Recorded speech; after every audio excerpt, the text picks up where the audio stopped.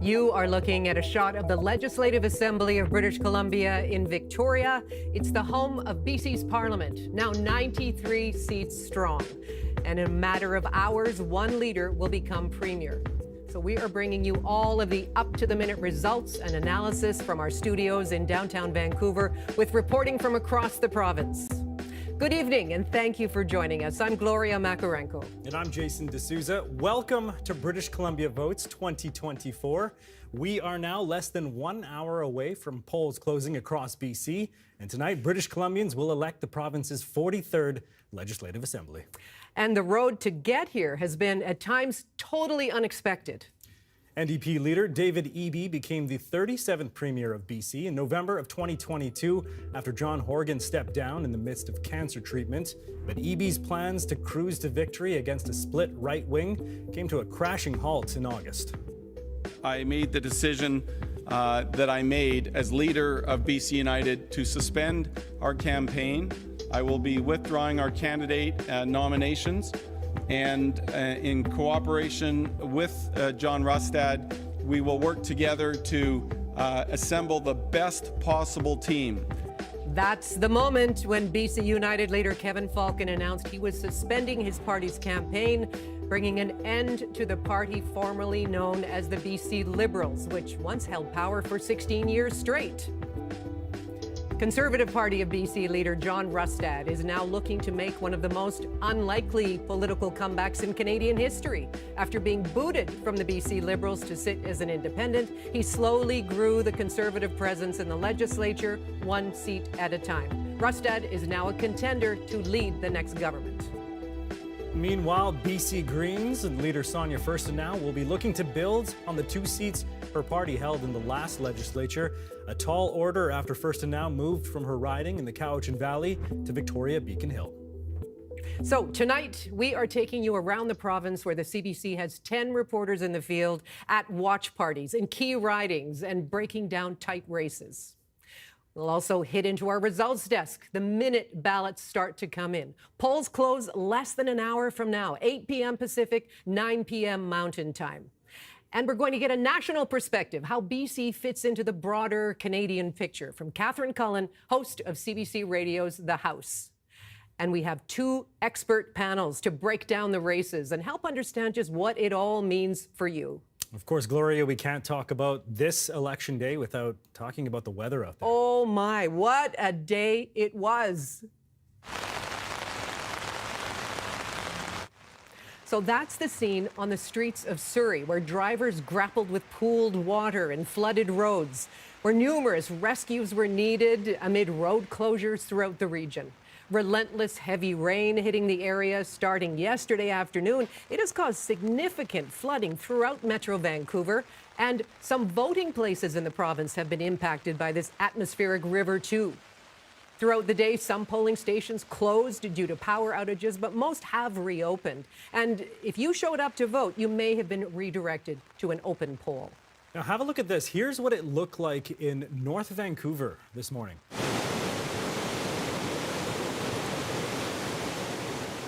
Wow, this was Deep Cove earlier, where a stream overflowed its banks and caused flooding. The North Shore Emergency Operations Center says the amount of rain that occurred in such a short period of time overwhelmed the storm system. Officials say several dozen houses were flooded, and North Shore Rescue says they are now assisting with evacuations. Most are in the district of North Vancouver, but some residents are affected in West Vancouver and the city of North Vancouver. A reception center at the Mickey McDougall Gym in North Van has been set up. Luckily, no injuries have been reported so far. North Shore residents are being asked to stay out of parks, forested areas, steep slopes, and all waterways. And just a few minutes ago, Metro Vancouver released a statement saying that residents should expect tap water to appear discolored, but that it remains safe to drink despite the cloudy appearance. And for the very latest on the whole situation, you can head to our website at cbc.ca/BC. Well, that is a whole lot of water, isn't it? Just crazy. Okay, back to the main event today, tonight's election. Let's quickly recap the election period, because this was truly a campaign unlike any other. As Susanna De Silva reports, some of the parties increased their efforts to get the vote out on Election Day with a storm hitting the province. It was the last-minute push with some pamphlets, a little waving on the streets, and some photos for the party leaders, all of them hoping to rally their support. The NDP are very, very scared about what's going on right now. And make sure voters actually make the trip to the ballot box. I have really no regrets about this campaign. We've done all we can. A task more challenging thanks to a storm hitting the province election day. More than 1 million British Columbians, almost 1/3 of registered voters, took advantage of advanced voting, smashing the previous record. We're certainly hopeful that turnout will increase. It may be that more voters are choosing to vote at advanced voting as opposed to voting on election day. But even experts say that could be read as a good sign for either of the frontrunners, the experienced NDP or their main opposition. BC Conservatives are able to tap into a different source of motivation, if you like. Those who are really frustrated are going to show up and perhaps show up early to make sure that they don't miss the voting day for whatever reason.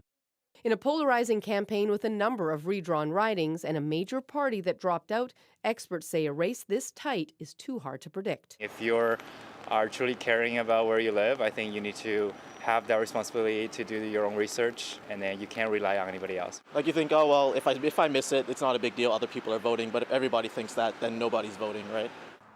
And what voters decide is likely to come quicker. For the first time in a BC provincial election, electronic tabulators will be used, meaning results are expected within about an hour. Susanna Da Silva, CBC News, Vancouver. So here's where the political parties stood when the legislature was dissolved last month. The BC NDP held a majority in the legislature with 55 seats. Two former NDP MLAs sat as independents in the ledge, Selina Robinson, who's not running again, and Adam Walker, who's running as an independent. The Greens held 2 seats, Sonia Furstenau's and Adam Olsen's, both on Vancouver Island. But Olsen is not running again, and Furstenau has changed ridings. The BC Conservatives formed their caucus from 8 BC United defections. And here's the unusual thing. 20 MLAs ended the session under that BC United banner, a party that bowed out of this election. 5 of them are running as independents, which will make for very interesting races in places like West Vancouver, Capilano, where BC United MLA Corinne Kirkpatrick will run as an independent. The other 15 are not running for re-election. Another curveball. There are now 93 electoral districts in British Columbia, up from 87 in 2020. And there are some high-profile candidates running in new ridings like Surrey Serpentine River. That's where former Surrey Mayor Linda Hepner is running for the Conservative Party of BC against high-profile former RCMP Inspector Baltej Dillon, the first RCMP officer to wear a turban as part of his uniform. So one magic number to watch for tonight. Okay, 47. That is how many seats the NDP or the Conservatives will be looking to secure for a majority. Okay, well, Gloria, let's take a minute to bring in the scoreboard and tell you how it works. If you are watching on any of our visual platforms tonight, CBC Television, GEM on our website, streaming channel, YouTube or TikTok, it's right there at the bottom of your screen. Yeah, easy to read. Okay, it's showing zeros across the board right now, but each party is trying to hit that magic number tonight. Again, 93 ridings across BC. 47 of them are needed to form a majority. Now, the last election, 4 years ago in 2020, there were only 87 ridings. The BC NDP won 57 of those seats for a decisive majority. BC United picked up 28, the Greens 2. And the BC Conservative Party didn't capture a single seat. We're going to see that change tonight. And if you're looking for results from your riding, just keep your eye on the bottom corner of the screen. We will be scrolling through every riding for updates.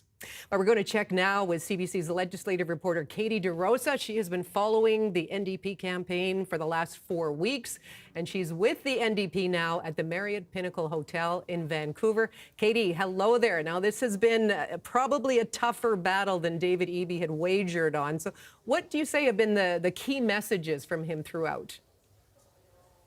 Well, you know, David Eby, yesterday on the campaign trail, he says he has no regrets. He says he left everything, he left nothing on the table, and he feels like he got his message across. He visited 47 ridings across the province. And one thing interesting yesterday that David Eby said is that he sent a message to centrist voters, people who've never voted for the NDP in their life, saying that they should support his party to keep his rival BC Conservatives out of government. And we have seen the NDP move to the centre on some issues, on, for example, the carbon tax, on middle-class tax cuts. But one central message that has gone through the entire campaign is Eby says that he's the one fighting for the middle class. And he kind of, one interesting character in this election became Chip Wilson, the founder of Lululemon, who put up a sign calling the NDP communists. And David Eby used that to say that he's fighting for working class and middle class British Columbians, and Rustad is on the side of the 1% like Chip Wilson. So here's a flavor of what Eby said.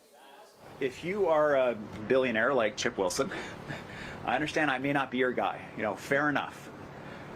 John Rustad, I guess, is your guy.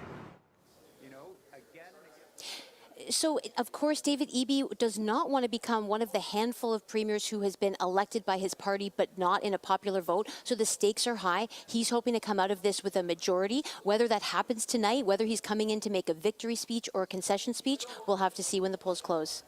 Katie, thank you very much. We're going to certainly be checking in with you throughout the evening. That's Katie DeRosa, CBC legislative reporter at the NDP election night party in Vancouver. The party's slowly starting there. It was a little quiet there this time of the evening. Okay, let's move on now to Rocky Mountaineer Station in Vancouver, where Mira Baines is with Conservative Party of BC supporters, and that's where John Rustad is expected later this evening. Mira, now Conservative reporters, they seem to have come together behind John Rustad, with the notable exception of a few former BC United MLAs running as independents. So what have you seen over the last 4 weeks? Well, we've really seen John Rustad and the BC Conservatives' message for change resonating with people. Now, he's hoping that message will get through to voters today. We've seen supporters sort of coalescing, coming together around the party just for this astonishing message that he's delivered to BC voters that's really resonating with people. Take a listen to what John Rustad has said. People need to make that clear decision about whether it is tent cities and the crime and the addictions and a collapsing healthcare system and unaffordability, or whether it is hope for prosperity for a better future. He's repeated over and over again that after 7 years of a BC NDP government, is anything really better? Now, he's attracted a lot of political newbies, people who have never run for political office, but with that political inexperience, he has about half a dozen former BC United incumbents that are also running for the party. So he does have bolstered support that way.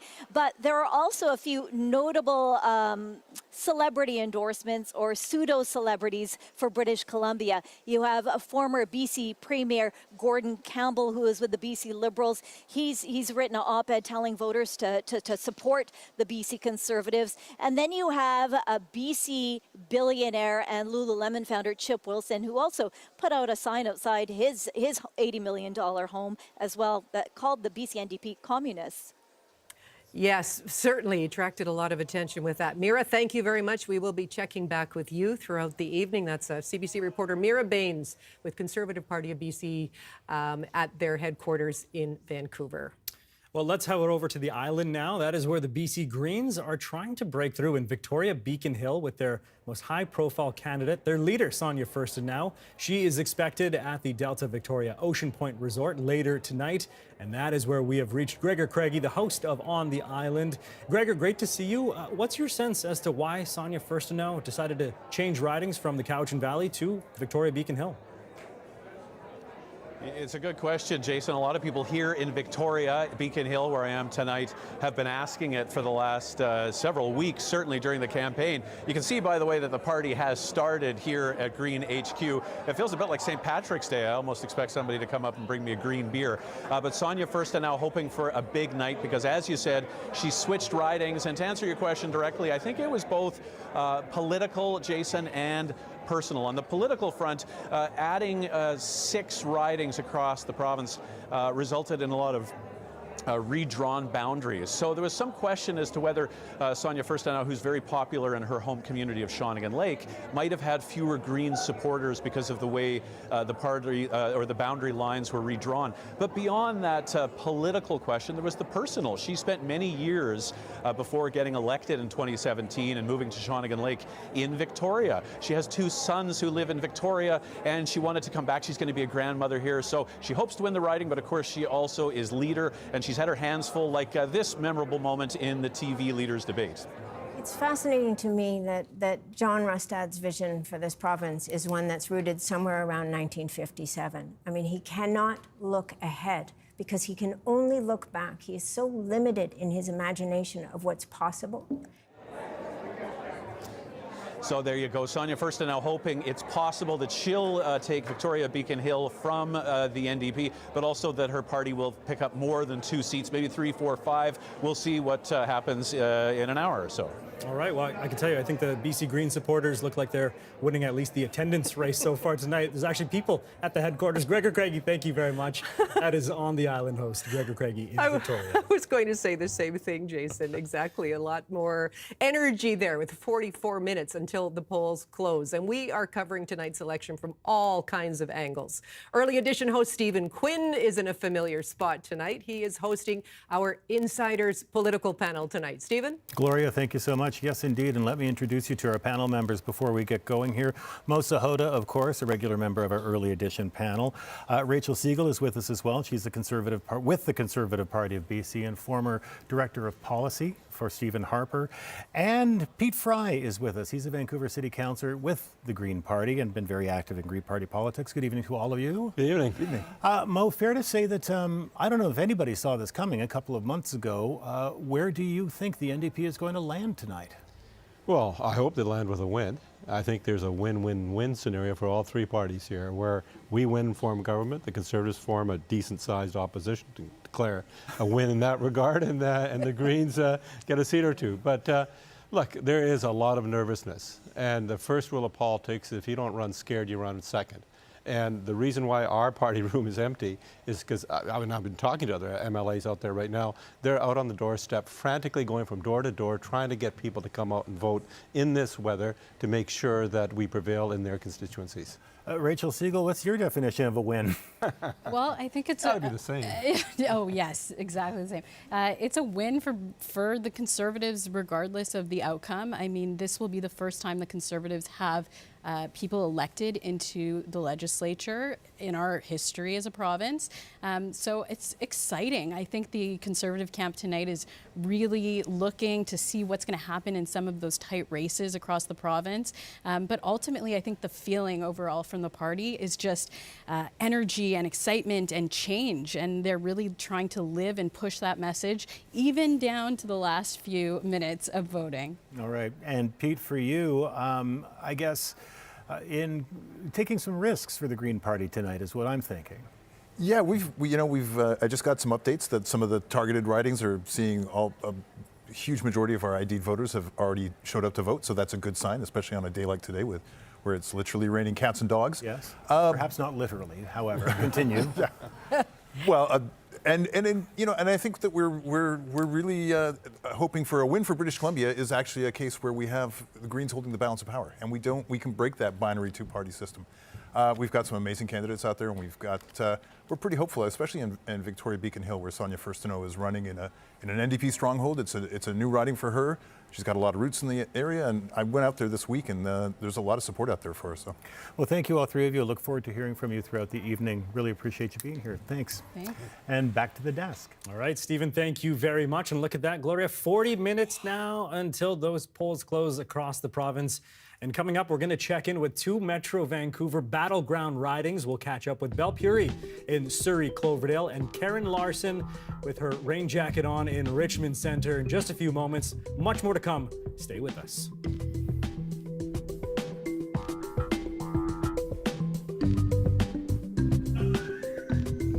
BC Green Party leader Sonia Furstenau is in a fight for her political life tonight. She's running in a different riding this provincial election campaign. And coming off a strong debate performance, she is hoping that voters are going to let the Greens play a pivotal role between the two other main parties. Dan Burritt spoke with her earlier this month.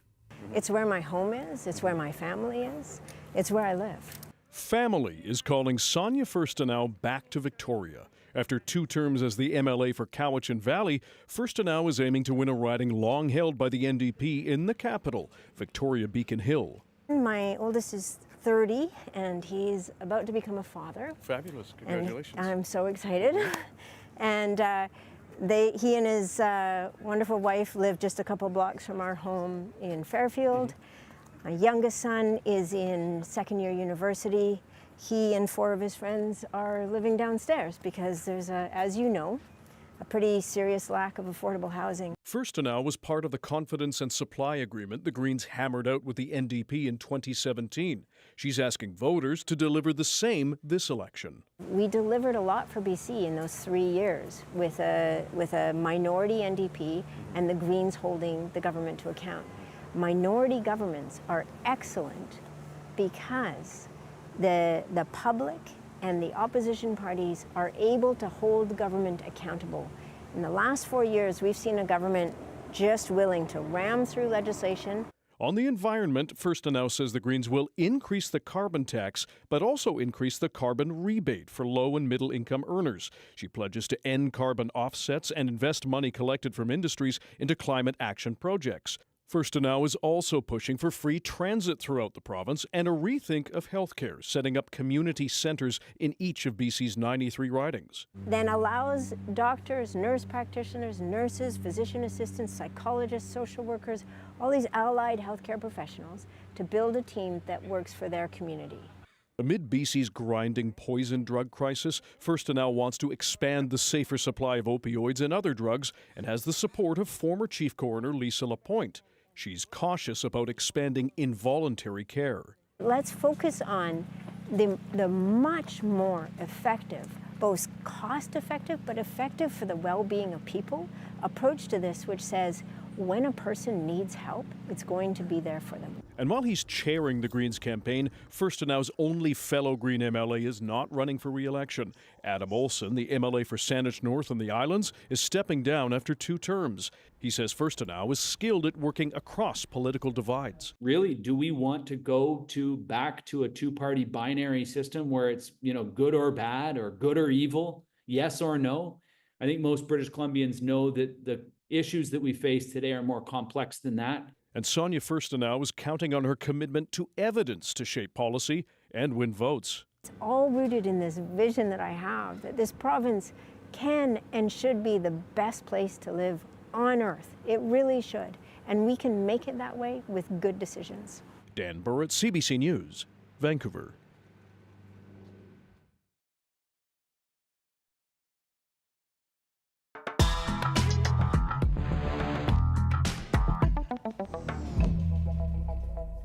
Hello, I'm Gloria Makarenko. And I'm Jason D'Souza. And yes, the polls will close in 36 minutes from now. You're watching live coverage of the BC election as we get set to see how British Columbians will cast their ballots and decide the makeup of the 43rd provincial legislature.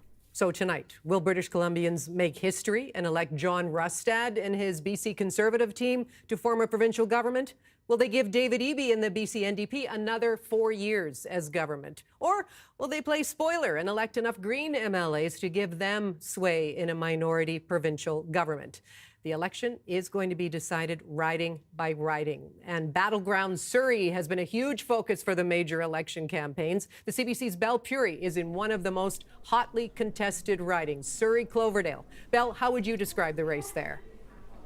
Well, historically, Surrey voters have swung between parties from election to election, and there are 10 ridings in Surrey. Each one is key for whichever party forms BC's next provincial government. So the NDP is trying to protect ridings like this one, Surrey-Cloverdale. It's trying to win new ridings like Surrey-Serpentine River, and the Conservatives also see both ridings as battlegrounds for some of their strongest candidates. So let's take a look at this riding, Surrey-Cloverdale. Cloverdale. You know, for almost 30 years, it was a BC Liberal stronghold until 2020 when Mike Starchuk flipped it for the NDP. So he is the incumbent in this riding. But there's another incumbent, and that's the Conservatives' Eleanor Sturko. She is actually the incumbent from Surrey South, but decided to run in this riding. Now, you talked about redistribution. That has an impact here. Under these new boundaries, a big chunk of Surrey South is now a part of Surrey Cloverdale. So, you know, different parties have different policies and agree and disagree on different things, but everyone agrees that this is going to be a tight race, and it's hard to call. Belle, thank you. That's Belle Puri, live tonight in Surrey Cloverdale. And let's head now to Richmond Centre. The BC NDP flipped the riding in 2020, but barely. And a couple of prominent independents are making this campaign very interesting. And that's where we're catching up with the CBC's Karen Larson.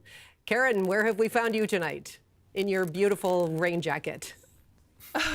Yeah, maybe not the best fashion choice, but a necessary one tonight, Gloria. Neither rain nor atmospheric river can stop us from bringing you the story from this riding, Richmond Centre. We are at a polling station at Richmond Secondary School, home of the Colts. It's been pretty steady, the voter traffic going in and out of the gymnasium here. Yeah, this is going to be a close riding, possibly a three-horse race. NDP incumbent Henry Yao won here 4 years ago, but just by a fingernail, 179 votes.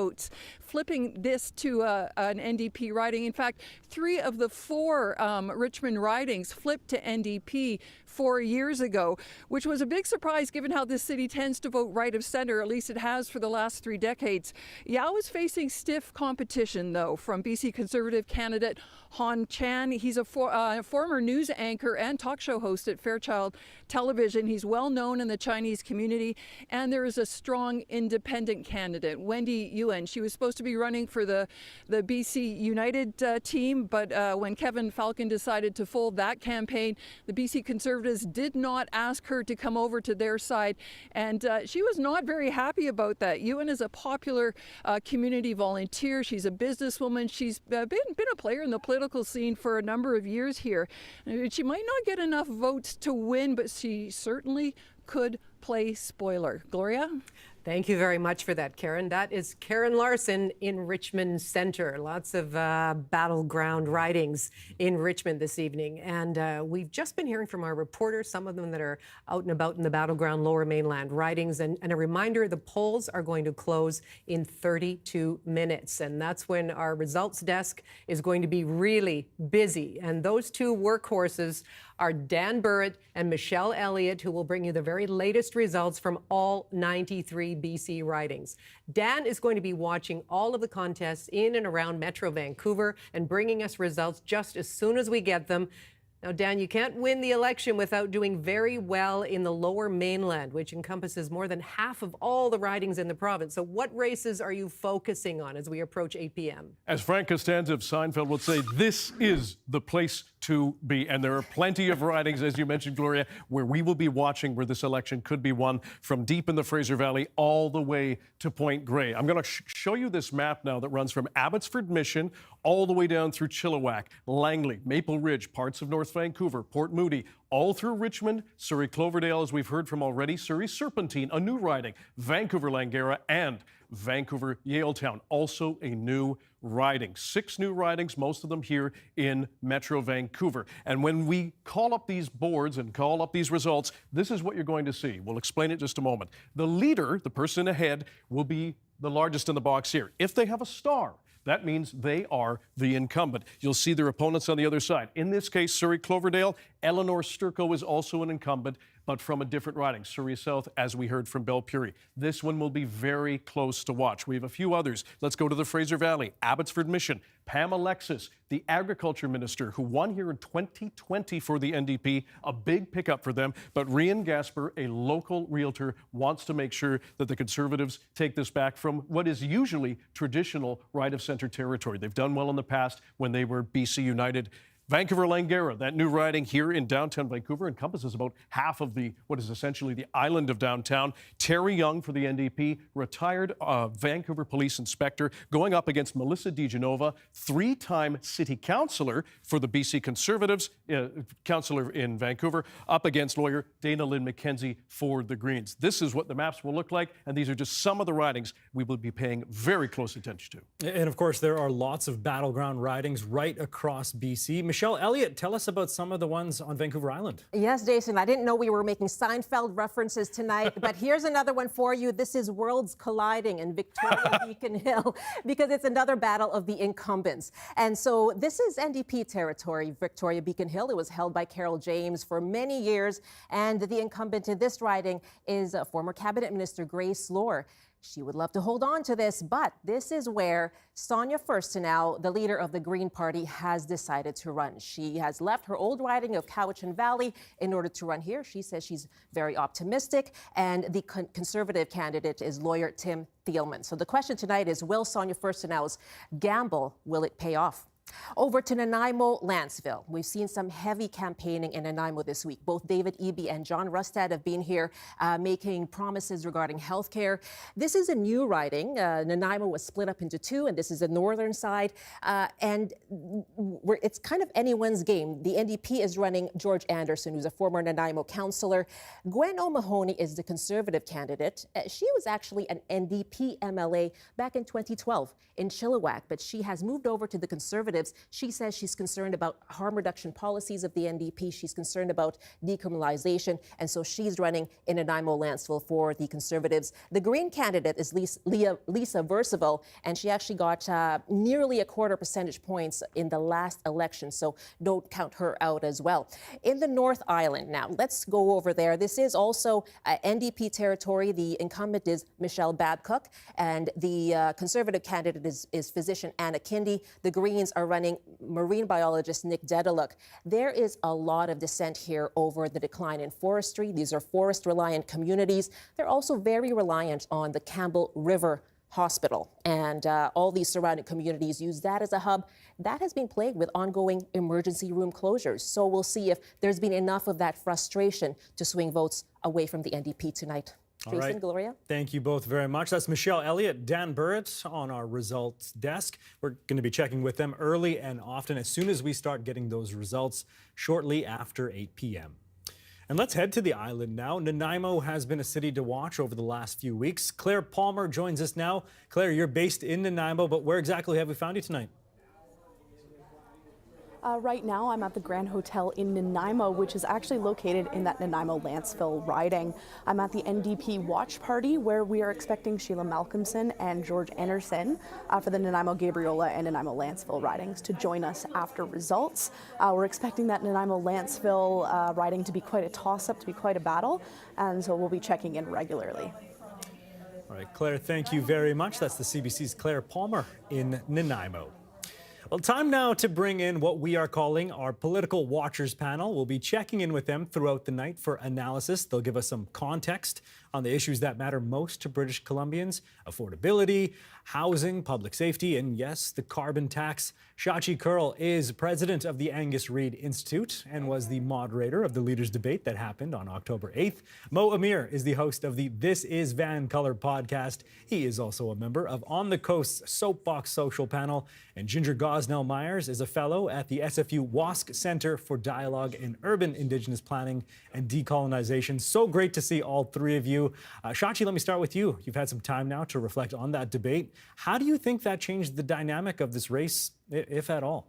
Well, we definitely started to see some movement in terms of popular vote intention post-debate. I can tell you, being in that small, cold studio for an hour and a half, mano a mano with the leaders, just a few feet away from me, it at times felt and looked very different than I think it read on screens and in the way people interpreted what was happening. So I think ultimately it was not the night that John Rustad needed it to be in order to really make some decisive moves. But hey, You know, we don't know until 8 o'clock tonight, and I'm going to feel a lot better once we start seeing some preliminary results so that I can start calibrating what that looks like relative to what we were seeing when we released our last poll at the beginning of this week. And in the meantime, you know, election night, guys, is very, very stressful for pollsters. So I've got my snacks, I've got my chips, I've got my cookies, I've got my Haribo's.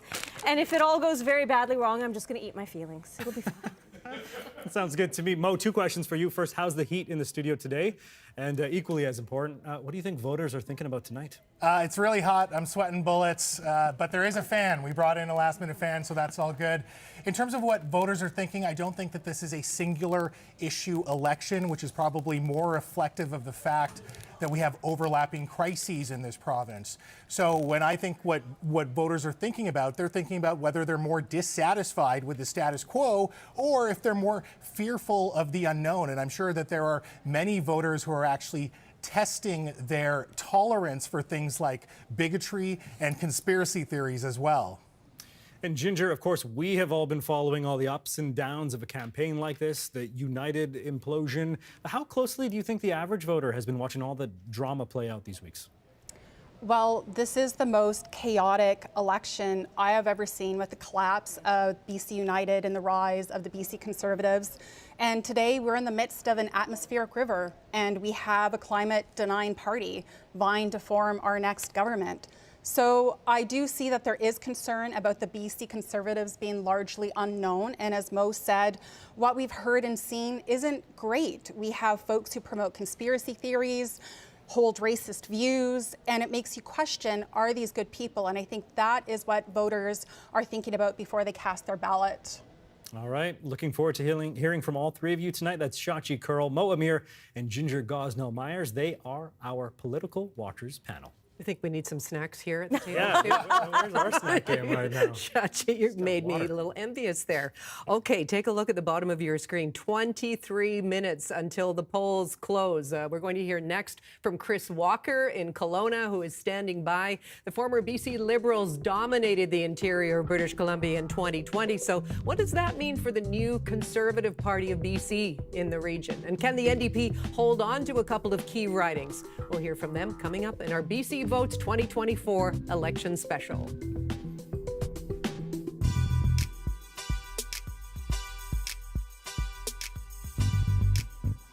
Well, thank you for joining us for BC Votes 2024. BC Conservative leader John Rustad has taken his party from no seats in the legislature to neck and neck with the BC NDP, according to recent polls.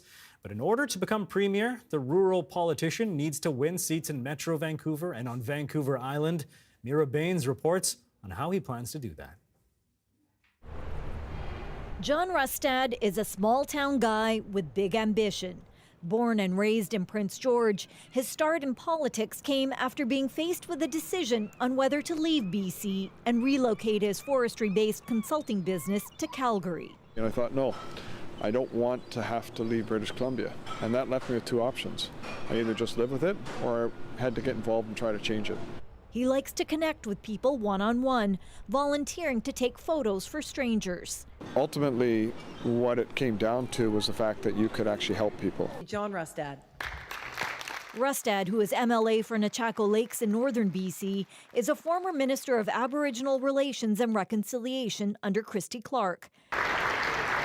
Now he's on a bigger stage.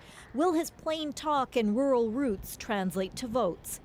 He's had a meteoric rise in a few months.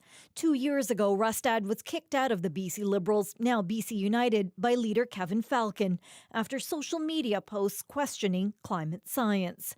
Unfazed, he found a new political home, joining the BC Conservatives and becoming the party's leader. An idea that was discussed more than 20 years ago with former caucus colleague and BC Liberal Cabinet Minister Bill Bennett, who described him as an out-of-the-box thinker.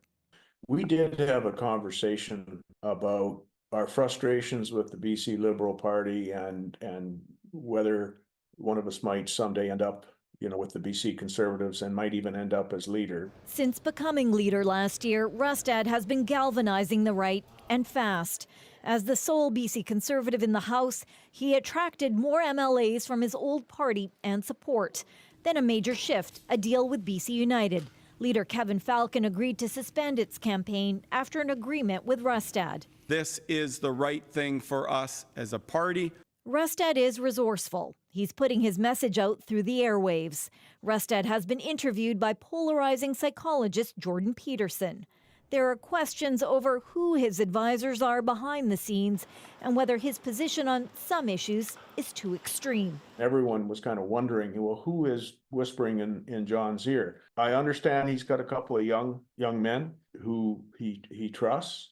Here, Rustad is shaking hands with Vancouver is dying filmmaker Aaron Gunn, who is running for the federal Conservatives, and posing with federal Conservative leader Pierre Poilievre. Still, Rustad says his #1 advisor is his wife Kim, who he met at a theatre production and married in 1995.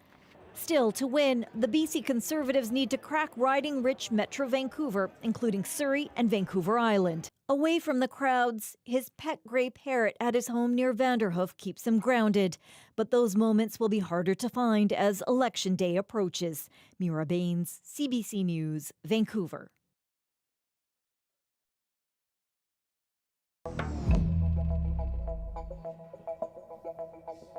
Hi, I'm Gloria Makarenko. And I'm Jason D'Souza. This is BC Votes 2024, and we are now 19 minutes away from polls closing across the province.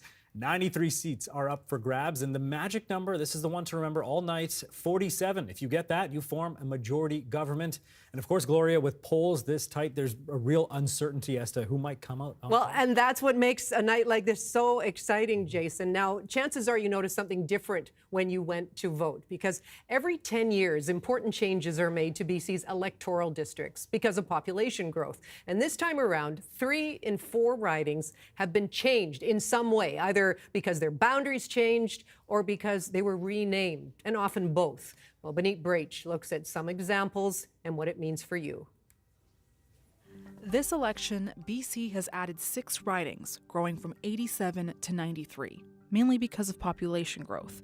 And many ridings have been redrawn or renamed, and some of them significantly to keep up with those changes. This happens once every 10 years. It's led by an independent commission, and then Elections BC puts it into action. So I checked in with Elections BC, and here's what's important to know.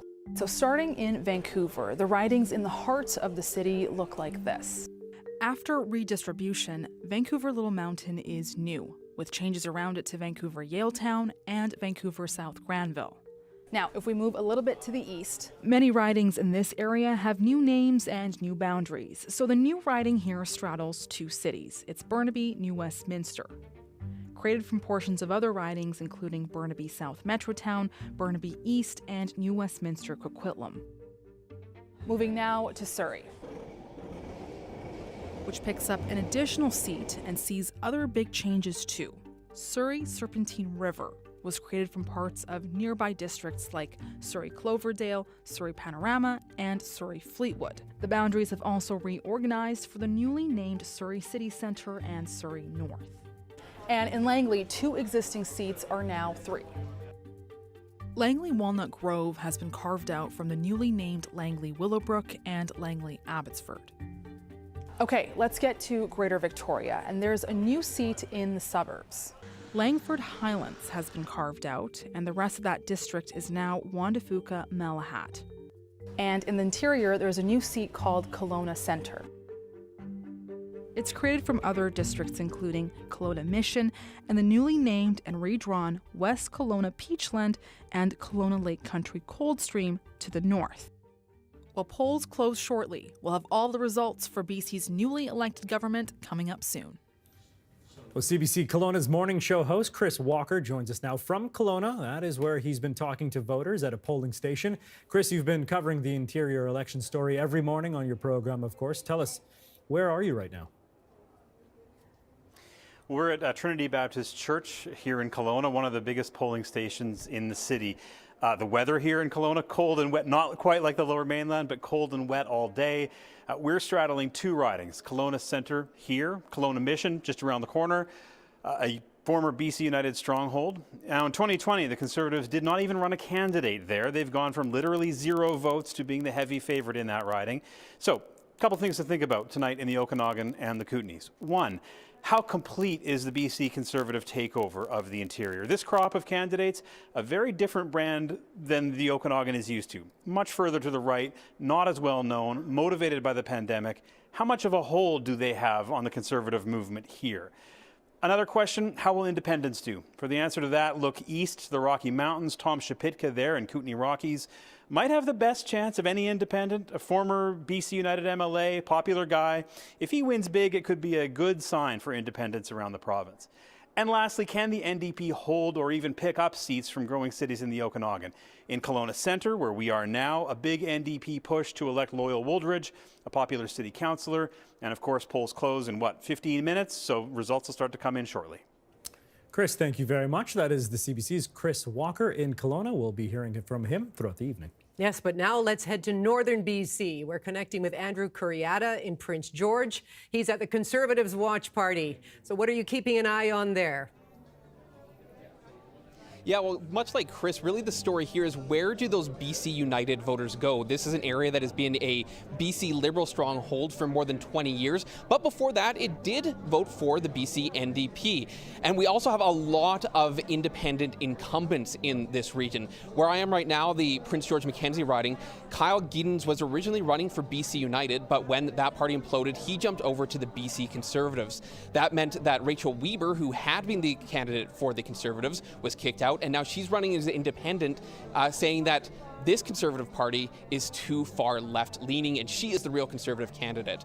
To the south of us, in the Prince George North Caribou riding, we have Coralie Oakes, a BC United MLA, who is running as an independent. To the north, we have Dan Davies and Mike Bernier, both BC United MLAs, running as independents as well. And then in Prince George Valemount, that was where Shirley Bond, a very popular politician, has decided to leave politics. And there is some thinking that there might be enough people upset about what happened to her that either they vote NDP or they stay home. Weather, not really an excuse. It was a beautiful day here except for one big downpour, but we will find out in, as we said, about 15 minutes time. Thank you, Andrew. It is raining outside our studios here downtown Vancouver right now. That's Andrew Kuriata in Prince George at the watch party for the BC Conservatives. Rain in Vancouver? Who could have seen this coming? My goodness. Back to our result desk now. Starting at 8 o'clock, Dan Burt and Michelle Elliott will be breaking down all 93 ridings across British Columbia, tallying the vote share, calling those races at the earliest possible moment. Michelle, Dan, we've just heard from some of our reporters in the interior and the northern parts of the province. Seems like a good time to talk about the role of independents in this election. Which races might they factor in, do you think? Yeah, Jason, as Beyonce once said, independents, throw your hands up. And they sure did in this election. There's a record number of independent candidates, but we are going to focus in on 5 of them because they are the former BC United MLAs who were left flying out in the wind when that party's campaign imploded. And so they have decided to run as either independent or unaffiliated. Let's go to West Vancouver Capilano now. And the independent candidate is Corinne Kirkpatrick, former BC United. She was the housing critic there. And she actually pulled out. She wasn't going to run in this election. But once BC United folded its campaign, she was very unhappy about how that was all handled. And so she threw her hat back into the ring and has decided to run as an independent here. And let's head over to the interior. You heard from Chris Walker about the Kootenay Rockies. The independent candidate, former BC United MLA, is Tom Shapitka. He's been there a long time, and as you heard from Chris Walker, he may be seen as a bellwether for the other independents running in this election. Pete Davis is the Conservative candidate there. In Prince George North Caribou, again, we heard from Andrew Kuriata there. Coralie Oakes is the independent candidate. She also chose to run independent, saying that there was a need for a more centrist party in this election. Now there are 2 more, and let's head over to the northeast corner of the province. Dan?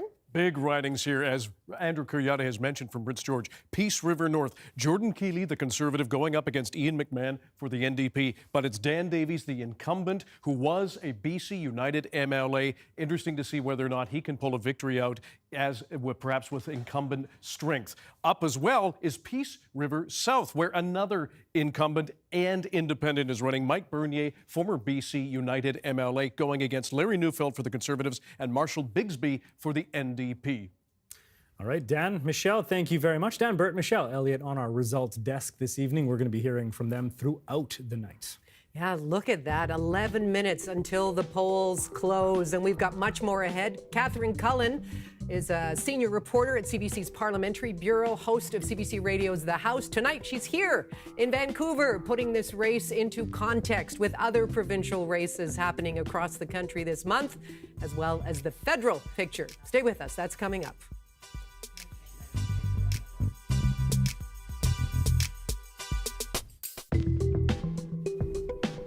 BC NDP leader and Premier David Eby is running for another term, but who is he? What exactly is he pitching to voters? CBC's Katie DeRosa brings us a closer look at his background, his promises, and the expectations. Iva, are you going to babysit Gwen when you're older? Yeah. Yes? Yeah, definitely.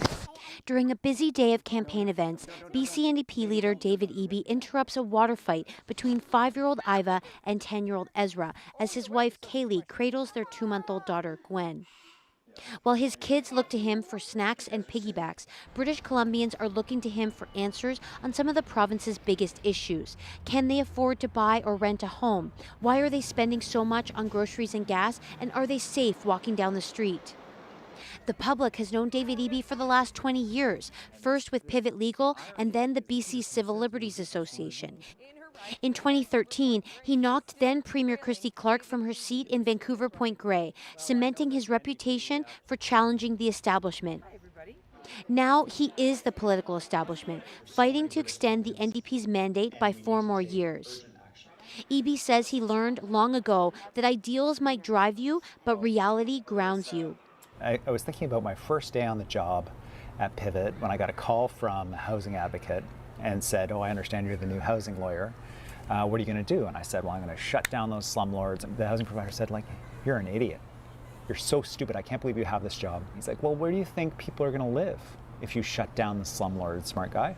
They're going to end up in the streets. So you made everybody homeless." It's really about learning and understanding that your assumptions about what should be done may be challenged. And the key is listening to the people you're supposed to be representing. Eby was selected by NDP members, not voters, to be premier. And nearly 2 years since stepping in for John Horgan, Eby will be making the case to voters that he and the NDP can make life better for them. Ravi Kahlon, a close ally, insists Eby's policies have improved people's lives, pointing to their housing policies and crackdown on short-term rentals. For the first time in almost decades, we're seeing rents come down across British Columbia. Eby's critics say the only changes British Columbians have seen are more random attacks, open drug use, and clogged emergency rooms. Eby has also come under fire for reversing course on key issues like the carbon tax, involuntary care, and drug decriminalization. Veteran BC United MLA Shirley Bond, who has watched 4 premiers govern since she was elected in 2001, says the reversals smack of political opportunism. Now, to do that on the eve of an election call certainly does cause some skepticism in British Columbia. And do you think Ezra wants some water? Yeah. Yes. Eby says it shows he's listening to the public.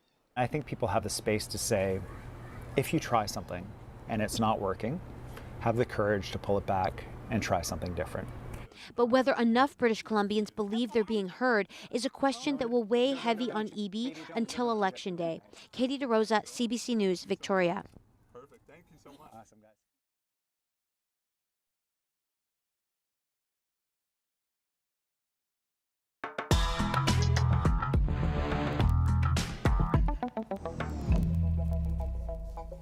Hi there, I'm Jason D'Souza. And I'm Gloria Macarenko, and you are watching BC Votes 2024, wherever you can watch us, on CBC Television, on News Network, on GEM, on our streaming channel, YouTube, and TikTok. We are right now just under 7 minutes from the polls closing here in British Columbia. BC Votes 2024 is not the only provincial contest happening right now. In the coming days, New Brunswick and Saskatchewan are also going to head to the polls, and it's all playing out in the midst of a political shift in federal politics. Catherine Cullen joins us now. Catherine is the host of CBC Radio's The House and a senior reporter at CBC's Parliamentary Bureau. We're so happy she's here in Vancouver tonight to help put our race into context. Catherine, hello there. Hey, Gloria. So happy to be here. Well, it's so interesting to see when we see, much of the country embracing conservative governments. I guess the exceptions till now, Manitoba and British Columbia. The federal Liberals right now, unpopular to many. So how have you seen, David Eby kind of position himself in relation to Justin Trudeau in this campaign? Well, there's no question, even before the campaign, he has been distancing himself from the Prime Minister. Think back to June when he said that he was frustrated with the amount of money that Quebec was receiving for the incredible number of asylum seekers. He talked about showering money on the province of Quebec. You look at September, the comments that David Eby made about the carbon tax and how he would get rid of it were it not for the federal backstop. I've had the chance to speak to David Eby and his team over the past few months. It's clear to me that their frustration with the federal government is a genuine one. That said, while it may be genuine, there is something of a political advantage to trying to distance yourself from an unpopular government. At the same time, Justin Trudeau tonight would probably prefer to see David Eby remain in power. They are ultimately more like-minded. Also, if the NDP is re-elected, that's an example of an incumbent government that manages to stay in power despite the palpable frustration in the electorate. It was interesting to see when BC United was still a part of this campaign, both Kevin Falcon and John Rustad vying to try to be seen as the provincial equivalent to the federal Liberals and the popularity of Pierre Poilievre. But I wonder, to what extent do you think Pierre Poilievre will look at John Rustad as a political ally? Well, you'll note, listen, there hasn't been some sort of like full-throated embrace over the course of this campaign. He hasn't endorsed John Rustad, but Pierre Poilievre doesn't endorse premiers or provincial politicians. And if you look at it, if he were to do that, then he would be facing questions in Ottawa. Well, for instance, do you share Mr. Rustad's views on climate change and the role that human beings play in that? At the same time, there's no question that John Rustad has gleaned an advantage from Mr. Poilievre. Pierre Poilievre has attacked David Eby more than any other premier in this province. That's because it serves Pierre Poilievre's purposes.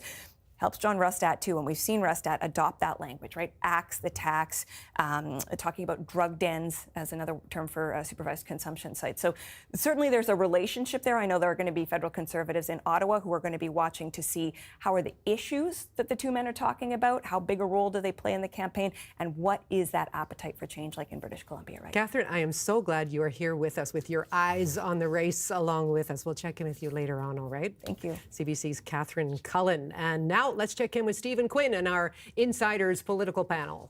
Gloria, thank you so much. And Mosa Hoda, Rachel Siegel, and Pete Fry with us as our Insiders panel.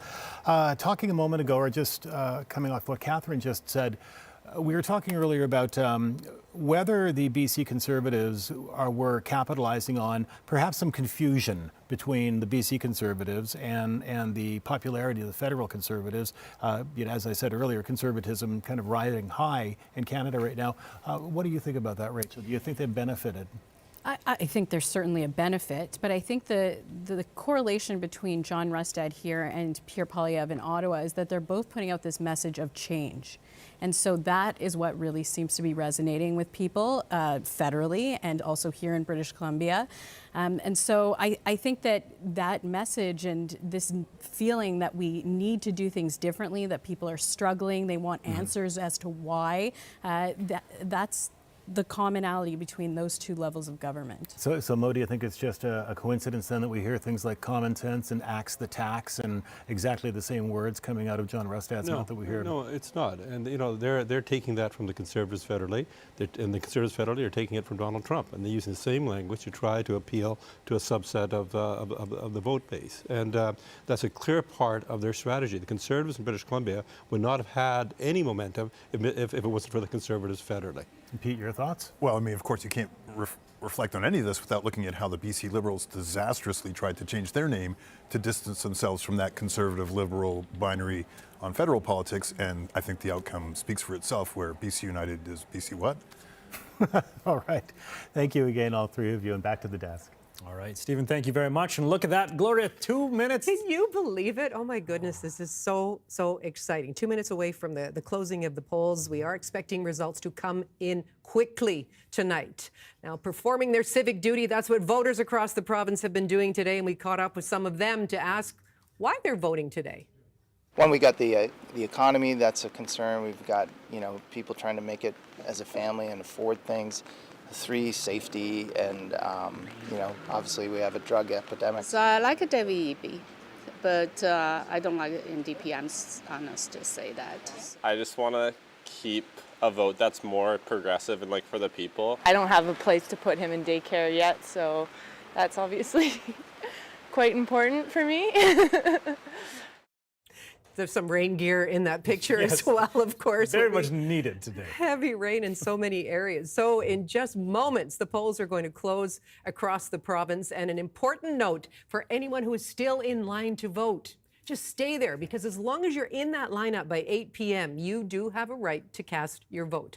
So CBC News will be here as the votes are counted, bringing you the results of how British Columbians cast their ballots across this province. And soon, very, very soon, we're going to know which party is going to form government and who will be your next premier in British Columbia. So stay with us throughout the evening as we travel right across the province for reaction and, of course, those results you can watch right here on CBC Television, CBC Gem, our free app, the streaming channel, YouTube, TikTok, our website as well. Pretty much anywhere you can find CBC. We'll be on there, folks. We got you covered. And as soon as those polls close, we are going to be welcoming listeners across CBC Radio 1 and the CBC Listen app. Stay with us. This is going to be an exciting night.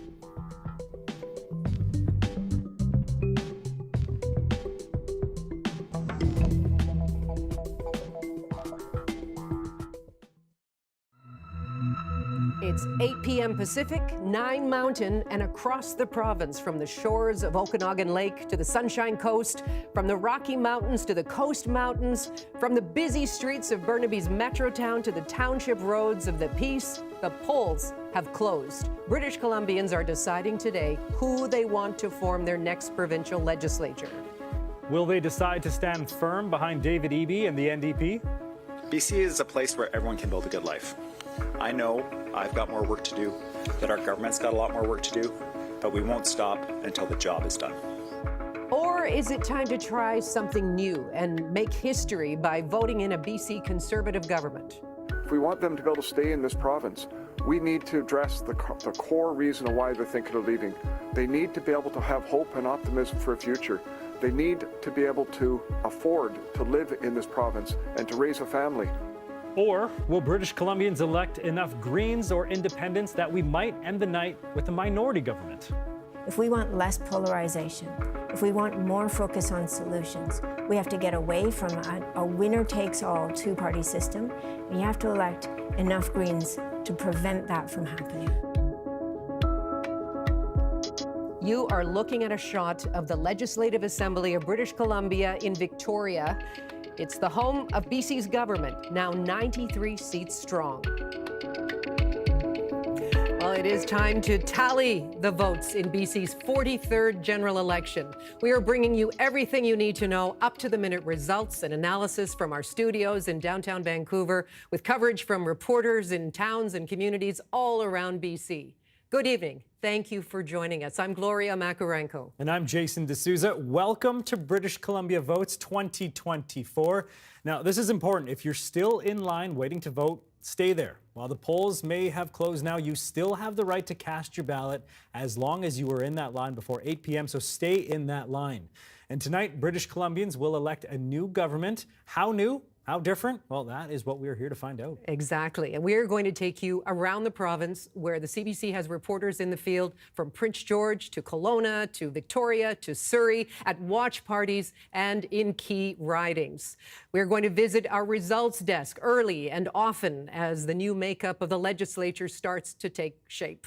We'll get a national perspective, how BC fits into the broader Canadian picture, from Catherine Cullen, host of CBC Radio's The House and a senior reporter in CBC's Parliamentary Bureau. And we'll have two expert panels to break down the races for you. Well, let's take a quick look at some of our teams stationed across the province now. We have 10 reporters out in the field this evening across all parts of BC. That includes Katie DeRosa at NDP headquarters in downtown Vancouver. Mira Baines is with John Rustad and his supporters in Vancouver. And Gregor Craige with Sonia Furstenau and supporters in Victoria. Meanwhile, elsewhere in the province, Claire Palmer is monitoring all things Vancouver Island from Nanaimo, where the Conservatives are trying to pick up some seats. Here in Metro Vancouver, we have Karen Larson in Richmond, where there are several tight races, and Belle Puri watching the all-important Surrey ridings.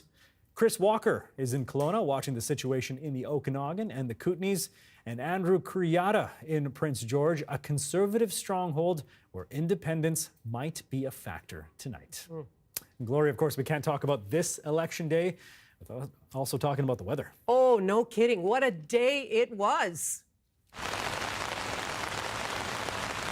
So that's the scene on the streets of Surrey, where drivers grappled with pooled water and flooded roads, where numerous rescues were needed amid road closures throughout the region.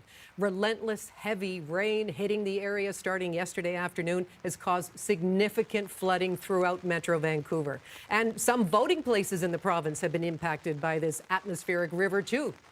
Throughout the day, some polling stations closed due to power outages. Most have reopened, and if you did show up to vote, you may have been redirected to an open poll. Now, here's what it looked like and sounded like in North Vancouver this morning.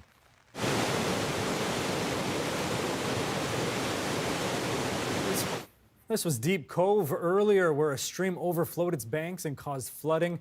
The North Shore Emergency Operations Center says the amount of rain that occurred in such a short period of time overwhelmed the storm system.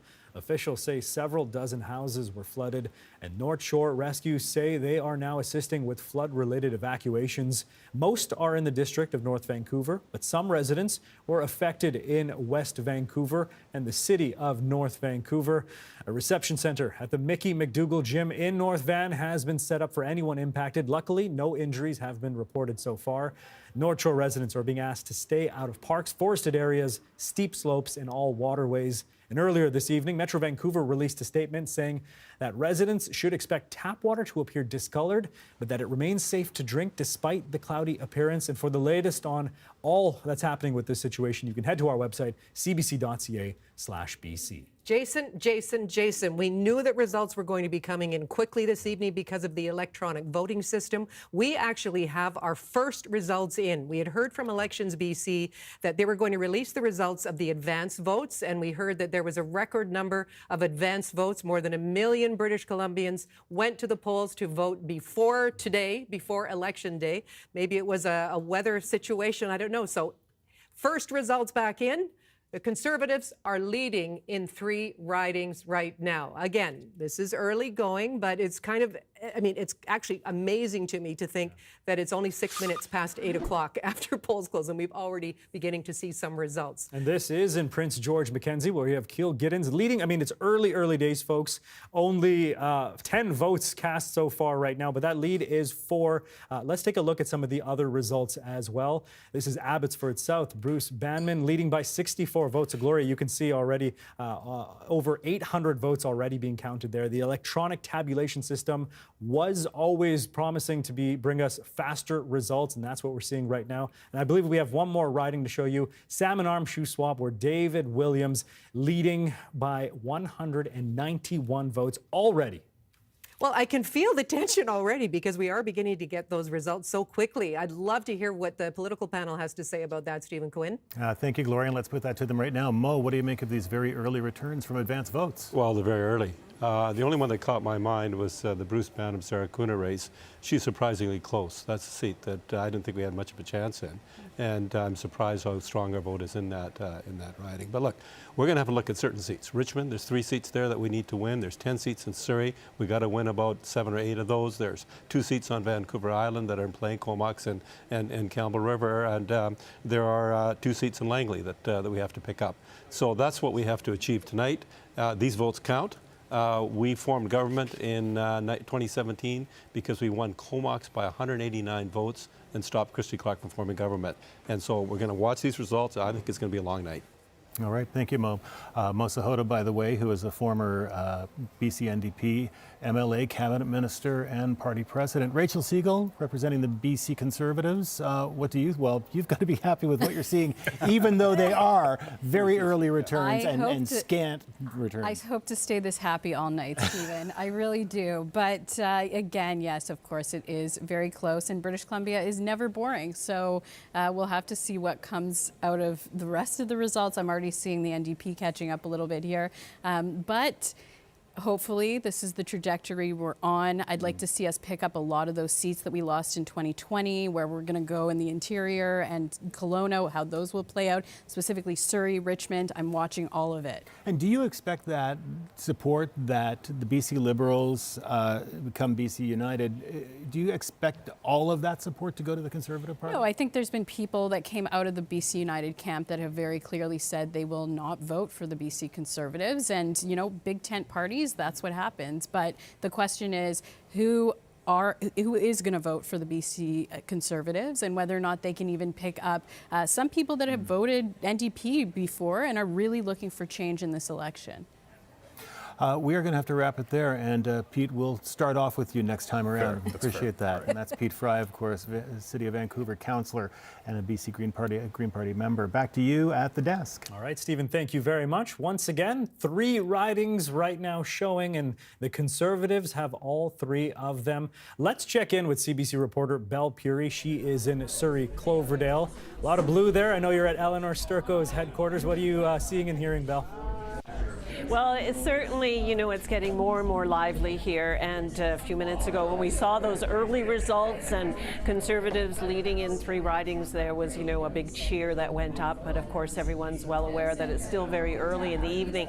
Here at Eleanor Sturco's campaign office, she's not here right now. She's watching with her family at another location, but promises to come by later in the evening once she has a better idea of how things are unfolding.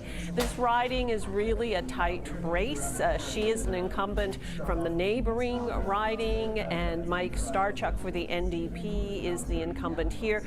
Both of them are star candidates, and it's just been a very close race.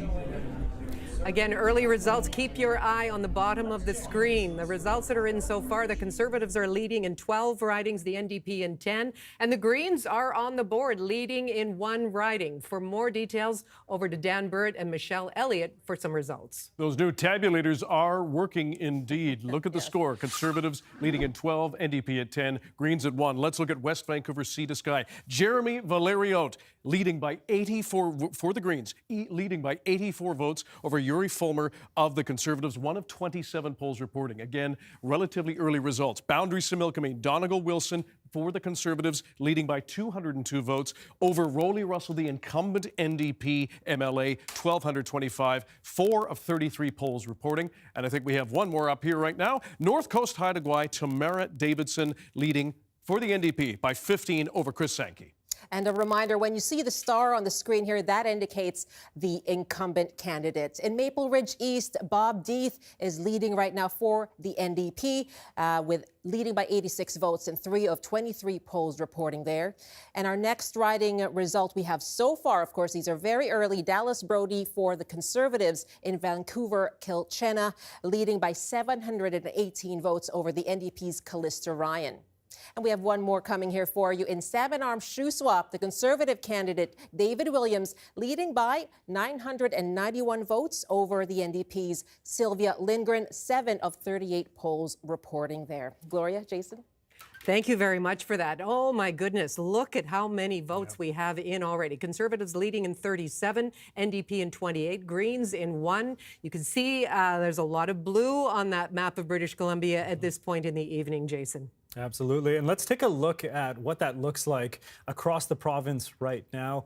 37 seats that the Conservatives are leading in. Here is what the share of the vote looks like. The Conservatives right now have 46.5% 38.8%. The NDP right now sitting at 43.2%. If you're wondering what that 38.8 majority percent indicates, it's the lowest share a political party in BC history has ever had and was able to form a majority government. You have to say it's early results, but right now the Conservatives must be happy with what they're seeing right now, certainly with just under 47% of the vote share, Gloria.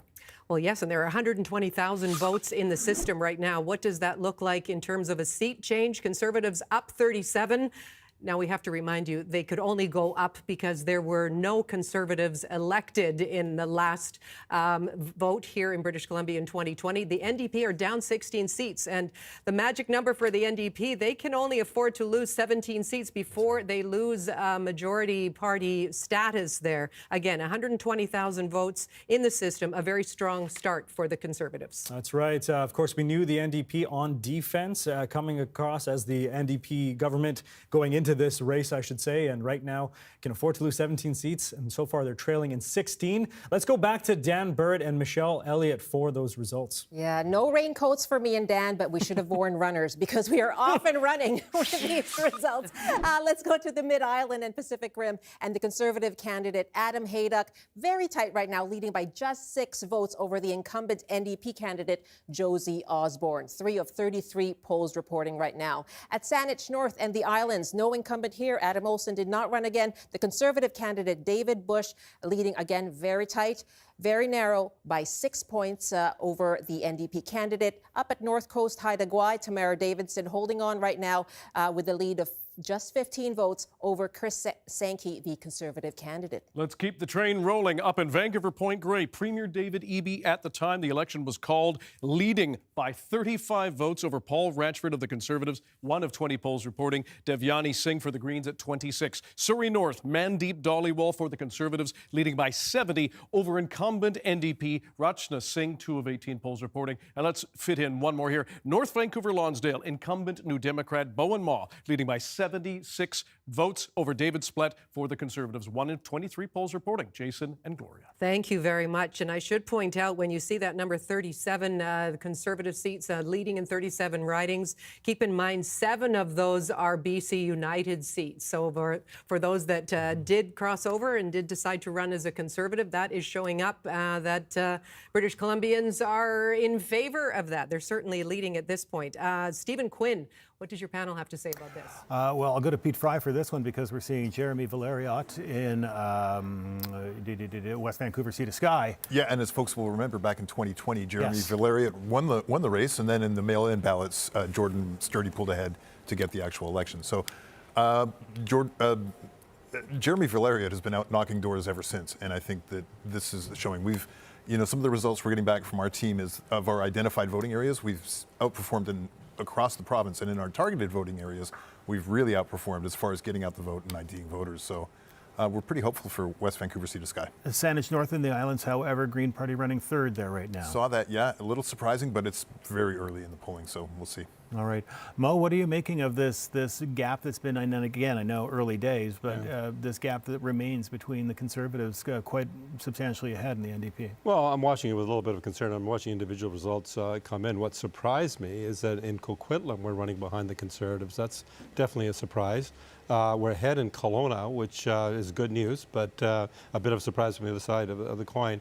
But what I'm really concerned about is so far the initial results from the Fraser Valley. We're behind in the 2 seats we need to hold in Langley. So these initial results, I'm sure, are creating some anxiety, not only just on my part right now, but we'll keep on watching what happens here. You're right, it is very early. Rachel, where are you feeling anxious right now, or are you at all? You're just looking at 37 to 28 at the moment. Yeah, I mean, I'm feeling great. I'm hoping this holds, but again, I'm looking at all the numbers across the province, and the seats that we need to pick up, we're picking up currently, but I just hope that we are able to do that for the long run, and then it would be a really exciting night for the BC Conservatives. Well, I'm curious about, I'm going to head back to the desk right now. Okay, thank you. We will look forward to hearing more from our political panel, but it's really interesting to note, yes, this is a very, very strong start for the BC Conservatives, but it's also important to underscore there are 27 ridings in play right now that are under 100 votes apart. So some very, very close races. And what I can tell you, we have our decision desk has its first projected elected candidate in British Columbia, and that is in Prince George Mackenzie Kilgiddens, leading the NDP candidate by 1,500 votes. And I should just point out, if you're watching this right now, if you're listening to us on the radio, you'll see that there are 4 of 25 polls reporting. You might be thinking, that's not a lot of polls to make a projection like that. Here is the reality, though. That's actually a lot of data in terms of sheer number of votes. It's also good quality of data as well. Oftentimes, pollsters will reach out to likely voters. Well, these are actual votes, so our decision desk is able to interpret all of that to make that projection election. Seriously, I think we should all be wearing runners tonight. Look at this. The results Look at are this. coming in so quickly. My goodness, the NDP has closed that gap. We have an absolute tie right now, 45 seats leading for the NDP, and the Conservatives with 45 as well. The Greens are on the board, leading in 3 ridings right now. This is absolutely amazing. And taking a look at that, Gloria, I immediately think about 2017. Of course, it's early days yet, but balance of power, anyone? And of course, if you're a Green supporter, you're looking at that number 3, and I think you're probably pretty excited. I know there's a lot of watch parties happening across BC. It's probably going to feel like a sporting event tonight when you look at 45, 45, and 3 right now. Gloria, we have another projection. Yes, we do. Our decision desk is now projecting that. Yes, John Rustad, projected elected in his riding. There is no surprise there. He has held that riding since 2005, but he's in a very, very strong lead. Projected elected, the leader of the Conservative Party. And this has got to be an amazing moment for him. I mean, yes, to be elected, but to think about how far he has brought this party in such a very short time. We're talking about the last election here in British Columbia. There were 0 Conservatives on the board. He has rallied the troops. He has joined forces with BC United, and a very, very strong showing for John Rustad. I think this must be a proud evening for him so far. We are looking right now at a live shot of the Conservative headquarters in Vancouver. And yes, Gloria, as you mentioned, their leader, John Rustad, elected in Nechako Lakes. I believe we also have a projection for the NDP as well. Let's see if we can bring that up. Here it is. This is not a surprise at all. Spencer Chandra Herbert, projected elected for Vancouver West End. You can see that huge lead already early on, and not a surprise there, but I'm sure if you're NDP supporters, you're happy to see that check mark to confirm an MLA has been elected here. And if you're sitting watching from home, or if you're listening right now to our coverage as well, and you're saying, what about me? What about my riding? Our results desk is going to take you through all of the ridings throughout the evening. And if you are watching our coverage, keep your eye on the bottom right-hand side of the screen, because we are scrolling through all 93 ridings, updating them regularly, scrolling through. So keep your eye there if you're looking for your specific riding. Right now, over to Dan and Michelle for more results. Fast and furious. Hot and heavy. This is where the results are coming in. Let's go to the Greens. Skeena Green, Terry Young with 1 vote. Claire Ratte, the Conservative, with 1 vote. Yes, we can do math as journalists. It's quite amazing. Love it. Love it. Let's go to another one, another Green vote. Victoria Beacon Hill. Sonia Furstenau, the leader of the Green Party, leading by 31 votes over the incumbent Grace Lohr. Sonia Furstenau switched ridings to move down here, said it was due to family. She's trying to essentially be kind of a giant killer in this case. Grace Lohr is also the former Minister of Children and Family Development at the time the government was dissolved. 2 of 24 polls. And West Vancouver Sea to Sky. The Green, perhaps second or third time's the charm for Jeremy Valeriat, leading by 132 for the Greens over Yuri Fulmer for the Conservatives.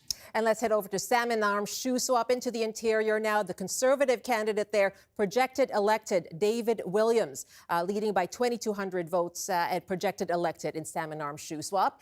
And one more for you in the Kootenay Rockies, the incumbent Tom Shapitka, the independent candidate, not leading. We have Pete Davis, the Conservative candidate there, leading now by 251 votes, 4 of 27 polls reporting. Let's go back to the Lower Mainland and over to the Fraser Valley. Abbotsford South, Bruce Banman, the Conservative who jumped ship from BC United, leading by 1,674 over Sarah Cooner of the NDP, 2,400, 12 of 24 polls reporting. Richmond Bridgeport, Teresa Watt, the incumbent, flipped from United to the Conservative, leading by over 1,000 now over Linda Lee of the NDP.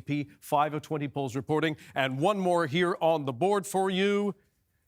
Chilliwack, Cultus Lake, Alia Warba, Stephen Point, the former Lieutenant Governor. This is his daughter, leading by 741 votes for the Conservatives over incumbent NDP candidate Kelly Padden, almost 2,000 votes. All right, Dan, Michelle, thank you very much. Catch your breath, British Columbia. We knew tonight had every possibility of being a close race.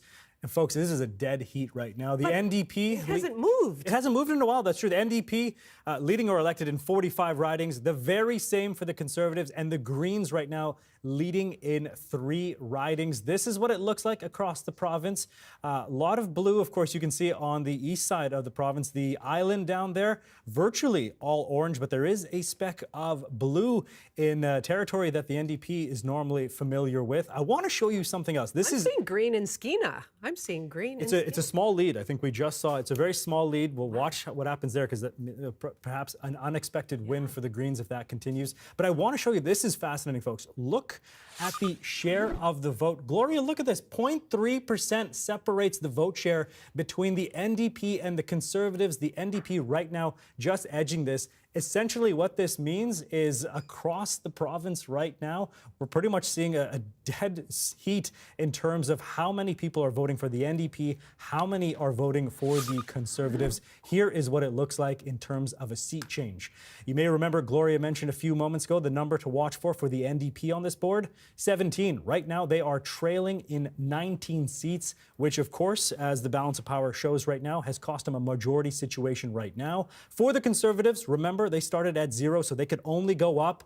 And up have they gone 45 seats right now. Gloria, what a race it's been so far. Well, and if you're scratching your head a little bit and you're seeing that share of vote compared with the number of seats, there's not a direct translation there. Share of vote is about efficiency. When it translates into seats, that's just how efficient those votes are. And it isn't a straight across comparison there. But oh my goodness, what a night. Let's head over to Vancouver Island right now. Gregor Craige is with Adam Olsen at Green Party headquarters. Gregor? I am here at Green Party headquarters, as you said, Gloria Makarenko with Adam Olsen. And Adam, we're looking at the CBC screen here at projected 45 NDP, 45 Conservative, and 3 Green. Is this a replay of 2017 when you and I stood right here? Well, I think that one of the things that I said on that night was the way it looks right now is that that's a value for dollars Legislative Assembly. This is how you're going to get the best value out of the Legislative Assembly. Everyone in that place is going to have to work together. They're going to have to find a way to work on behalf of British Columbians and not just themselves. Is this, I mean, it's early, so I know none of this is final, but is this essentially, does that look like what would be a dream scenario for the Greens where you hold the balance of power yet again and essentially can play kingmaker? Well, I'd like to have a few more than that. You know, I'd like to have a couple more. But I'll tell you what, you know, I think that the reality is that the BC Greens are not looking at balance of power in the sense of more a balance of responsibility. We've been saying this for the last decade in the BC legislature. What we want is a responsible government, responsible to the needs of British Columbians, and that's what the British Columbia Greens bring to the Legislative Assembly. It's what we've been doing and what we intend on continuing to do. Just before we throw it back to the studio, Adam, I wonder if there's certain, we just saw a quick look at the map. I think Gloria mentioned up in Skeena the Greens are ahead. I know it's really early results, but are there certain ridings you've got higher hopes for that you're really hoping to turn green this time around? Well, I don't know to turn green. I'm looking at Saanich North and the Islands. Saanich North and the Islands is very close to my heart. I've been speaking from there for the last 7 years. So I'd love to see that stay green, of course, and I'd like to see Victoria Beacon Hill be picked up for the BC Greens. So, you know, we're trending in the right direction. We just have to keep going. All right, well, it's a fun time, a very edge of your seat time here in Victoria. No green beer yet, but there is a lot of fun time for the Greens. It's the place to be right now. I think we have to get you some fancy headphones, I think, Gregor. It's pretty noisy there at Green headquarters. I could use some radio headphones right now, Gloria. I won't lie. I won't lie. A raucous crowd in Victoria where our Gregor Craige is. It feels like a sports match, both, I'm sure, in that crowd right now. And when you look at these results, a dead heat. The NDP, 45 seats that they're leading or elected in. The Conservatives as well. And the Greens, as we just heard, excited by that 3. Well, and we were talking earlier about Elections BC saying, first of all, they were going to release the results of the advance polls. Now it's all mixed in. We've got same-day results and we've got advance polls coming in. And these numbers will continue to come in. Lots to watch for. Why don't we chat with our political watchers panel? Shachi Kurl, when you look at the numbers so far, does it galvanize pollsters across the province? I mean, I'm galvanized. I'm also hitting refresh repeatedly on Elections BC, trying to get those numbers in real time. It looks like we're going to have about 1 million votes counted as we speak, out of registered about 3.5 million. So we're very much on the way to starting to see the trend emerging. But hey, from the beginning of this campaign, it was that the trend was going to be pretty tight, and it is certainly turning out that way. And this is where I start to wonder the impacts and the effects of what that atmospheric river may have done in terms of turnout, particularly in Metro Vancouver. A friend of mine, Daniel Stockmeyer, is a professor at the University of Ottawa, penned a research study back in 2018 and found that for every millimeter of rain on election day, that depressed voter turnout by 0.1%. Now, I'm not going to make you do all the math with me, but what that could, I have done the math, and what that could actually result in is almost 100,000 fewer voters if they just looked out the window and went, nope. Now, that's worst case scenario. We'll see. But it certainly has me thinking about turnout. Wow, I guess that's what happens when you have an atmospheric river across so much of the province on election day. All right, Shachi, thank you very much. We'll hear more from our panel throughout the evening. Right now, let's go back to those results. Dan, Michelle? We already have some changes. If you are looking at the board, the NDP up 47, the Conservatives 44. Let's look over here. The seat change in Surrey Delta, the NDP down 6 seats. This is big. The Conservatives up 9. Let's have a look at some of those results right now. And we have another flip if you're looking at the screen. Conservatives at 40, leading at 49, the NDP at 42, the Greens at 2. We'll call up some results here. Riding results, Surrey Cloverdale, Eleanor Sturko leading by 3 votes over Mike Starchuk. This is, again, battle of the incumbents. Judy Mayer, no photo, sorry, with 1 vote there. Very close, again. Don't have the how many polls reporting, that's all right. Surrey Fleetwood, incumbent Jagrup Bar, longtime MLA, leading by 81 votes, or Avtar Gill, just over 3,100 votes there. 10 of 19 polls reporting. We're starting to see a plurality. And Surrey North, Mandeep Dhaliwal for the Conservatives, leading by almost 1,000 votes over the incumbent New Democrat, Rachna Singh. And let's head over now to Surrey Guildford, and the Conservative candidate Hanveer Singh Randhawa leading by 108 points, 8 votes over the NDP incumbent Gary Begg. 11 of 19 polls reporting right now. In Surrey Panorama, the Conservative candidate Brian Tepper leading by 283 votes over the NDP incumbent Ginny Sims. 11 of 15 polls reporting there.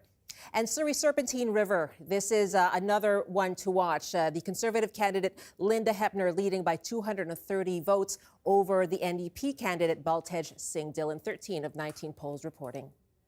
Thank you very much to Michelle and to Dan. And oh my goodness, I feel like I'm watching a sporting match tonight. The way things are bouncing around, this is like a ping pong match. I don't know. Conservatives now leading in 49 ridings, NDP in 42, and the Greens leading in 2 ridings. Back to Stephen Quinn and his political panel. Thank you, Gloria. And just thinking about those ridings outside of Metro Vancouver and whether or not they made it out in all of the rain that came from that atmospheric river, we're looking at projected elected for the NDP in Delta North, Nanaimo Gabriel Island, probably no surprise there, New Westminster Coquitlam as well, and also, all of Vancouver seems to have gone the NDP's way. Mo, what are you looking at right now that is looking like it hasn't gone the NDP's way or isn't going the NDP's way that's concerning? Sorry. The last numbers I saw was Jagrup, Ginny, and Rachna Singh were all losing in Surrey. That's a problem for us, and we have to flip those seats back into our column. Again, it's very early in terms of those results, so we'll just keep on waiting to see what's happening in in Surrey. Same thing with Baltage Dillon and Linda Hepner. The margin is about 300 votes there. So some very tight races in Surrey, and how they shape up is what causes that chart to go from 49 to 45 to 42 to. And we really are seeing that. I mean, I don't know. It's because we are seeing early returns. It looks like it's very volatile, but each one is, each return that comes in is just you sending the numbers up and down. Rachel, what are you concerned about right now? I am also watching Surrey, not so much concerned, but very interested. I mean, as somebody that was in the war room for the 2020 campaign, that is always what we're watching. Surrey, those ridings are kind of this bellwether of the province itself. I'm also interestingly watching Coquitlam Burke Mountain, which is we're leading in. Yeah. That was Joan Isaac's seat, which we lost. And then Fraser Nicola, Jackie Taggart, who was a BC Liberal MLA for a long time, were winning there as well, whether or not we'll hold that seat. So some of those seats that were BC United MLAs, I'm watching to see whether or not we'll hold. And Pete Fry, Green Party now leading in 2 ridings, and still no one declared projected elected just yet. No, it looks like Jeremy Valeriot's still maintaining a pretty good lead, and Rob Botterill in Saanich, North Islands, also a good lead. I'm watching Victoria Beacon Hill, not looking as favorable, but it's still early with polls coming in. I'm rather astonished to see Richmond and Surrey turning as blue as they are, as quickly as they are, but it's still early in the night. All right. Thank you again, all 3 of you. Back to the desk. Hold that thought, Pete Fry. It's still early in the night, and there's so much going on. I want to show you right now.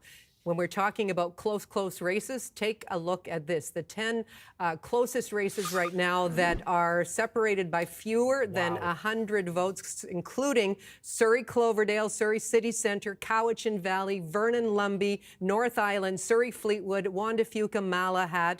Right there you see 5 Conservatives leading, 2 NDP leading. What that would look at, the difference, again, fewer than 100 votes. So these would be the party standings if those seats were to go Conservative. 48 for the Conservatives, 43 NDP, 2 for the Green. Now, what if we were to flip that? And again, when you have just a handful of votes separating some of those, a completely different picture. 48 for the NDP and 43 for the Conservatives. And again, the Greens, they were leading in 3 at one point, Jason, now down to 2. Razor edge of a majority situation for both parties. Certainly compelling to watch right now. Pete Fry alluded to this earlier, but there are 2 Greens who are leading in their ridings right now, Gloria. Sonia Furstenau is not one of them. Right. In Victoria Beacon Hill right now, we can tell you that she is trailing. We'll show that to you in just a minute if you're watching on our visual platforms. But here is Grace Lohr, who has, you have to say, a healthy lead here, 2,779 votes. Grace Lohr, a cabinet minister in the past NDP government. She had the file of Minister of Children and Family Developments. And of course, Sonia Furstenau taking a risk by leaving the Cowichan Valley, where she was the past MLA for 2 elections, contesting this riding. And I can tell you right now, our decision desk can tell you that Grace Lohr will carry Victoria Beacon Hill. A big announcement. It means that Green Party leader Sonia Furstenau will be defeated in the capital city riding. Well, she knew she took a risk by changing ridings. Jason, she went from a solid seat and a solid showing in the last election in Cowichan Valley. She decided to go to an NDP stronghold, and voters have sent their message. All right, well, let's look at some of these riding results. Dan, Michelle, take us through some of them. If riding results were a drinking game, people would be in a lot of trouble tonight. All right, let's look at some of these other share of votes in Vancouver. The NDP at almost 58%, the Conservatives at 33.2%, and we have seat changes. I think we could pull that up. The Greens at just over 8%. Let's look at seat change in Vancouver. NDP up 1, Conservatives up 1. Again, quite close. Tied essentially there. We're going to throw up some results for you here in Vancouver, Yaletown. Terry Young, NDP, leading by 780 votes over the Conservative Melissa D. Genova, 16 of 19 polls reporting. Up next, we have Vancouver Point Grey, David Eby, Premier, 2,200 vote lead over Paul Ratchford with the Conservative Party, 14 of 20 polls reporting. And one more, Vancouver Fraserview, George Chow, the incumbent, 1,900 vote lead for the NDP over Jag Sangera for the Conservatives. And still in the Vancouver area, Vancouver Langara, the NDP candidate Sedita Dir is leading by just 59 votes right now over the Conservative candidate, Brian Burgett. 10 of 16 polls reporting there. We have a projected elected candidate in Vancouver, Little Mountain, the NDP candidate, Christine Boyle, projected elected there, and John Cooper, the Conservative candidate, behind by 6,500 votes there. And another projected elected in Vancouver, Kilchenna, Dallas Brody, the Conservative candidate, projected elected for Vancouver, Kilchenna. And we got another one for you in the Vancouver area. Vancouver South Granville, the NDP candidate, Brenda Bailey, is projected elected in Vancouver South Granville. Lots of results for you, Jason and Gloria. No kidding. Michelle, Dan, thank you very much. And at this point in the evening, we've got lots of results. In fact, 63% of the results cast, the votes cast across the province, we're playing with those right now. There are 11 close races that are under 100 votes that are separating them. And this is the picture for the new Democratic Party right now. Overall, they've got a 45% share of the vote, but you can see, look along that right-hand margin. You can see how many points they are down by. In some areas, yes, it's 2.4. Fraser Valley, Northern Interior, down by 6. But there are some significant declines there for the Richmond. NDP that helps to paint the picture of what we're seeing here this evening. Again, where we're sitting right now, Conservatives at 47, leading in 47. Oh, back to 46. That's flipping around. NDP leading in 45 ridings, and the Greens right now leading in 2. Let's take you to... Just before we do that, Gloria, we have a result to bring to your attention. Vancouver Point Grey, NDP leader David Eby wins Vancouver Point Grey. We knew this had the possibility of being a close race. Of course, David Eby unseating former BC Premier and BC Liberal leader Christy Clark in this same riding, but he will carry Vancouver Point Grey. You know he's going to be happy about that, but I'm sure David Eby watching the broader story right now for his party. Right. Well, speaking of that, let's head to NDP headquarters here in Vancouver, where Katie DeRosa is standing by. Katie? Well, it's a bit of nervous energy here, but certainly cheers as NDP candidates get elected or projected to be elected. Adrian Dix, Brenda Bailey, Christine Boyle. I'm here with Ravi Kahlon, who's from Delta North, housing minister. Housing was a big issue in this campaign. How do you think the NDP message landed? Well, you know, people are always struggling with housing. We heard a lot on the doorstep. I mean, healthcare, housing, cost of living were the big issues that overwhelmingly were brought up on the doorstep. And, you know, I think people started to understand what we were trying to do, but they also understood that we have inflation, we have pressures with interest rates going up, and of course, almost 300,000 new people coming to British Columbia in the last 2 years. So it was positive, it was well received in my community, certainly, and we'll see how voters across British Columbia receive it a little later today. I mean, the results are neck and neck. Does that worry you at all? You know what? We were always expecting it to be neck and neck. I mean, anyone that's been following politics in BC knows that occasionally, maybe 1 or 2 elections, it hasn't been, but every other election has been very tight and very close, and that's what we're seeing play out today. Of course, I'm waiting for all the results to come, advanced voting especially, but you know what? I'm proud of my colleagues that have been elected already or have been declared as winners, because I know they've been working really hard for their communities. How does this campaign compare to others that you've run in? Well, every campaign is different. The last campaign was in a pandemic, so we couldn't knock on doors. 2017, I was a newbie who didn't know any better. And so every campaign is unique. This one was unique in the sense that people are dealing with tough times, global inflation, the pressures they're facing on their daily lives. So it was a little bit different in that way, but people were also feeling hopeful. You know, I heard on the doorstep people like David. Every time I'd bring a leaflet to them, they'd look at my picture, they'd see the BC NDP logo, and they see David, and they'd point and say, I'm voting for him. And so, you know, that's what I'm hoping comes through at the end of the day today. That was Ravi Kahlon from Delta North, and back to you. Right, Katie, thank you very much. And you know, past elections, you would say 40 minutes after polls closed, still early days. Not early days with the tabulation system. 67% of those votes have already been cast, and you can see those numbers changing back and forth. If you're just tuning in on CBC Radio 1 or on Listen, 46 ridings the NDP are leading and elected in. The Conservatives, 45, and the Green Party, 2. And we know, Gloria, we've been talking about Richmond all throughout the election campaign. Battleground Richmond. Dan and Michelle have the latest there. Now let's take you to Richmond now, and let's take a look at the vote share first of all. Here we are with the Conservatives with 50% of the vote there, the NDP at 40.6%. And let's look at the seat change and see where those changes have come. The Conservatives picking up 3 seats there. The NDP -2, losing 2 seats.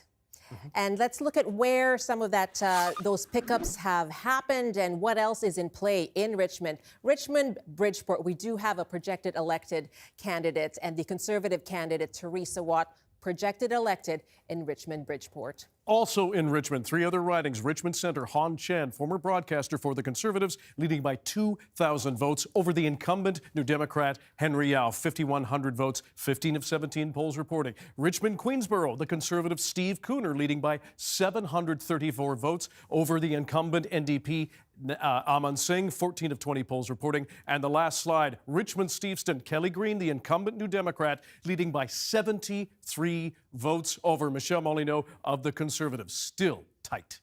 Oh, my goodness. And when we're talking about 67% of the polls that Jason mentioned that we're dealing with right now, that's close to 1.6 million votes in the system right now. Stephen Quinn, over to you and to hear what the panel has to say about this. Well, just an interesting story about a little inside information on what happened in that riding of Victoria Beacon Hill, rather, between Sonia Furstenau and Grace Lohr. And Mo, you were saying that a little bit of special effort went into that on the part of the NDP. Yeah. I mean, as the campaign evolved and we see we're doing well in the other Victoria seats, we did put extra resources from those seats and moved them over to assist in that race.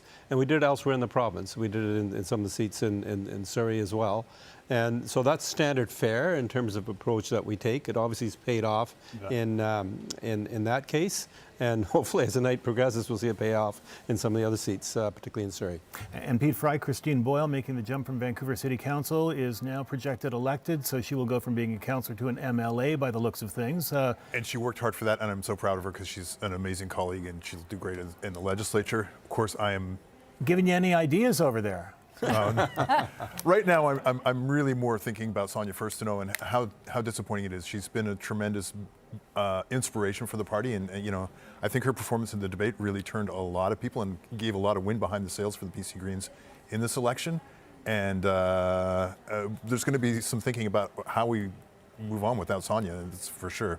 And looking at the share of the vote right now, you look at the independents and 2% for the independents, 1% for the non-affiliated. And Rachel, were you? I mean, how big a difference were you expecting those independents to make? Me personally, I don't know that they would have made a huge difference. We haven't had elected independents in this province, and so a lot of our former BC United candidates are the ones that are those independents, and we've had more in this election than any before. It's a hard race when you're an independent. You don't have party apparatus behind you. Some of them, you know, were some familiar names. Exactly, and those are powerhouses in their ridings. Ultimately, I'm not sure what they will pull off tonight, but I just want to say I agree. It's a very big loss for our legislature to have Sonia Furstenau. I wish I could bottle the nervous energy of all of you here tonight and sell it on the open market. Who's nervous? I'm nervous. I'm nervous. You can feel it radiating. What would you possibly name that nervous energy? I'm working on that. Back to the desk. I think we're all feeling it. It's emanating throughout the building this evening. Quite honestly, it's only going to continue. Have a look at the numbers right now. The NDP leading or elected in 47 ridings. By the by, that is majority territory. Conservatives in 44. The Greens in 2. The races here are incredibly close. Here is what we see right now. Wanda-Fuka, Malahat. We knew this was always going to be a close one with the redistribution of the boundaries. Look at that difference, 24 votes. The Conservative candidate is up by 24 votes in Wanda-Fuka, Malahat. Meanwhile, Surrey, a couple of ridings there. Surrey City Centre, Surrey Cloverdale, where the difference is under 55 votes in both of those. Looking at this board, Gloria, for anyone who ever says, hey, my vote doesn't matter, take a screenshot of that shot right there, because clearly it does matter. That is a number of ridings which, quite frankly, are determining not only who forms government, but with what strength as well. Well, again, we've been talking since the outset about 47 being that magic number. You just pointed out that is within majority territory. 93 seats across the province. You need 47 to form a majority government. We just mentioned the Surrey Cloverdale riding, and that's where CBC's Belle Puri is tonight. Belle. Well, Gloria, you know, we've been calling it the race of the incumbents, and last look, we see Eleanor Sturko well ahead. I have one of our volunteers with me, Will Hanks. You've been watching the TV screen, the CBC screen over there, and just neck and neck. What are you thinking when you look at those numbers? Oh, I hope we win. That's what I can best, fed up with the old government, let's have a new one. You were saying before, is it about this riding? What's the key here? I really think it's the government as a whole. I like this riding. I hope it goes with Eleanor, but it is more important to form government as a Conservative government. And what's the message that people might have been sending to government or to a new government? Working out there on the street, I've been hearing much more support for change. I think any change. They're just not happy with where it's been and what it has been. And the Conservatives have come forward as the representatives of change. And you were saying, you were out today right up to the last minute. You're still wet from being out there. Did the weather, do you think, have an impact on voter turnout? I don't know. The weather, those who will vote will walk through 5 feet of snow. Those who won't vote, you couldn't get them out with dynamite. At the door, the hardest thing is the person who says, I don't want to vote. What do you do with them? We're a democracy. Get out and vote. Right. Well, it's going to be a bit of a nail biter for the next little while. Not for this riding, I hope. Thank you very much. That was Will Hanks, a volunteer, and we are at the Eleanor Sturko's campaign office. All right, Belle, thank you very much. In the last few minutes, we haven't seen a whole lot of change as we did at the beginning when the polls closed, but recent update here. NDP now leading or elected in 48 of those ridings. This is what the vote share looks like right across the province. Still so tight near the top there. The NDP right now obtaining 45% of the vote share. The Conservatives at 43.3%, and the Greens have been able to translate 8% of that vote share into 2 seats so far. We do know, though, that Sonia Furstenau has been defeated in Victoria Beacon Hill. Here's what the seat change looks like, and Gloria, this is about as close as it gets for the NDP. They can afford to lose 17 seats. Right now, they're trailing in 16 seats. And once again, if you're just tuning in, the Conservatives started at 0, of course, from the last election. So every seat they gain tonight, of course, starts from 0. So they're up 43, which is nothing to sneeze at all for a party that 4 years ago only had 2% of the vote share across the province. It's crazy. And we've been talking a lot, Jason, as well, about how independents could factor into these races. Are they going to create that? That's just not materializing tonight. We have 3-way races between the Conservatives, the NDP primarily, and the Greens. Though one thing I will say is when we were looking at the vote share, and if our graphics team can bring that up again, especially when the margins are this close and the between the independents and the NA, which is non-affiliated, which in this case we've grouped together as others, 3.4%, you add that on to, say, the Conservatives, if that's coming away from former BC United members who are seeking that candidacy, there could be your difference as to who forms government. You make a very good point. Let's get some more results now from Dan Burrett and Michelle Elliott. Oh, what a race, Gloria and Jason. I'm watching our bar at the bottom of the screen, and it's one party in front of the other, and then back and forth, back and forth. Let's take you to ridings outside the Lower Mainland where the numbers are still dynamic. The NDP really hoping to hold on there. And let's take you up to Bulkley Valley, Stikine, and the Conservative candidate there, Sharon Hartwell, is leading over by 380 votes over the incumbent longtime politician Nathan Cullen for the NDP there. So the Conservatives leading in Bulkley Valley, Stikine. In Boundary Similkameen, the Conservative candidate Donegal Wilson leading by more than 1,200 votes over the NDP incumbent Rowley Russell, 25 of 33 polls reporting. And we keep going in Fraser-Nicola.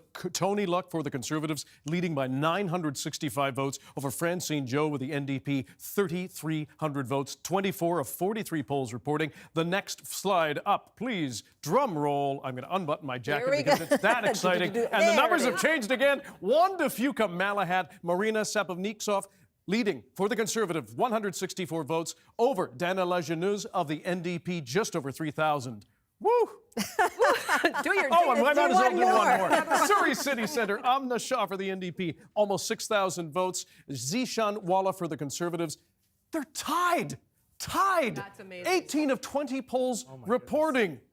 Yeah, good he's gonna time to recharge our beakers. He will have his jacket off. He's already sweating from all the excitement.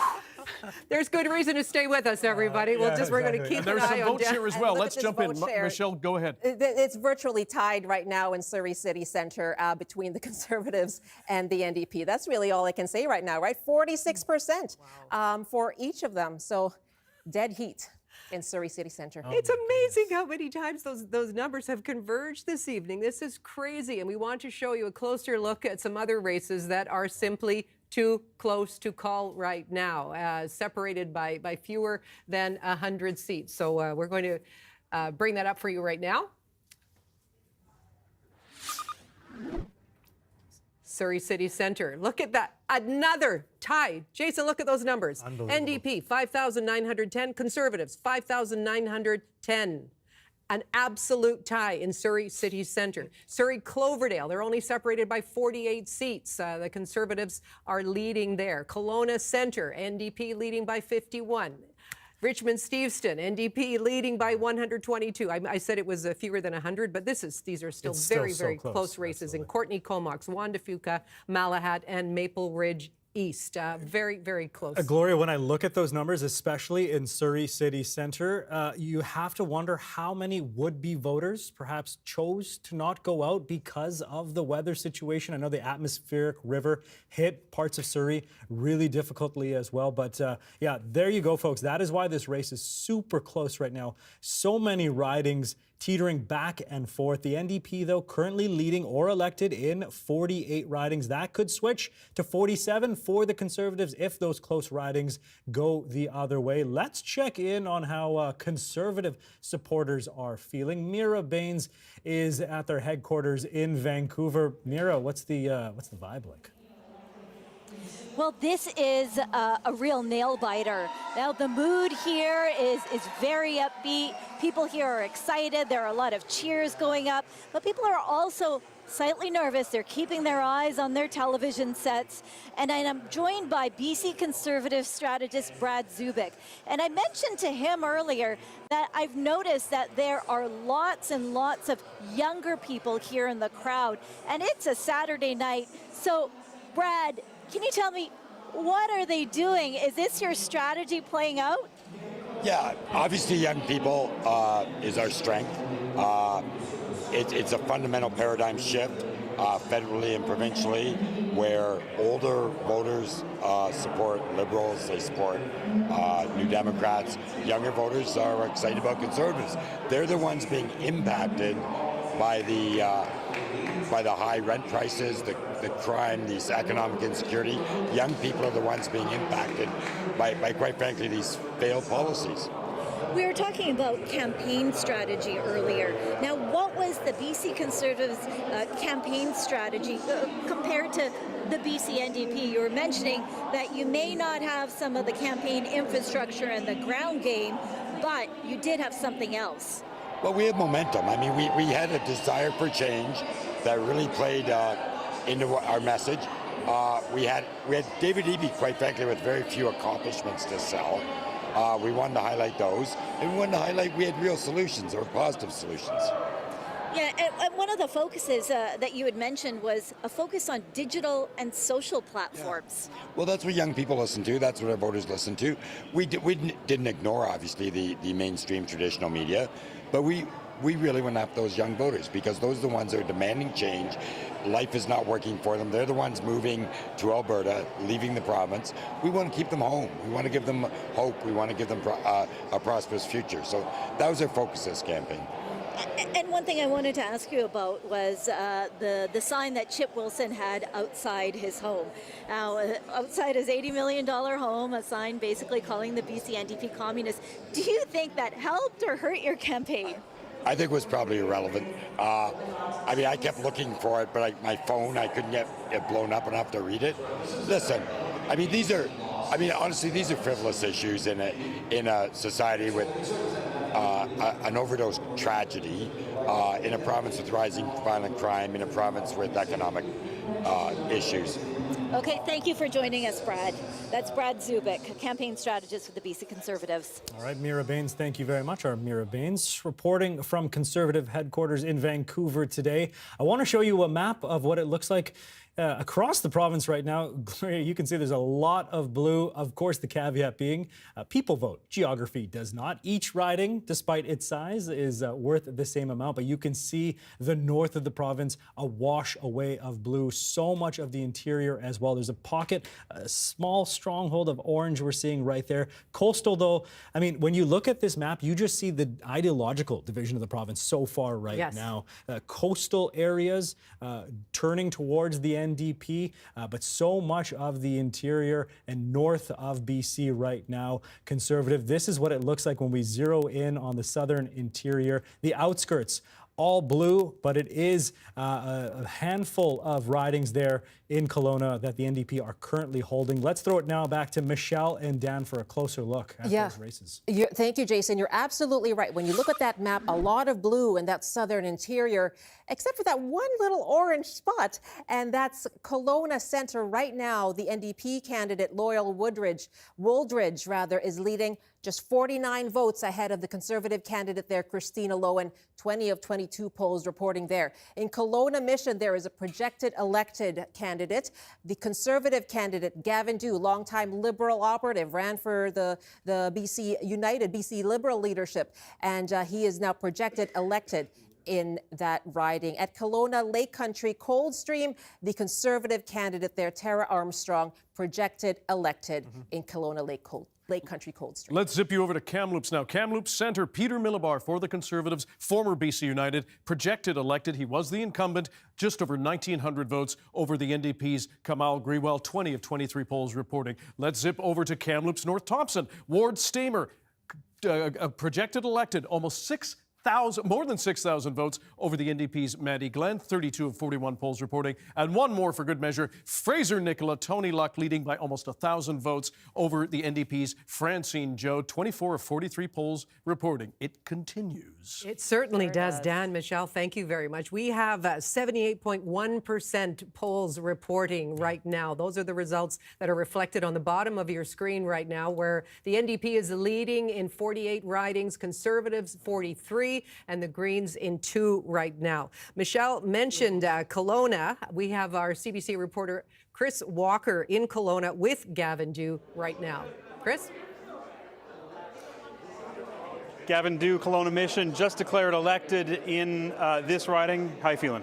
Feeling really, really good about what's happened in our riding. Obviously, we're still watching really closely to see what happens in our neighboring ridings and across the province. So far, some close races. Kelowna Centre still close. How do you like your chances moving around the region? I think, Kelowna Centre is definitely going to be the biggest race in Kelowna. Obviously, with the independent vote split, that seems to have left things really, really close. So I'm hopeful that we're going to get across the line there in Kelowna Centre. And then I'll be watching to see how things shake out down in Penticton and Vernon. I haven't seen those immediate numbers yet, but I want to see how those shake out as well. Those are key ridings for us. This, of course, BC United's stronghold for years and years and years. Before that, Socred's stronghold for years and years and years. What are your priorities for the region when you get to Victoria?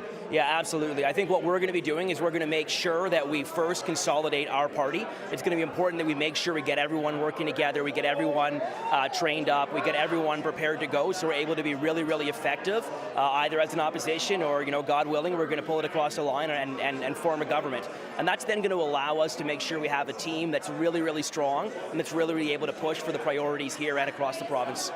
Big night for you and your team. Congratulations. Thank you very much. Back to you. All right, that's Chris Walker in Kelowna. Major update to bring to your attention on one of the ridings to watch for, the races to watch for, the battle of the incumbents. This is Surrey, Cloverdale. 2 incumbents from the NDP. You have Mike Starchuk, and of course from the BC Conservatives, you have Eleanor Sturko. It's a close race, in part, Gloria, because we don't have votes. We don't have votes. The votes you're seeing right now, I mean, you can see there's fewer than 1,000 votes in the system. These are out-of-district votes. What we're being told, you're not going to believe this, folks, what we're being told is that the reason we aren't getting the tabulated votes in right now is because someone forgot a password. Oh, no. You're having one of those. I thought you were going to say it was something weather related. This is a password issue. Yeah.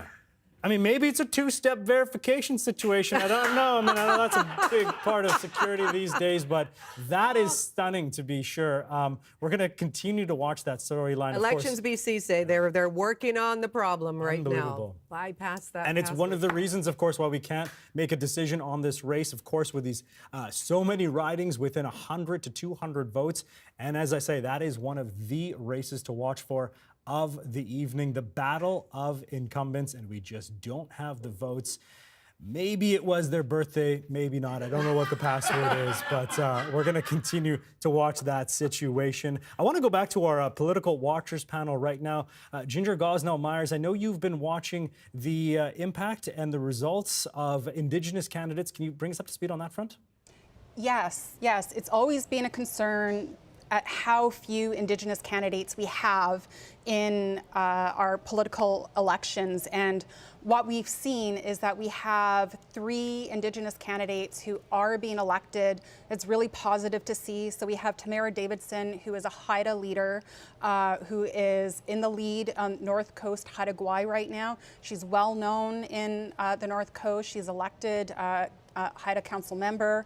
Of course, we have Joan Phillip, who is a Tsleil-Waututh matriarch, running in Vancouver Strathcona. Of course, this used to be Melanie Mark's riding, and Melanie Mark, of course, was such a groundbreaking trailblazer for Indigenous peoples and Indigenous women in BC politics. And we have another newcomer, Alia Warbus, who is Stalo, and she is in the lead in Chilliwack Cultus Lake. And Alia is also very well known to her community. She's the daughter of well-known Judge Stephen Point. And of course, you know, it's fantastic to see some diversity within the BC Conservative Party as well. We know that she will bring a strong voice to the legislature. All right, Ginger, thank you so much. And of course, we're going to be hearing from all of our political watchers throughout the evening. Right now, we're going to send it to Stephen Quinn with our Political Insider panel. All right. Thank you very much, Jason. And Mo, I'm just going over this, and I'm wondering how close we are to a call. How close do you think we are to a call? Oh, we're a long ways away from a call. You still? Yeah. Because of all of the number of tight races? There's too many tight races, you know, and there's some strange ones, too, like Wanda-Fuka Malahat. Yeah. You know, where a seat that we should win. And I like to think there's going to be a comeback there, but and then there's just too many races. For example, the Comox seat, which I think is about 100 votes across between the two parties, and of course the Kelowna seat, where we're ahead by about 100 votes. So you know, it's strange. With 80% of the vote in, you would normally detect a trend. We aren't seeing a trend sufficient to be able to make a call. All right, and we'll get back to both of you in just a moment. Back to the desk. All right, Stephen, thank you very much. Well, the words you need to remember tonight, folks, too close to call. Yes. Let's take a look at some of those races right now. Surrey City Centre, the difference between the Conservative and the NDP right now, 8 votes. 8 votes. You were making the case a little bit earlier, Jason, about the importance of getting out there to vote. Yeah. Races like this certainly demonstrate that. Kelowna Centre, NDP leading the Conservatives by only 34 votes. Very close in Surrey. Cloverdale, as we were just pointing out, the difference is 79 votes. It looks as if they're getting a few more votes in there. Do you think they've solved the Someone remembered their password, perhaps? I'm not sure. Surrey Guildford is another one of those too close to call, as is Courtney Comox.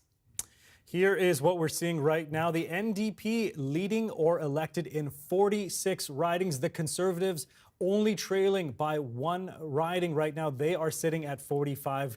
You got to think if that holds up, the Greens are going to be particularly happy with that. They are leading right now in 2 ridings, despite the fact that Sonia Furstenau has been defeated in Victoria Beacon Hill.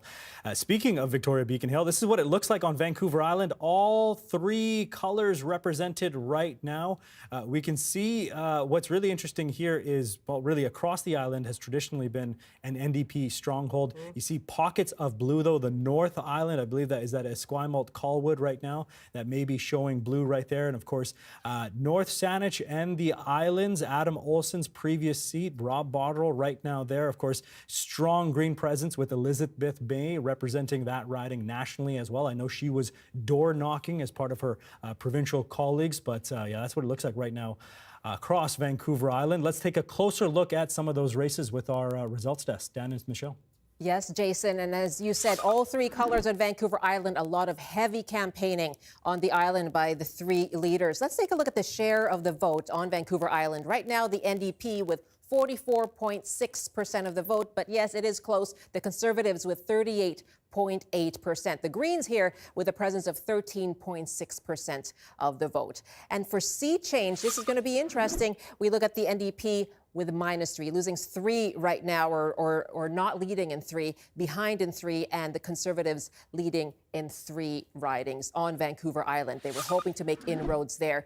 And in Courtney Comox, the Conservative candidate Brennan Day is leading with 198 votes over the NDP incumbent Ronna Ray Leonard there. 23 of 25 polls reporting now. And to Wanda-Fuka Malahat, the Conservative candidate Marina Sapochnikov is leading by 322 votes over the NDP candidate Dana Lajeunesse. 20 of 24 polls reporting. And another on the island as well, more blue, North Island, Anna Kindy, a physician there running for the Conservatives, leading by 354 votes over the NDP incumbent, Michelle Babcock. And one more at the Cowichan Valley, and this is Sonia Furstenau's old riding, and the NDP candidate, Deborah Toporowski, is leading by 1,000 votes over the Conservative candidate, John Curry. Dan? Let's stay overseas on Vancouver Island. Ladysmith Oceanside, we are projecting elect the NDP's Stephanie Higginson with an almost 2,000 vote victory over the Conservative Brent Feed. Mid-Island Pacific Rim, Josie Osborne, the incumbent and energy minister, projected elected with 2,400 votes, lead over Adam Hayduck of the Conservatives. Nanaimo Lanцeville, local councillor George Anderson projected elected with an almost 3,000 vote lead over Gwen O'Mahony, the former MLA in Chilliwack. And one more for you, Nanaimo Gabriola Island, Sheila Malcolmson, the incumbent and and cabinet minister, 4,200 vote lead over Dale Parker. Well, I'm really glad that you left off there with Sheila Malcolmson. Thanks very much to Dan and to Michelle. We are going to take you to Nanaimo right now. Sheila Malcolmson joins us. Good evening to you. Do you have any fingernails left after this, the races that we've seen so far this evening? They're orange. They're intact. No bitten nails. So you are projected elected in your riding. How are you feeling about the way the evening is unfolding? I'm so relieved. I'm so grateful to the voters and volunteers that made this possible, and this room is really buzzing. Both of our campaigns, me and George Anderson, shared an office, and now we're sharing a watch party, and it's noisy in here. Well, it's noisy in there. Even as we're having this discussion, we're watching the numbers jump around. As we're speaking, the Conservatives are now ahead, leading in 46, the NDP in 45. What do you think is the key to the results right now? We're focused so locally, so I can really only talk about Nanaimo Gabriola, but we worked really hard from the very beginning. We got our lawn signs up early all summer long. We knocked on doors and talked with people about the really challenging problems that we've been working on, whether it's crowded classrooms, crowded hospitals, not enough healthcare workers, not enough affordable housing, all things we've been working on since 2017. But obviously, we all feel the need to do more, and that was our offer. And with partnership, we're going to be able to carry on that work. Sheila Malcolmson, that's I think how we got to this day. We appreciate your time, and congratulations again on projected elected in Nanaimo. We're going to send it now to Victoria, where Green leader Sonia Furstenau is about to address her supporters. You have to think a disappointing night for the BC leader.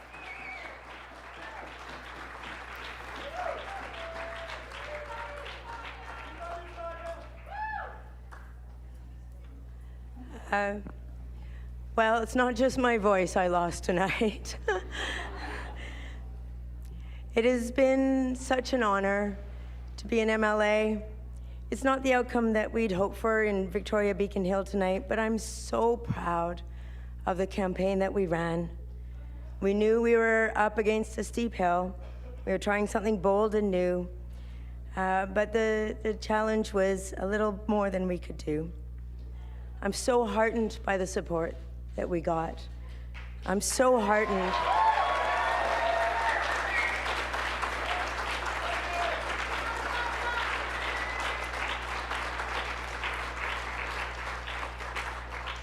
We knocked on 14,000 doors. We attended every debate. We put forward a vision for this province and for this riding that I was very excited about, a vision centered on the well-being of people and communities, on nature, and on our public institutions. I want to start by thanking the best campaign manager I've ever had, Kadani Pitt Chambers.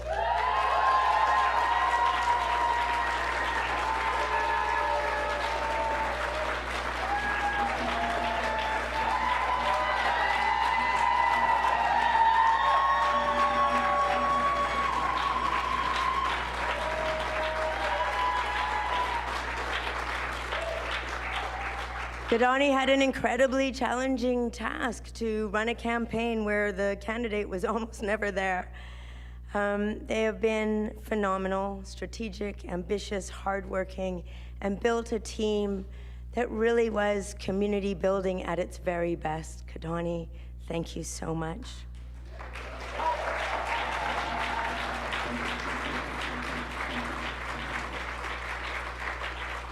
The extraordinary team at the Fort Street office were just incredible, really. It was always such a joy to walk into the Fort Street office and to really experience the happiness and joy and love that was building. Darius was always at the door.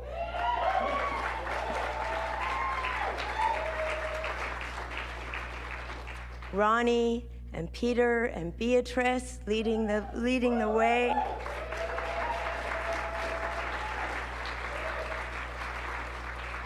It has been the kind of campaign that I am so proud of.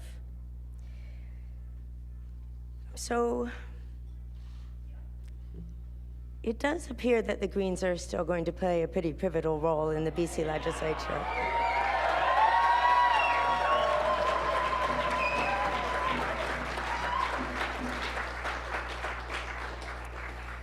It's a strange time in politics when during an atmospheric river, people come out and vote for a party that's denying the reality of climate change. But hey, this is where we're at.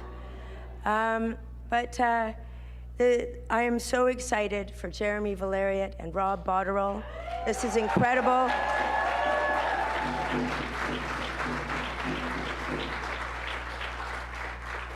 This is a passing of the torch, and I am going to be there to mentor and guide and lead in any way that I can.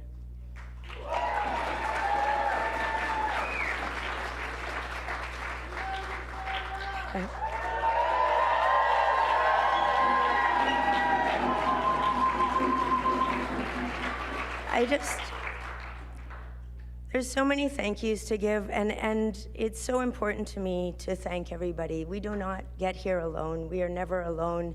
We're as the representatives and the elected people, there's always a team behind us. But first and foremost, to everybody who volunteered, who donated, who came and showed up, who gave us your support, thank you so much. None of this happens without you.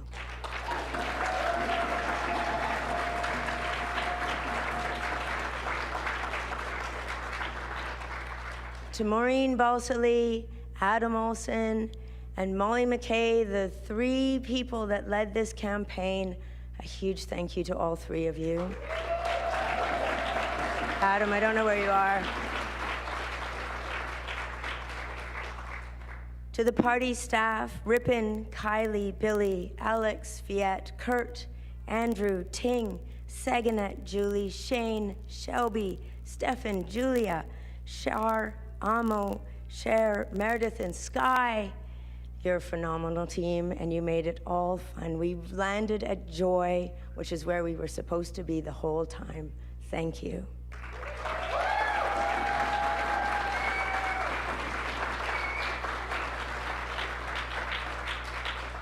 To my constituency staff in Cowichan Valley, Teresa, Julie, Lori, Laura, Trisha, Aaron and Mariana, Cole, and Maeve.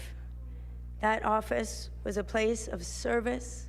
We did such good work. We made so many incredible things happen in Cowichan Valley. I'm so proud to have been part of your team, so proud to have worked with you on behalf of the people of Cowichan for 7 years. Thank you.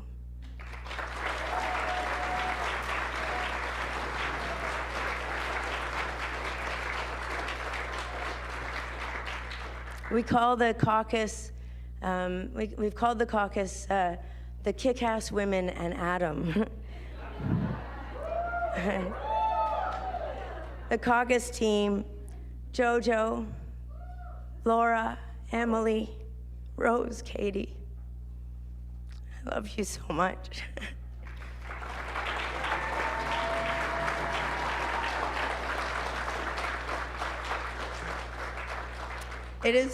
We were an oasis in that legislature.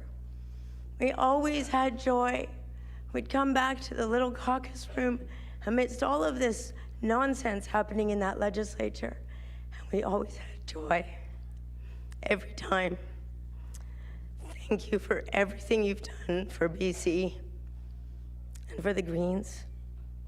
Your work is going to continue. There's so much more work to do.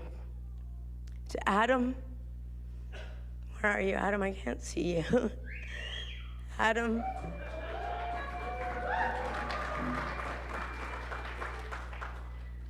Adam, I love you so. You're my brother, my colleague, my friend. We've been through a lot in the last 7 years. I couldn't have done it without you. You've made me a better person.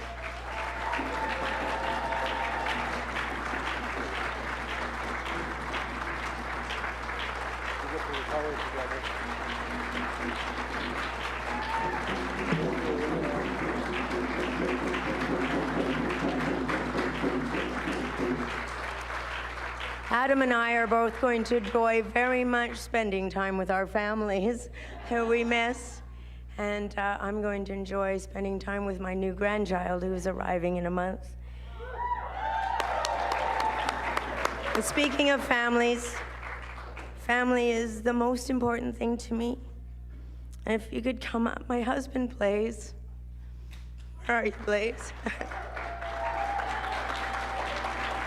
Peter, Eleanor, Nicholas, Charlotte, Mark, Julie, Marita, Brennan, Mom.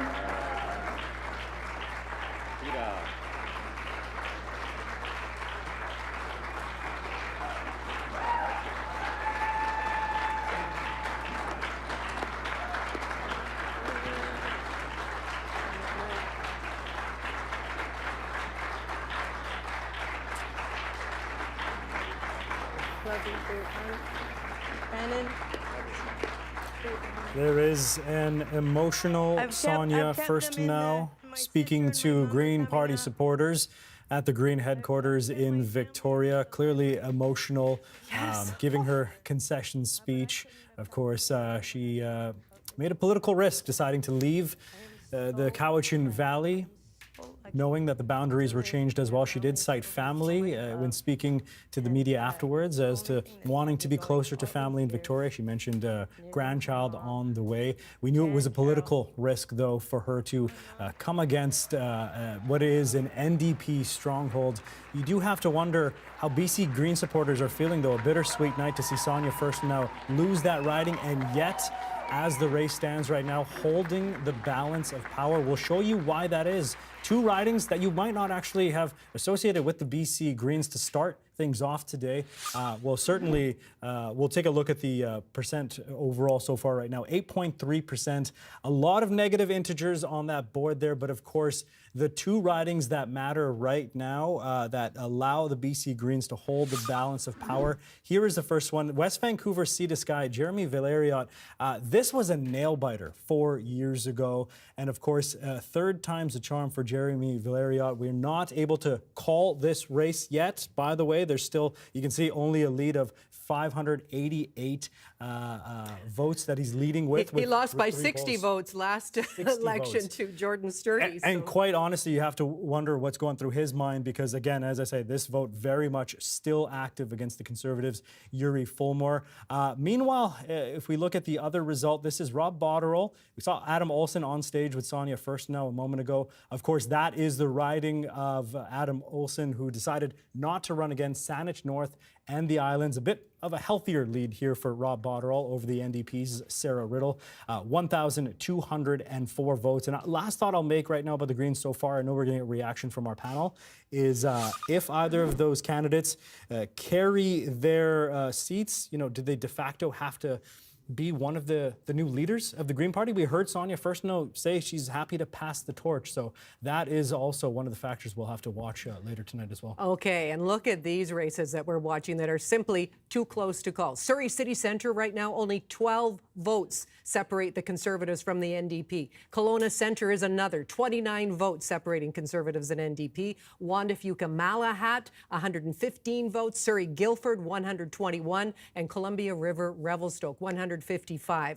If those tight races continue into the evening, just a reminder that if there are fewer than 100 votes that separate the two parties, that is an automatic recount. And it's such a close vote difference, of course, but we should also tell you that 84% of polls are now reporting. So yes, super close. Those could switch and that could change the entire game. But as we tick closer and closer to that 100% mark, those results coming closer and closer to a reality as well. Let's take a closer look at some of the ridings to watch for. Dan and Michelle, bring us up to speed, please. Let's look to the Tri-Cities. What did Miss Piggy say? Well, you wanted excitement. You've got it tonight. Coquitlam, Burke Mountain, Jody Wickens, the incumbent, leading by 309 votes for the NDP over Stephen Froelich. 10,103 votes, 17 of 19 polls reporting. This is close. And Coquitlam, Millardville, Jennifer Blatherwick projected elected with a 2,600 vote lead over Hamid Najafi of the Conservatives. My kids would appreciate that Miss Piggy reference. Let's head to Port Moody, Burquitlam. And the NDP candidate, Rick Glumac, was fighting for a third term. It looks like he's going back. He is projected elected in Port Moody, Burquitlam. And in Port Coquitlam, the NDP candidate, veteran politician and MLA Mike Farnworth is projected elected there. Port Coquitlam, and 22 of 24 polls reporting. And Mike Farnworth looks like he's going back to the legislature. All right, still so much to watch for, of course. I'll bring you up to speed right now. The Conservatives currently leading or elected in 46 ridings. The NDP right now in 45, and the Greens holding that all-important balance of power right now with 2 ridings. It has been going back and forth all evening. This is a true nail-biter. Let's take you to Conservative headquarters now at the Rocky Mountaineer Station, where Mira Baines is standing by. Mira? I don't know about you, but I'm getting 2017 vibes, and I'm also joined by a guest, the former mayor of Vancouver and former MLA, a former BC Liberal MLA for what was called Vancouver Falls Creek. Now the riding is called Vancouver Yaletown. And so Sam Sullivan joins me here at BC Conservative election night headquarters. So Sam, are you getting the same sorts of feelings that this might be playing out like 2017 did, that election? Yeah, I have to keep jump-starting my heart. It's just back and forth, and it is very eerie recollections of 2017 and how close that was. You were with the BC Liberals at the time, and now here you are at the BC Conservatives. Could you have imagined this, and what made you join the BC Conservatives here? Well, I'm a big fan of John Rustad. I worked with him as a caucus member, and he was always so good at standing up for what he believes in, but also being strategic. And so I've always admired that, and right through the whole campaign, he's really stayed true to himself and also was very strategic about how he did it. So, big fan. Okay, and tonight I told you that basically you're my neighbor, and we both live in the riding of Vancouver Yaletown. What has been a big issue for you that really attracted you for the BC Conservatives in our riding? Well, we have a real serious issue with the drugs and the public disorder, and I have friends and people that I love who are having a hard time just walking on certain streets and having to look out before they walk down a certain street. So it's no way to live in a wonderful place like British Columbia, and so definitely need to do something. Hey, do you think they're going to do it tonight? I'm going to accept whatever it is, but I'm hoping for the best. Yeah. Perfect. Thank you so much for joining us, Sam. Back to the studio. Mira Baines, thank you very much for that. What we want to do now is take you into the riding of Surrey Cloverdale. We were talking about very tight races. Well, it looks as if the floodgates have opened. Yes. And I'm not talking atmospheric river floodgates. I'm talking about finally somebody found the password to at Elections BC to allow us to see those votes, because they were trickling in earlier on. Eleanor Sturko, this is the battle of the incumbents. Eleanor Sturko of the Conservatives against Mike Starchuk of the NDP. And Eleanor has a lead of 473 votes right now, with Pat McCutcheon of the Greens behind at 1,000 votes. All right, Gloria, thank you very much. Let's turn back to our political watchers panel now. Mo, Amira, I'd love to start with you. We just watched a very emotional concession speech by Green Party leader Sonia Furstenau. What did you make of that? Yeah, I mean, what a great run she had in the BC legislature. But I would add that she had a really tough run in the BC legislature. You have to remember, a week after she became leader of the BC Greens, the BC NDP called a snap election in 2020. And suddenly she went from holding the balance of power to now becoming leader, and no one in the BC NDP caucus, who she was working with in her first term, actually wanted to talk to her anymore. So I think she had a really tough go in the BC legislature.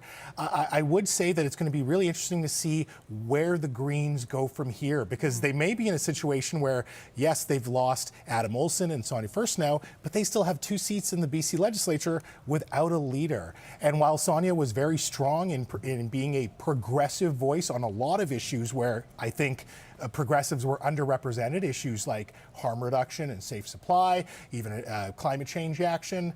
Under her leadership, the BC Greens were not good in terms of an organized party. We've seen how many candidates they actually ran in this election. They did not run anywhere close to a full slate, and that's been something that's really hampered them, certainly in this last term. And so hopefully they can find leadership, a new board, to be able to move forward and become a much more dominant party.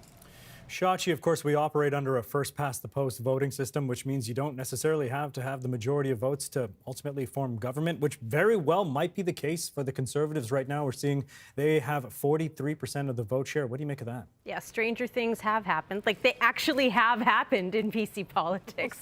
We've seen, I think, what was it, 1996, we saw this result, and the same dynamics play out. But this one is going to be interesting, because as it stands right now, in terms of percentage of popular vote, the Conservatives are off by about a point behind the NDP, but they are leading by a seat. Now, I expect, first of all, like, send Rockstar, send caffeine, send Red Bull, because I think we're going to be in for a long night.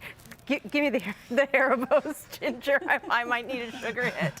But beyond that, I think if we continue to see this seesaw back and forth, it's not beyond the realm of possibility that the Conservatives get to a magic 47 and still finish second to the NDP in terms of popular vote. That's what I'm watching right now. Okay, by proportional representation, how would you rank those snacks in front of you there? Where does Lay's fit into this? So there's a sociological study that says you save the things you want for last, and you'll notice that I have not touched the Lay's yet.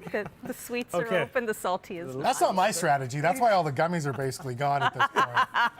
Over here. Kept far away from me. The gummy game going there, I see that. Jennifer, let me ask you as well. I think there was a real belief that we could see independents playing a major role tonight. Of course, no Gray on that board, no independents winning any of the ridings. Does that surprise you? I would like to think it was surprising, but I'm actually not, because we are seeing such an overwhelming amount of Conservatives turning out in this election.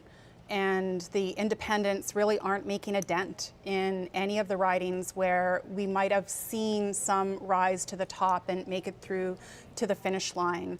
I think it was really difficult for them to put down their campaigns because of how prepared they were to run under the BC United banner. And of course, it's heartbreaking for all of them who really don't have that opportunity now. I will say that Kevin Acton looks to be playing spoiler in Vernon Lundby. So, you know, that might be the only riding where I've seen an independent actually have an impact. No, that's a great point. And of course, in a race this close, every vote matters in some of those ridings. Gloria, I should also point out our snack game poor compared to our political. Do you need help? Should we send help? So you're not that far from us. Just chuck us a few. I can walk it over. I think we're okay. Dan Burritt and Michelle Elliott are standing by. They've got more results. No snacks, but you've got some results. That's right. So yeah, if you want to share, Shachi, we're happy to take it.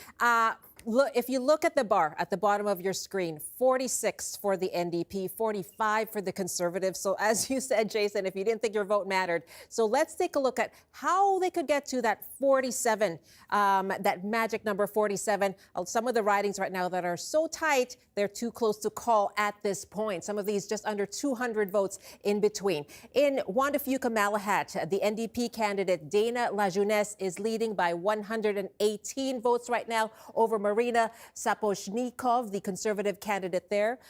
Just over 110 votes is the difference there. In Columbia River Revelstoke, the Conservative candidate Scott McInnes leading by 242 votes now over the NDP candidate Andrea Dunlop. Again, we're looking at where they could go, to where are the ridings where they could try to hit that 47 number. In Courtney Comox over on the island, the Conservative candidate Brennan Day leading by just over 200 votes over the NDP incumbent Ronna Ray Leonard. Let's keep the train rolling. Surrey City Centre Amna Shah with a 13-vote lead over Zisha Anwala of the Conservatives. 18 of 20 polls reporting, coming down to the nitty-gritty there. Surrey Guildford, Honveer Singh Randhawa with a 113-vote lead for the Conservatives over incumbent Gary Begg.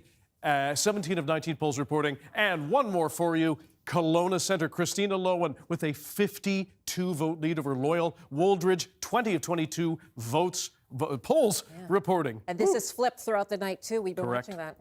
Wow, incredible stuff. I mean, for political watchers, this is the Super Bowl. This is the Grey Cup. Let's keep it candid. Very good. It's the Grey Cup. And it's a tie game going into the fourth quarter. Imagine if you are at any of those headquarters for the supporters watching this with bated breath. Well, we'll take you to one of those spots right now. Our Katie DeRosa is live now at the NDP headquarters in Vancouver. So it's a nervous energy here. People have drinks. People are wearing orange. I think people are feeling hopeful, but no victory yet. One person who is celebrating a victory is Spencer Sander Herbert. He's the MLA for Vancouver West End who's been re-elected. Spencer, what are you feeling tonight with the results so close? You know, it's too close to call, but I'm feeling great with the campaign we put in Vancouver. Great support, great results, and I just really want to thank everybody who showed up, who made their voice heard and made a difference, whether it's for renters or for, you know, folks who care about the climate, who care about the arts, who care about a community that works for everybody. That's what we're trying to build in Vancouver West End and in Vancouver, and I guess we'll see what the results hold, because I'll be there fighting for everybody. Do you think we'll see recounts with some of the seats so close? I think, you know, when you look at it, it's too close to call, and I think I remember back to 2017 where we really didn't know for a week, 2 weeks, and then we figured out who the government was. But it may come to that. I certainly feel great about everyone who put in the effort, gave their best, and I guess we'll see. You know, and the voters are always right, and I look forward to seeing what they tell us. Anything you would have done differently in this campaign? Or Eby said he left it all on the table. Do you feel like the party? And I think that's the thing. You give it your best. You talk to people as best you can. You share what you're doing for them, and you listen to them, and you try your best on their behalf. And in the end, they decide. And I respect the voters. I respect our people in BC, and I love this province. And I think regardless of if you voted Conservative or NDP or Green or Independent, we have an obligation to work for you. Regardless of who forms government, we've got to have your back, and that's something that I always give. It's It's about the people first, the party label second, although of course I support the NDP. There you have Spencer Shander Herbert, and back to you. Thank you very much. Katie DeRosa at NDP headquarters in Vancouver tonight. And we've been talking about the number of areas that are battleground zones for this election. And one of them is Richmond. Let's take you there now with Karen Larson. Karen? Yeah, thanks, Gloria. I am here at the Richmond Sheraton Airport Hotel. It is a happy room. In Richmond, 3 of the 4 seats look like they are going to the Conservatives, and one for sure, Richmond Bridgeport re-elected MLA Teresa Watt. Teresa, a resounding victory for you in Richmond Bridgeport. How did you do it? Actually, every election I just work hard, and I've been quite, I would say, they're quite popular among my constituents because they all know that I joined this, I don't call it a career, it's my mission. Because I'm an immigrant, even though I've been here for 35 years, many of the people here are even younger than the 35 years. But I feel that I want to raise the status of immigrants and want to encourage them to get more involved in politics. I think once we emigrate to a new country, we should try to get more involved and not to be separated from the so-called mainstream community. That's why 12 years ago, when Christy Clark, through somebody asked me to run for politics, I right away say yes, because my ideology aligned with the BC Liberal, and then later on BC United. Yeah. Look, I have to ask you, as someone who crossed the floor from BC United to the BC Conservatives, if the Conservatives are able to form government, are you expecting a cabinet position? I think always any cabinet decision is really up to the leader, the premier.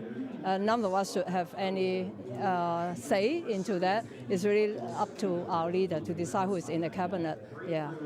What part of the Conservative message resonated with the citizens of Richmond this time around? Especially, my riding has about 70% Asian immigrants. I find that the drug policy resonates with many of them. You have to understand the culture of the Chinese Canadian, because the Opium War back in the old days when Britain attacked China, there came an Opium War, and that's why Chinese Canadians are very scared of the negative impact of the drugs on their children. And because of the quite a number of people are smoking drugs in Richmond, and that's why this one really resonates well. Another one is the healthcare and also the economy. My riding comprises the downtown of Richmond, and many small businesses are having trouble. Yeah. Congratulations to you again, Teresa. Yeah, thank you. Gloria, Jason, back to you.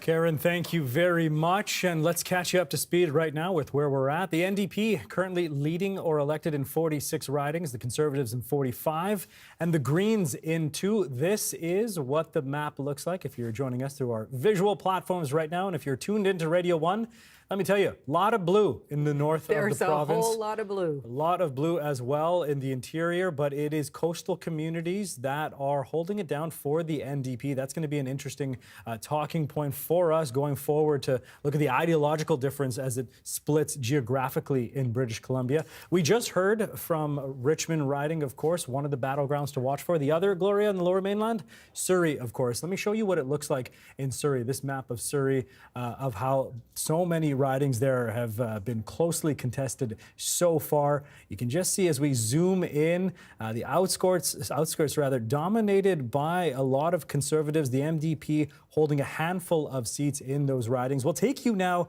to Mira Baines, who is joining us from Conservative headquarters.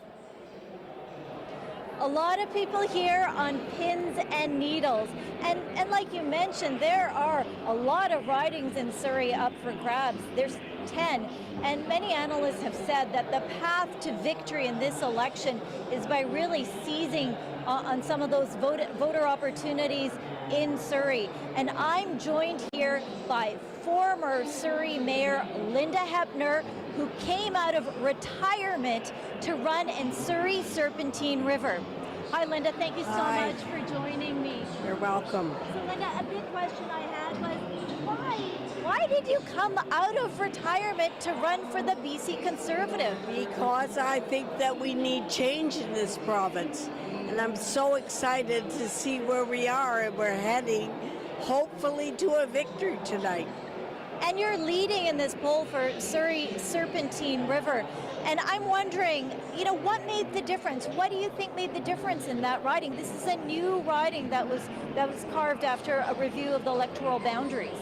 Well, what I was hearing at the doors most of the time was they wanted change. Pure and simple, didn't like what they saw happening on the streets, didn't like the fact that the affordability factor was kicking in. They couldn't see their way clear to buying houses or to having food even on the table. So affordability and addictions, I would say, were the primaries. Now, some folks have made a lot out of the BC Conservatives using the Conservative Party name on the ballot, causing confusion amongst voters who might have mixed up the BC Conservative Party with the federal Conservatives when they were voting. Do you think that had something to do with how well we're seeing the Conservatives perform tonight? No, I think that was a pig in a poke. I think that was something that the opposition used because they were grasping and a little bit nervous about where they were in terms of their polling. Now, how do you feel about going to Victoria? Will you be looking for a cabinet post? You're somebody with political experience, you know, and you're running for a party that had a lot of political newbies. A lot of newbies. Actually, I'm just there to serve in whatever capacity that turns out to be. I hope to make a difference, especially for my riding and for the Surrey residents. Perfect. Thank you so much for joining me, Linda. Back to the studio. Thanks very much, Mira. It's so interesting to hear from Linda Hepner because I wanted change, and clearly a large number of British Columbians agree with her for that call for change. Take a look again at where the standings are right now. We haven't had a lot of movement in the last little while. The NDP leading in 46 ridings across the province. The Conservatives very, very close behind at 45, and the Greens at 2. And can we just acknowledge this point of the evening? This is already a historic night. Absolutely. Conservatives are on the board. You showed the map a short time ago, and the sea of blue across the province right now. It is astounding. Yeah. It is historic, and it's going to be a very interesting makeup in the legislature next session. Absolutely, Gloria. Let's not forget, 4 years ago, the Conservative Party garnered 2% of the vote across the province, translating into 0 seats, and right now they are leading or elected in 45 of them. An amazing night for them, you have to say, based on that trajectory over just 4 years. Let's take a closer look at some of the ridings at play still. Dan Burt, Michelle Elliott. Let's go to Burnaby, beautiful Burnaby. And this is where the NDP is leaning into seats that they normally would win. So in Burnaby, New Westminster, the NDP vote share is at 55%, the Conservatives trailing at 38.6%, Greens at 4.5%, and unaffiliated or other at 1.8. We also have, I don't know if we have seat change or if we have a result. Let's see what comes up. Riding result. Burnaby South Metro Town, we're projecting elected the NDP's Paul Choi with a 1,100 vote win over Han Lee, the Conservative, 16 of 18 polls reporting. Also, another riding. Burnaby East, Rhea Aurora, projected elected 2,000 vote victory over Simon Chandler of the Conservatives, 17 of 19 polls reporting. And Burnaby North, the incumbent Janet Routledge, projected elected with a 1,300 vote lead over the Conservative Michael Wu. And more of those Burnaby area seats that the NDP have felt a little bit safe in, and so they're relying on that for these numbers. Burnaby Centre, Ann Kang, the NDP candidate there, is projected elected. And we have a couple more for you here, more orange in that area. Burnaby New Westminster, NDP candidate, the incumbent, Raj Chauhan, is projected elected there. And in New Westminster, Coquitlam, the NDP candidate, the former mental health minister, Jennifer Whiteside, is projected elected in New Westminster, Coquitlam. Thanks very much to Michelle and Dan. Let's take you back to NDP headquarters right now, where Katie DeRosa is standing by with Adrian Dix.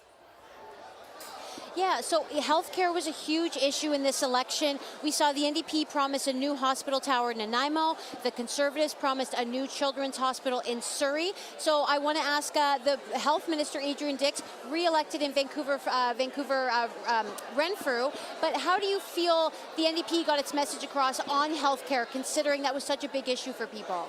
It was one of the big issues in the election, there's no question. And I think people appreciated that we had the best performance of any jurisdiction in the pandemic. There have been real challenges. We've added 550,000 people to our province on MSP in the last 3 years, and there have been some challenges. On the other hand, more family doctors, more nurses, more health sciences professionals, more healthcare workers, record numbers joining our healthcare system in the last 2 years show the promise for the future. In terms of the issue, most of the polls showed that the NDP had was better appreciated on healthcare than the other parties. But I think overall what we're seeing is an extremely close election. And you see that in the numbers tonight. And we're obviously, I just say this about the performance of the NDP, 45%, one of the best performances in the party's history. And we're just hopeful that the final few seats will land in our column. Was the performance good enough, though? If it's so close, do you think people were upset about the healthcare, not being able to get a family doctor, ERs closing? Like, did the NDP perform well enough to sway voters? Yeah, I think we added, as you know, about 835 family doctors in the last year. They're still adding patients, so I think patients will see the impact of that much more in the next year than in the last year, which might have an effect on the election, there's no question. But look, this is a close election. This is our third election in a row. This is a time when incumbent governments have been losing everywhere, in France, in UK, in Finland, in Sweden, across Europe. Obviously in the United States, there's a big challenge to incumbents too. And so we face that here. And this performance, one of the best in popular vote in the NDP's history, showed a lot of support, as well as a two-party system that's extremely close. We're reliving the night of 2017, which I think we were both there for. Do you worry the NDP is going to find itself in opposition after this night? Oh, I think we should count the votes. You know, I think it's so close right now that drawing conclusions about what the final result is when it's down to a handful of votes in different seats. Let's see what the results are. There are some votes that are counted after tonight as well. So let's let the voters decide, and then we can judge from there. There we have Adrian Dix, and he's confident. And back to you. All right, Katie, thank you very much. Let's talk about the final vote that Adrian Dix mentioned there, because if you've been with us since the polls closed at 8 o'clock, an hour 45 minutes in, you'll have noticed in the beginning we got a lot of votes coming our way and a lot of riding changes. The fact that at this point in the evening, we're still not able to make a projection in terms of what type of government we might see, who is in power, speaks truly to just how close some of these races are, with just a handful of polls remaining. Like, take, for example, Surrey City Centre. 33 votes separate the NDP lead from the Conservatives. Wanda-Fuka, Malahat, 43 votes separate the NDP lead to the Conservatives. So, yeah, we got results early, but it really does feel, Gloria, like it's coming down to the wire. No, it's so true. And it was interesting to hear Adrian Dix talking about what's unfolding tonight in British Columbia, reflecting broader trends, broader global political trends. Stephen Quinn, over to you and your panel. Thank you very much. And once again, Mo Sahoda's got his eyes on Surrey, trying to figure out what the heck is going on there and when we might get some answers. Mo. Well, we're going to get answers when all the votes are counted. That's what's going to happen here tonight. There's 2 seats in Surrey, Surrey Centre and Surrey Guildford. Surrey Guildford, we're trailing only by 116 votes. There are a couple of other seats that are very much in play, the one in Courtenay and the one in Maple Ridge. And funny enough, the one in Kelowna. All of these are seats that we're trailing in, but we're well within 100 votes of being able to capture them. We need to capture 1, maybe 2 of those to get across the majority to majority tally. So again, I think it's just going to come right down to the final vote being counted. It's that close. And Rachel, what are you thinking about how close it is right now? I mean, you've got to be impressed with what the Conservatives have managed to do tonight, obviously. Oh yeah, I mean, going from no seats elected ever to 45, hopefully 47 plus by the end of the night. But even things like we just talked about off air, the island is something amazing. As BC United, BC Liberals, we tried to get those ridings, and federally, I know the Conservatives are watching them very closely. So for me to see North Island and Comox that we're winning there right now is just amazing, and kudos to John Rustad on that. So are you suggesting that there might be something behind changing your name from Liberals to Conservatives then? There's definitely something behind it, for sure. I mean, we're seeing it tonight, and I think it'll be interesting to see where the party goes from here in terms of alignment with the federal party. And Mo, we have seen the Greens on the board leading in 2 ridings right now, but we have not seen one elected. What are you thinking? Oh, I'm Pete. That's Mo. Did I just say Mo? I'm looking at my gosh. I'm sorry. It's late. I mean, it's not even that late, actually. I mean, you know, obviously my apologies. For you, that's it's okay. late. Yes. You know, obviously super disappointing to see Sonia, but what a gracious speech, and I think she exemplified real leadership. Yes. In how she carried herself in this campaign. You know, as it stands now, I think we're seeing 2 Greens on the board. It's looking. I understand in West Fancy to Sky, they're pretty much assuming that it's a done deal, and certainly in Saanich North and the Islands, also looking pretty good. So it again, shades of 2017. I think we'll see the Greens are still sticking around and possibly forming the balance of power in any future scenario. Who knows? We see that Mo guy is really insightful. He is, isn't he? Well, we've got another Mo down there, so I may as well just call everybody The Mo. night of Mo. I was waiting for 3 more, and we'd have 5 guys named Mo, but that would be that would be too much. And we talked as well a little bit about the possibility of recounts here, because we do see things so close. And so I think a judicial recount is triggered by, I was just reading it from Elections BC, 1/500th of the total number of votes. Right. If that's what's separating the 2 top candidates, then a judicial recount automatically takes place. Yeah, that's automatic. And a candidate that loses by 100 votes or less can also request a recount. So we may well be looking at those recounts, and it might be a few days before we actually know the final outcome of this election. Everybody is talking about 2017 right now. Are we seeing any? The only difference for me is I was sitting over there in 2017, and it was I think you may have, yes, I think you were there actually. What have we? I mean, how similar is it for all of you? Well, for me, it's similar. For sure, and you know, if this stays as it is, we're going to get into a lot of discussions about the role of the lieutenant governor, who goes to ask for a chance, what the speaker, where the speaker of the legislature comes from. So it's going to be deja vu all over again. Now we're one seat short, in that regard. So if we pick out one more, then that goes for naught. Right, and. You're hoping that obviously doesn't happen, Rachel. I am. I am looking to a strong majority Conservative government in this province. I was in Ontario in 2017, so for me, this is like, okay, now I get my shot at watching this exciting race. And the difference was, I think there's a lot of seats that were, talking from the 2020 campaign, there's a lot of seats that we wanted, didn't win or lost, that we're now picking up, and that's super exciting. You didn't even have to campaign on a buck of beer either, so. Right? Good on you. Exactly. All right. Back to the desk now.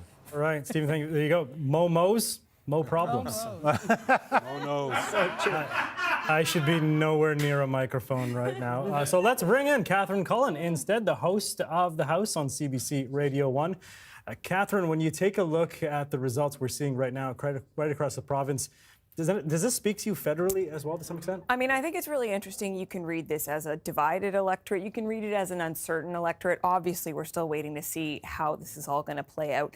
For the NDP, the BC government is a crown jewel, right? It shows people across the country that the NDP can lead, they can govern. So federally, the NDP watching this really closely, hoping they can pull it out of the bag. For the Conservatives, I mean, again, they kind of coming out of nowhere. I know the party's been around for a long time, but John Rustad has done a lot of work. So it does speak to the fact that there is a strong change sentiment. The question is how strong. We're still looking at how that's going to play out. And again, for the federal Liberals, David Eby has been able to some extent push back that anti-incumbent sentiment. Of course, the end result, who forms government, that's really what's going to matter here. But I think each party is still going to be chomping its fingernails in Ottawa to get a sense of what this really means for them. And I would say as well, one other thing, one federal person said to me, whether it's provincial or whether it's federal, elections are decided in the suburbs. So all this interest in what's going to happen in Surrey, that is a message it carries across the country. Yeah.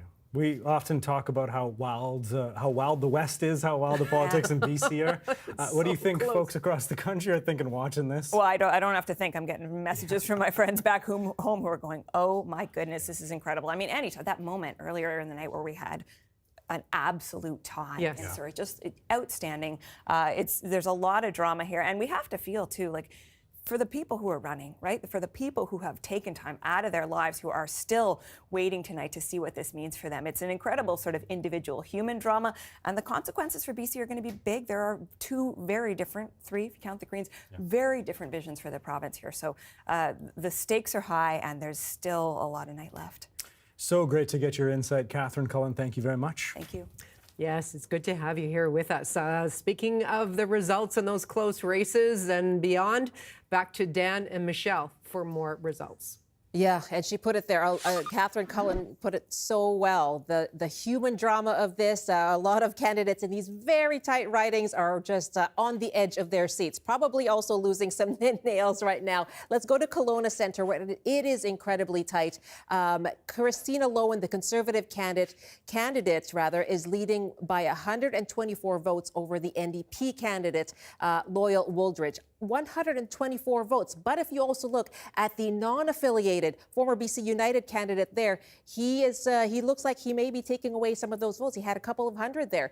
In Courtney Comox, the Conservative candidate, Brennan Day, leading by just 234 votes over the NDP candidate, Ronna Ray Leonard, who is the incumbent there. But if you look at the Green candidate, Arzina Hamir, she's got almost 7,000 votes. So those are the votes that are blocking the NDP from leading and potentially getting elected in Courtney Comox. So watching these very closely. Let's jump to Vernon Lumley, where Harwinder Sandhu, the incumbent, leading by 388 votes over Dennis Giesbrecht of the Conservatives. Kevin Acton, though, 4,193 votes. Non-affiliated, he was looking to be a BC United MLA or Conservative. That did not happen for him. 24 of 26 polls reporting. Still tight. Waiting to see what happens when those two polls report. And Richmond Steveston, Kelly Green leading by 636 votes over Michelle Molyneux. This has flipped back and forth. A major win for the NDP in 2020. But Jackie Lee, non-affiliated, 2,217 votes. We're still waiting for two more polls to report. Anyone else nervous? Everybody's nervous. Dan, Michelle, thank you very much. Okay, yeah. At least we got some snacks. Thank you, Shachi. Hey, you guys got snacks, and we're still snack-free at the guest. Let's tie her back, shall we? Yeah. But it's very interesting, especially in those tight races. Again, Richmond Steveston and Vernon Lumley, just to see where the independent and non-affiliated candidate is, in fact, a factor here. Right. And it is in a sense, splitting the vote. Yeah, no independents leading at all, but as you say, still having a big impact on a race that is at a razor's edge. The NDP right now leading or elected in 46 ridings, Conservatives in 45, the Green Party in 2 ridings, just to show you how tight this race is. Let's take you back now to NDP headquarters, where our Katie DeRosa is standing by. Hi, Katie. That's right. I'm here with Kareem Alam. He's a former BC Liberal strategist, worked on Kevin Falcon's leadership campaign, also worked on Mayor Ken Sims' campaign. He joined the NDP just last week because he was upset with some of the BC Conservatives' more extreme, what he called far-right candidates. And I just want to ask Kareem, what's the factor here? Why are we seeing such a close race? What do you see? It's very obvious to me we have a deeply wounded and divided province. Not only are the results on seat counts close, but the results on seats themselves are extremely close. We have Christians, Jews, Muslims, Indigenous people, but also small business owners and big business owners and workers and labor, all deeply unhappy. The micro-targeting of this campaign means we don't have to coalition build anymore. So dividing is the new game, and it's not unifying. Do you think we're going to see recounts? Like, when do you think we'll see results in this election? Well, based on what I just saw, CBC just report, we're seeing about 5 seats under 100 votes separating those winners and losers, and those seats are automatic recounts. My candidate in Vancouver-Realty, Ontario, just won. That's why everyone's so happy. But yes, it's 100 votes, automatic recount. Some of those other seats in 200 might be claims for the other parties themselves to go out there and file a judicial recount. They may be rejected, they may be accepted. 100's automatic, anything under 200 or 300 could go to a recount itself. It might be, if these votes don't change, that we might not know who wins government tonight. Some of the centrist voters that were left politically homeless by when BC United folded, where do you think they went? Well, it's very clear. In Vancouver, they went with the NDP. In Surrey and in Richmond, it looks like they broke to the Conservatives. It depends really on where you live and what the biggest issues in your community were. But again, what we're seeing here in this divided vote is a result of the micro-targeting that both campaigns took on. Long gone are the days of coalition building. And there you have Karima Lam talking about just how close things are, the likelihood of potential recounts in some ridings. And this shows us just a divided province. Many people angry about housing and healthcare, but other people agreeing with the NDP's message. So really, again, a nail-biter tonight. No kidding. Katie DeRosa, thank you very much. And nothing demonstrates those divisions other than looking at the bottom of our screen tonight. NDP still leading in 46 ridings, Conservatives in 45, and the Greens in 2. We have reporters around the province taking in the results and gauging reaction. Let's take you to Kelowna now, where Chris Walker is standing by. Chris? Gloria, a very happy room here at Gavin Dew's campaign in Kelowna Mission, but the real story is developing at Kelowna Centre with 30 votes back and forth between Loyal Wooldridge with the NDP and Christina Lowen with the Conservatives. And depending on how you do the math, that could be the difference between an NDP majority and an NDP minority. So very tight there. The other interesting race in Vernon-Lumby, where Harwinder Sandhu looks like she will hold on. She's the incumbent with the NDP. And both of those ridings would be Conservative were it not for independent candidates. Both former BC United candidates, both decided to run. Michael Humer in Kelowna Centre and Kevin Acton, popular mayor in Lumby. So very tight race here in Kelowna Centre, but essentially everywhere else around the southern interior, especially the Okanagan, we're looking at deep blue. Very solidly Conservative. A couple of NDP ridings in the Kootenays that have hung on. No surprise there. Long-time NDP ridings, but lots of blue around not only the Okanagan, but the East Kootenay as well. Very happy people here tonight, that's for sure. Chris Walker reporting from Kelowna tonight. Thank you. Well, so many ridings to watch this evening, I should say. We want to zero in on one NDP candidate in particular. He is a familiar name to many, Nathan Cullen. Let's check in on riding results in Bulkley Valley, Stikine, where Nathan Cullen is trailing, and I'd say significantly so at this point. Sharon Hartwell with the Conservatives leading by 939 votes. Nathan Cullen, of course, former MP with the NDP, becoming an MLA with the provincial NDP afterwards. But this is an interesting result right now. I'd love to get reaction from Ginger Gosnell-Myers. Ginger, what do you make of this? This is a really surprising result because that riding has seen majority of NDP support over the years. Nathan Cullen has been quite popular with the NDP, you know, all of his time as an MP and then his switch over to provincial politics. He was seen as a potential leader of the provincial NDP at one time, and I don't think that folks were expecting him to lose this riding. I think it's going to be a huge loss for the BC NDP.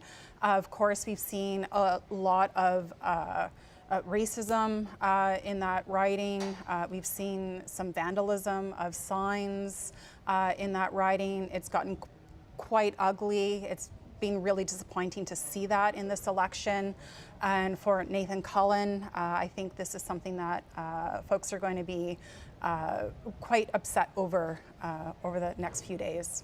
Shachi, of course, this race is on a knife's edge, and therefore it's hard to draw any conclusions until every vote is counted, it seems. But what do you make of the night so far for David Eby? Well, I think we can draw some early conclusions about what kind of night it's been for the NDP and David Eby. It has not been a good night. Now, like we've been saying since the beginning of the evening, it was going to be tight. It was tight. And that level of dissatisfaction that people were feeling and seeing in terms of government performance on the opioid crisis, on the decriminalization of public consumption of hard drugs, on ER closures and the inability to get access to primary health care in this province.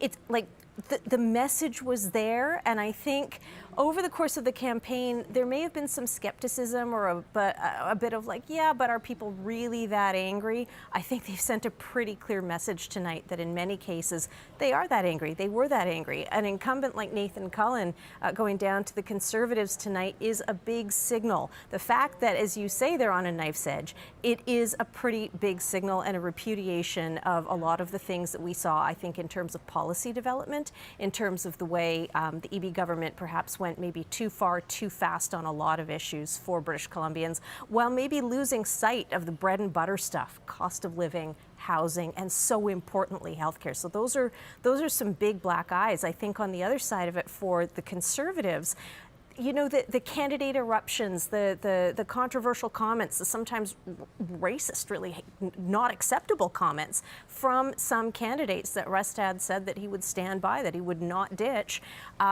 Again, I think the chattering classes and the political analysts and the pundits might have said, well, that's going to be problematic. I think voters have showed us tonight that they priced that in to the cost of their vote when making up their minds. Shachi, thank you. Mo, one of the visuals we keep seeing tonight is the map of BC, and you can just see the fracture in the party geographically speaking. I wonder how politically divided you think BC is right now. Well, it's interesting to see the BC NDP doing not as well as expected in Surrey and Richmond in particular, and that's basically where they're losing this election. I know it's still tight, but in terms of where they underperformed, you can look at those two regions specifically. If you had given the BC NDP the opportunity to form the perfect political opponent in a laboratory 6 months ago, they would have given you a party very similar to the BC Conservatives. They would have given you a leader that perhaps is not that charismatic, perhaps has some climate change denialism, some vaccine skepticism, has pandered to conspiracy theorists. Maybe their front line would be not that well-known BC Liberal MLAs, and then the rest of the party would be rounded out by basically internet trolls. On top of that, the BC Conservatives did not have a get-out-the-vote strategy. They didn't really have voter ID systems. I mean, this was a party that really did not have the same amount of resources as the BC NDP, and the fact that it's this close is very much a repudiation of David Eby and the BC NDP. Our political watchers panel, always great to hear from you. We'll continue to hear from all three of you throughout the evening. Gloria. Let's head to Vancouver Island. We're taking you to Nanaimo now, where George Anderson has been projected elected in Nanaimo, Landsville. A good evening to you. And how are you feeling about this close race tonight? Well, I can tell you that I'm focused on Nanaimo, Landsville, and I feel extremely honored to be the first MLA for Nanaimo, Landsville, and I'm going to do everything that I can to make sure that the individuals in our community are represented well. And what went right with your community? What were the messages that landed with voters in your view?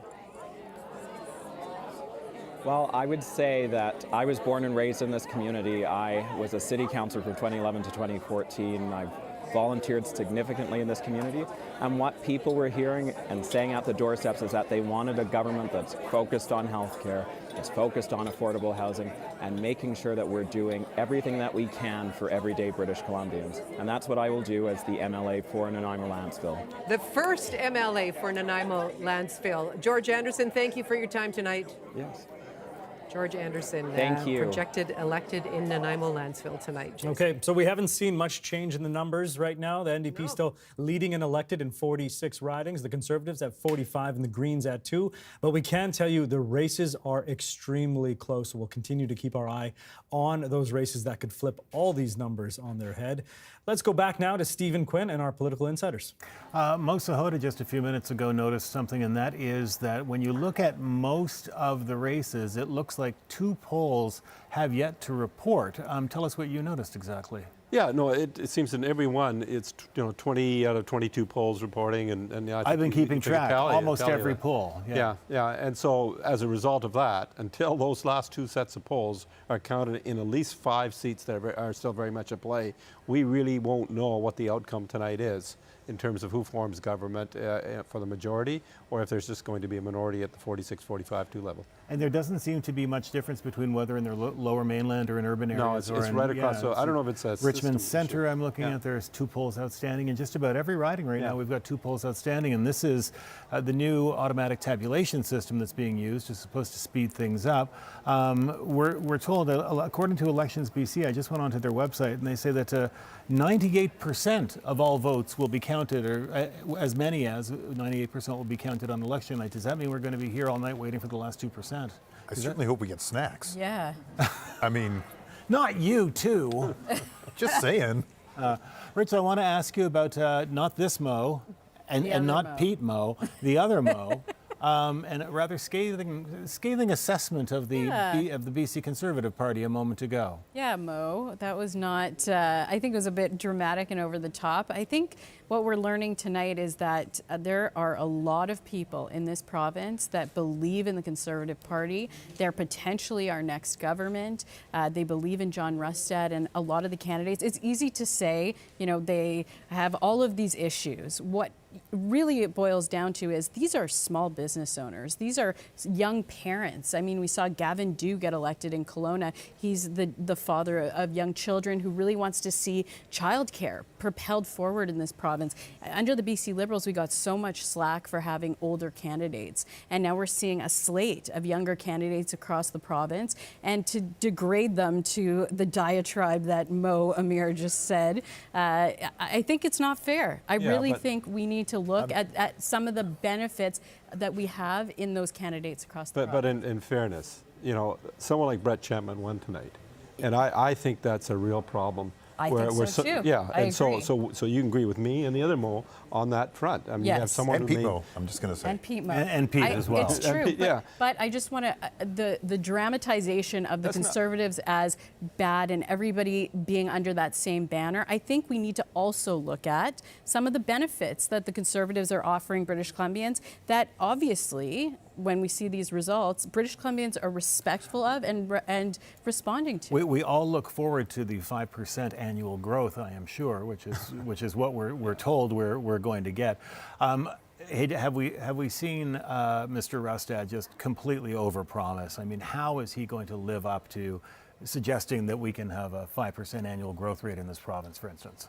John Rustad laid out his plan for the province. Voters 3 days before the vote. He laid it out. Voters are responding to it. I mean, I'm not the one to choose the premier. I wish I was. I understand. But British Columbians, 5 million British Columbians, have the opportunity to say, John Rustad, we believe or we don't believe in your platform. And obviously, we're seeing that they are coming out in droves and saying, we want change. The NDP have failed us. We want to see the plan that John Rustad has put forward. Let's hear from Pete for a second.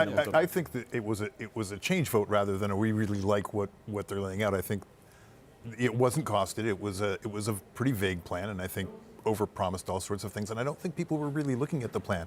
I think there's a lot of young people under 30 who have never lived with a Conservative government. But they have been under a Pierre Trudeau and a provincial NDP government, and things aren't better for them. So they're looking like, that hasn't been good. How can we change things? How can we get life better? And forget about things like COVID and inflation and interest rates and all the other pressures that we've had on society that we've been struggling with and have made life arguably worse. People are just looking for something better, and I think that's what We've talked about the messaging of the Conservative campaign tonight, and I think that is what has resonated. This campaign that BC can do better, that there are ways that we can put policies out that will make life more affordable, that we can, and John Rustad put that to voters, and that's what we're seeing tonight. My only suggestion is that he has a lot to live up to. And he won't be able to live up to it. Look, what's happening out there right now, there's a residual unease. There's high interest rates, There's high inflation, and people are having trouble going from month to month, from paycheck to paycheck. And so they're looking for solutions. And they're very divided on what those solutions ought to be. Look, a lot of people tonight voted NDP. They voted NDP because they think we're going to be better at looking after health care, better at dealing with issues of affordability, and better at dealing with issues of housing. And so it's a divided province, historically a highly polarized one, and that these results tonight reflect simply that. I don't think that it's a vote in favor of Mr. Rustad, and I think most people would rather prefer that Mr. Eby be the Premier of the province, and he's one, possibly 2 seats short of that. We shall see shortly, we hope. Thank you, all three of you, once again. Back to the desk. Stephen, thank you very much. Well, if tonight wasn't dramatic enough, add a little more drama. So it's gotten more dramatic. We're getting information right now from Elections BC. And in terms of the numbers not coming in, this is why. Elections BC is citing a safety issue in the polls that haven't finished reporting right now, saying that the final poll in many of these districts won't be released just yet until they can recount the full votes, given how close this race is. Once again, Elections BC is citing a safety issue because according to the electronic tabulators, which is once again the first time we're using these in a BC provincial election, once that final poll is reported, that polling station closes down, which we are understanding BC Elections does not want to do just yet. So they want to recount until they release the final poll. It just so happens, Gloria, of course, that final poll could determine who forms government in close races like this. And it's interesting because we did hear, prior to the polls closing tonight from Andrew Watson of Elections BC that considering we've got this electronic voting system, it could be all, called within an hour. We saw the results come in very, very quickly initially. But again, we have not seen those numbers change on the bottom of our screen for quite some time now. Right. And that, I was going to say, that explains it. It's still confusing. We have put out a request to Elections BC for more clarification on exactly what is going on, but we've got a lot of outstanding close races, Exactly. Jason. And as you say, Gloria, CBC has put a request into Elections BC to get clarification on the situation. But as I say, the latest information we have, the final poll in many of these ridings not being released just yet, citing safety issues, wanting to recount to make sure they have those numbers correctly. And have a look. This is why it matters. Too close to call. Wanda-Fuka Malahat, where the NDP candidate is currently leading the Conservatives by 34 votes. Surrey City Centre, just as close. The NDP candidate there leading the Conservative by 41 votes. Surrey, Guildford, Kelowna Centre, Courtney Comox, Coquitlam, Burke Mountain, all very, very close matches. Let's go back to Dan and Michelle for more results. Wow, look at how tight and how close those ridings are that are too close to call right now. Let's take you back up to the Northern Interior, where there's a lot of blue. The Conservatives' vote share right now is at 61%, and the NDP have a vote share of 27.3%. And how about the seat change? Well, the Conservatives picking up 9. They're leading in 9, and the NDP -1 right now when it comes to the ridings there in the Northern Interior. In fact, let's look at some of those specific ridings. In Bulkley Valley, Stikine, the Conservative candidate, the former mayor of Telkwa, Sharon Hartwell, is leading by 1,301 votes over the NDP incumbent, Nathan Cullen. So that result there, I'm sure NDP is really on their edge of their seats for that one. And in the Caribou-Chilcotin, the Conservative candidate, Lorne Dirksen, is projected elected there. He was one of the early BC United MLAs to jump ship over to the BC Conservatives. Lorne Dirksen is projected elected in Caribou-Chilcotin. And of course, let's revisit John Rustad, leader of the BC Conservatives, is projected elected in Nechako Lakes. And one more here, North Coast, Haida Gwaii. Tamara Davidson, the NDP candidate, is projected elected there for the NDP. We have several more to go through, so we'll get you caught up as we wait for those updates from Elections BC. Peace River North, Jordan Keeley projected elected over the incumbent Dan Davies, 25 of 27 polls reporting. Over in Peace River South, Larry Neufeld, the Conservative, projected elected with 4,500 vote lead over the incumbent, now independent, Mike Bernier. Elsewhere, Prince George George Mackenzie, Keil Giddens, 5,700 vote win over Shar McCrory of the NDP as well. Almost all polls reporting there. Prince George, North Caribou, Sheldon Clare for the Conservatives, almost 6,700 vote win there over Coralie Oakes, the former BC Liberal. Prince George Valemount, Rosalind Bird, projected elected 3,300 vote lead and victory over Clay Pountney for the NDP. And in Skeena, projected elected Claire Ratty with an 886 vote victory over the NDP's Sarah Zimmerman. Thank you very much, you two. And we do have some news, and it is good news for the Greens in British Columbia. We have our first projected elected Green candidate. That's Rob Botterill in Saanich North and the Islands. This was the riding that Adam Olsen left. He decided to step away from politics right now. So Rob Botterill will be going to the legislature in the next session. All right, and of course there is one other Green that's leading their riding. That is Jeremy Valloret in West Vancouver, Sea to Sky. But you have to think for Green supporters that's going to be good news, especially given how tight that race ended up. Catherine Cullen is with us now. She is the host of The House on CBC Radio 1. Tell us what's been going through your mind. What are some of the interesting storylines you've been following? Yeah, I mean, I think what some of the lessons that folks are going to try to take away, Fred, really from this have to do with the issues that have been animating the discussion over the course of the campaign. So we all know affordability, housing, top of mind, and British Columbia has been at the forefront of this housing crisis that is being faced across the country. I think it's really interesting to watch the way in which David Eby has tried to make the case that, British Columbia is starting to turn the corner. Rents are starting to stabilize, prices are starting to come down, that he's taken specific actions that have helped free up a certain amount of housing, while at the same time you have people feeling, I think, in their day-to-day lives generally that things are not getting a lot easier, that you really feel that housing crunch. It is, in some ways, the same challenge that the federal Liberals face, where they've put forward a pretty aggressive housing plan in the spring. This is not an issue that gets solved quickly. So trying to convince people, I have a plan, I'm taking action on this. On the other side of the coin, you have the John Rustad, Pierre Poilievre dynamic saying, look around you, people. If you are making the decision about whether or not this is the future that you want, just ask yourselves, does your life feel better? Do you have faith that your leaders are making the right decisions for you? I'd say another really interesting one, but in a very different way, the carbon tax, where we saw both of the major political parties distance themselves, and the extent to which a discussion about the environment and climate change as such really not tracking. And we do see that in the opinion polls federally as well, that it's just not a motivating issue to the same extent it used to be. When we talk about the carbon tax right now, it's very much an economic discussion, and that is very much something that favors Conservatives. It's not being talked about as an environmental policy in the same way that it used to be. You mentioned earlier you have friends and colleagues in Ottawa who are watching this race closely. It's it's well past midnight now. Are they still? I think a couple of them might have gone to sleep. They probably have better snacks than we do. Let's be honest, they're in their living room. But yeah, I mean, listen, it's clear this is going to be a nail biter, and there are so many fascinating twists and turns. I can't wait to find out a little bit more about what you were saying about Elections BC. That's sort of a curious piece of this. So BC politics, you guys are never boring. Thank you so much for inviting me to the party. And we're so glad you're here with us as well. Right now, we want to take you to NDP headquarters, where Katie DeRosa is standing by. Katie?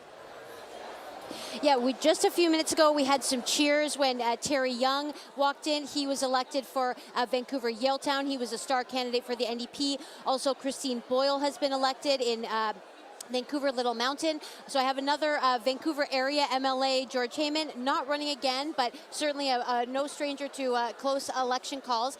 What do you think we're going to get a result tonight? I'm not sure we'll get a final result tonight. It was very clear.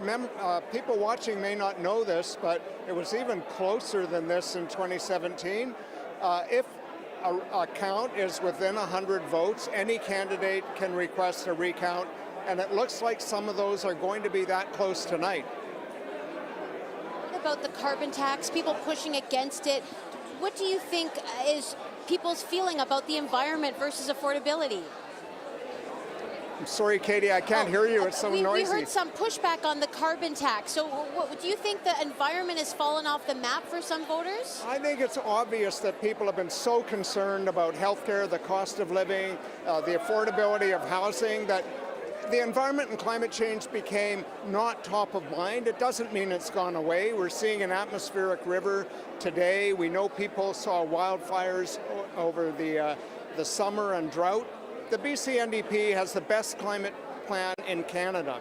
People outside of British Columbia have said that.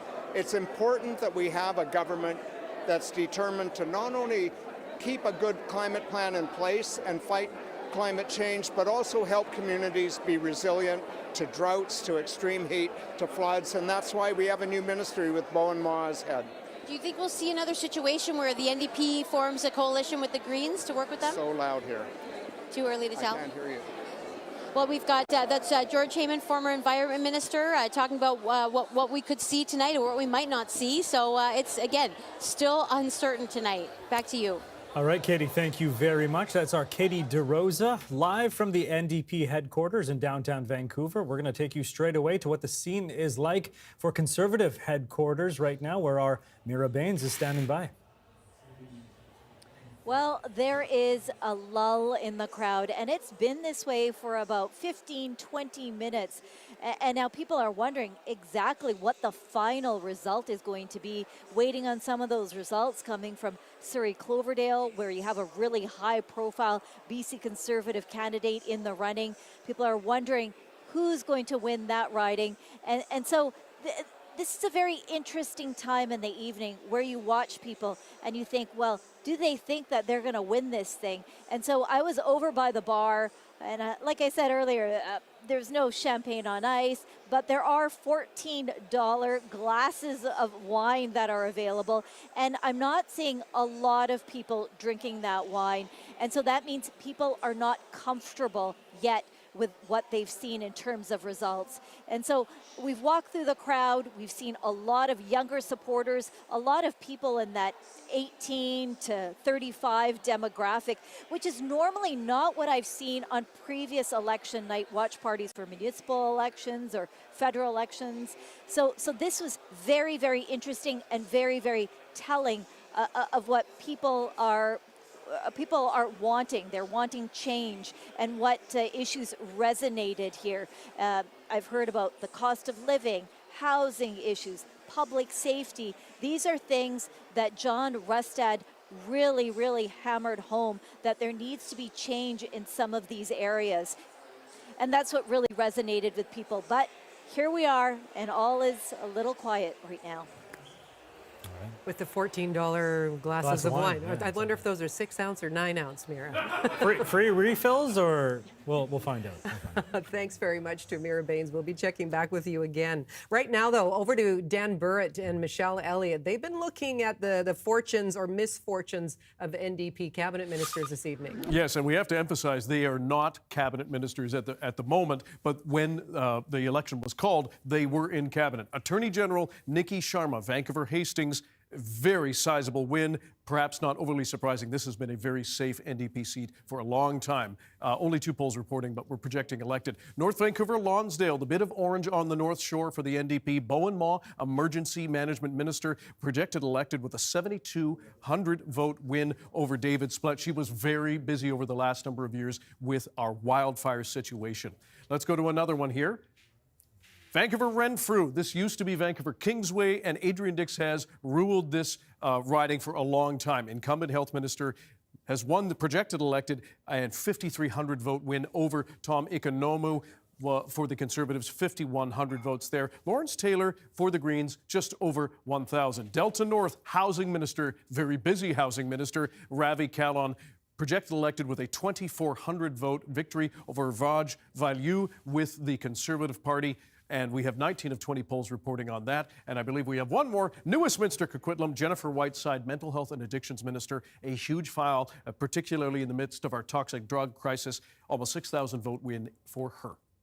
And another former cabinet minister, as Dan emphasized there, Mike Farnworth, former Solicitor General, Public Safety Minister, projected elected in Port Coquitlam, considered a pretty safe seat in Port Coquitlam there. And we have a few more here. Let's head out of the Lower Mainland up to Bulkley Valley, Stikine, an upset for the NDP here. And their former cabinet minister of Forest, Land and Water Resources, Nathan Cullen, is trailing. And actually now Sharon Hartwell, the Conservative candidate there, is projected elected. So Nathan Cullen out of the legislature. And at Nanaimo Gabriola Island, the NDP candidate there there. Sheila Malcolmson, the poverty reduction minister at the time when the government was dissolved, is now projected elected at Nanaimo Gabriola Island. And at Saanich South, Lana Popham, who was the agriculture minister for the NDP government at the time and is now projected elected at Saanich South. And I ought to clarify, I misspoke earlier, they are still cabinet ministers at the moment. So until there is a new government, they are still in cabinet. There you go. All right. Dan, Michelle, thank you very much for that. We want to take you now to Victoria. That is where our Gregor Craige is. He is at Green headquarters in downtown Victoria. Gregor, I have to ask you, I can't help but think it must be a bittersweet night for Green Party supporters. If these results hold, of course, they have the all-important balance of power, and yet leader Sonia Furstenau not successful in Victoria Beacon Hill. You put it exactly right, Jason. Bittersweet is the word of the night here at Green headquarters. You may remember a few hours ago, this was kind of the place to be. The mood was high. Everybody was excited. And in fact, you know, they should still be excited because they've held their 2 seats. And as you said, it's the balance of power, or as Adam Olsen, the retiring Saanich North and the Islands MLA, called it, the balance of responsibility. But bittersweet because Sonia Furstenau, the party leader, did not win the seat in Victoria Beacon Hill. And I don't want to accuse Dan Burrett of wrecking the party here, but the CBC News feed was on the big screen here when he announced the results, that it looked like Grace Laura of the NDP was going to beat Sonia Furstenau, and it immediately just changed the tone like that, like the snap. I mean, people are getting a little bit up now. They're talking about 2 seats, but it just took the wind out of the sails because people love Sonia Furstenau here at BC Green headquarters. So absolutely, they're excited to have the 2 seats, what looks like 2 seats, possibly the balance of power in a very tight race, but super disappointed. A lot of people here were in tears, hugging each other. I mean, a lot of people in tears because Sonia Furstenau will not be returning to the legislature. Gregor, one more question for you, because I think one of the other interesting dynamics here for the Greens is that if these results hold, they've jumped the Salish Sea. Of course, if they can elect the candidate for West Vancouver Sea to Sky, of course, how significant would that be for the party? Yeah, that's a significant point, Jason. And of course, they were close last time in West Vancouver, Sea to Sky area, but now to actually do it. And we just had Jeremy, the successful candidate there, on the video link talking to supporters here. So that's definitely exciting for Greens. I think it just would have been so much more if Sonia Furstenau was taking the back there with an increase of 3 seats. But absolutely, and I have heard that, it's kind of piercing through the gloom. They are excited to be on not just Vancouver Island with Rob Botterill, who's going to be speaking here soon from North Saanich, but also Jeremy in West Vancouver Sea to Sky. So yeah, a little bit of good news here, but a lot more somber here at Green Party headquarters than it was a couple of hours ago. All right, Gregor, thank you very much. That is Gregor Craige, the host of On the Island. And I should clarify that CBC has not yet projected elected Jeremy Valeriot in West Vancouver Sea to Sky. There is one Green member who has been elected, that is Rob Botterill in Saanich North and the Islands. We are still waiting for those votes, though, to come in. West Vancouver Sea to Sky is still one of those ridings where, you know, we're still waiting for the votes to come in. And certainly much more subdued than earlier conversations with Gregor there, where there was a definite excitement and anticipation in the room. Let's go now to our political watchers panel. Mo Amir, where are you at right now tonight? What are you watching? What am I watching? I'm watching the same thing you're watching, and it doesn't seem to be moving much. I do want to address something from the other panel with the other Mo and Rachel. I didn't catch all of it, but I heard that I was kind of a Debbie Downer on the BC Conservatives. I do want to say something really nice about them.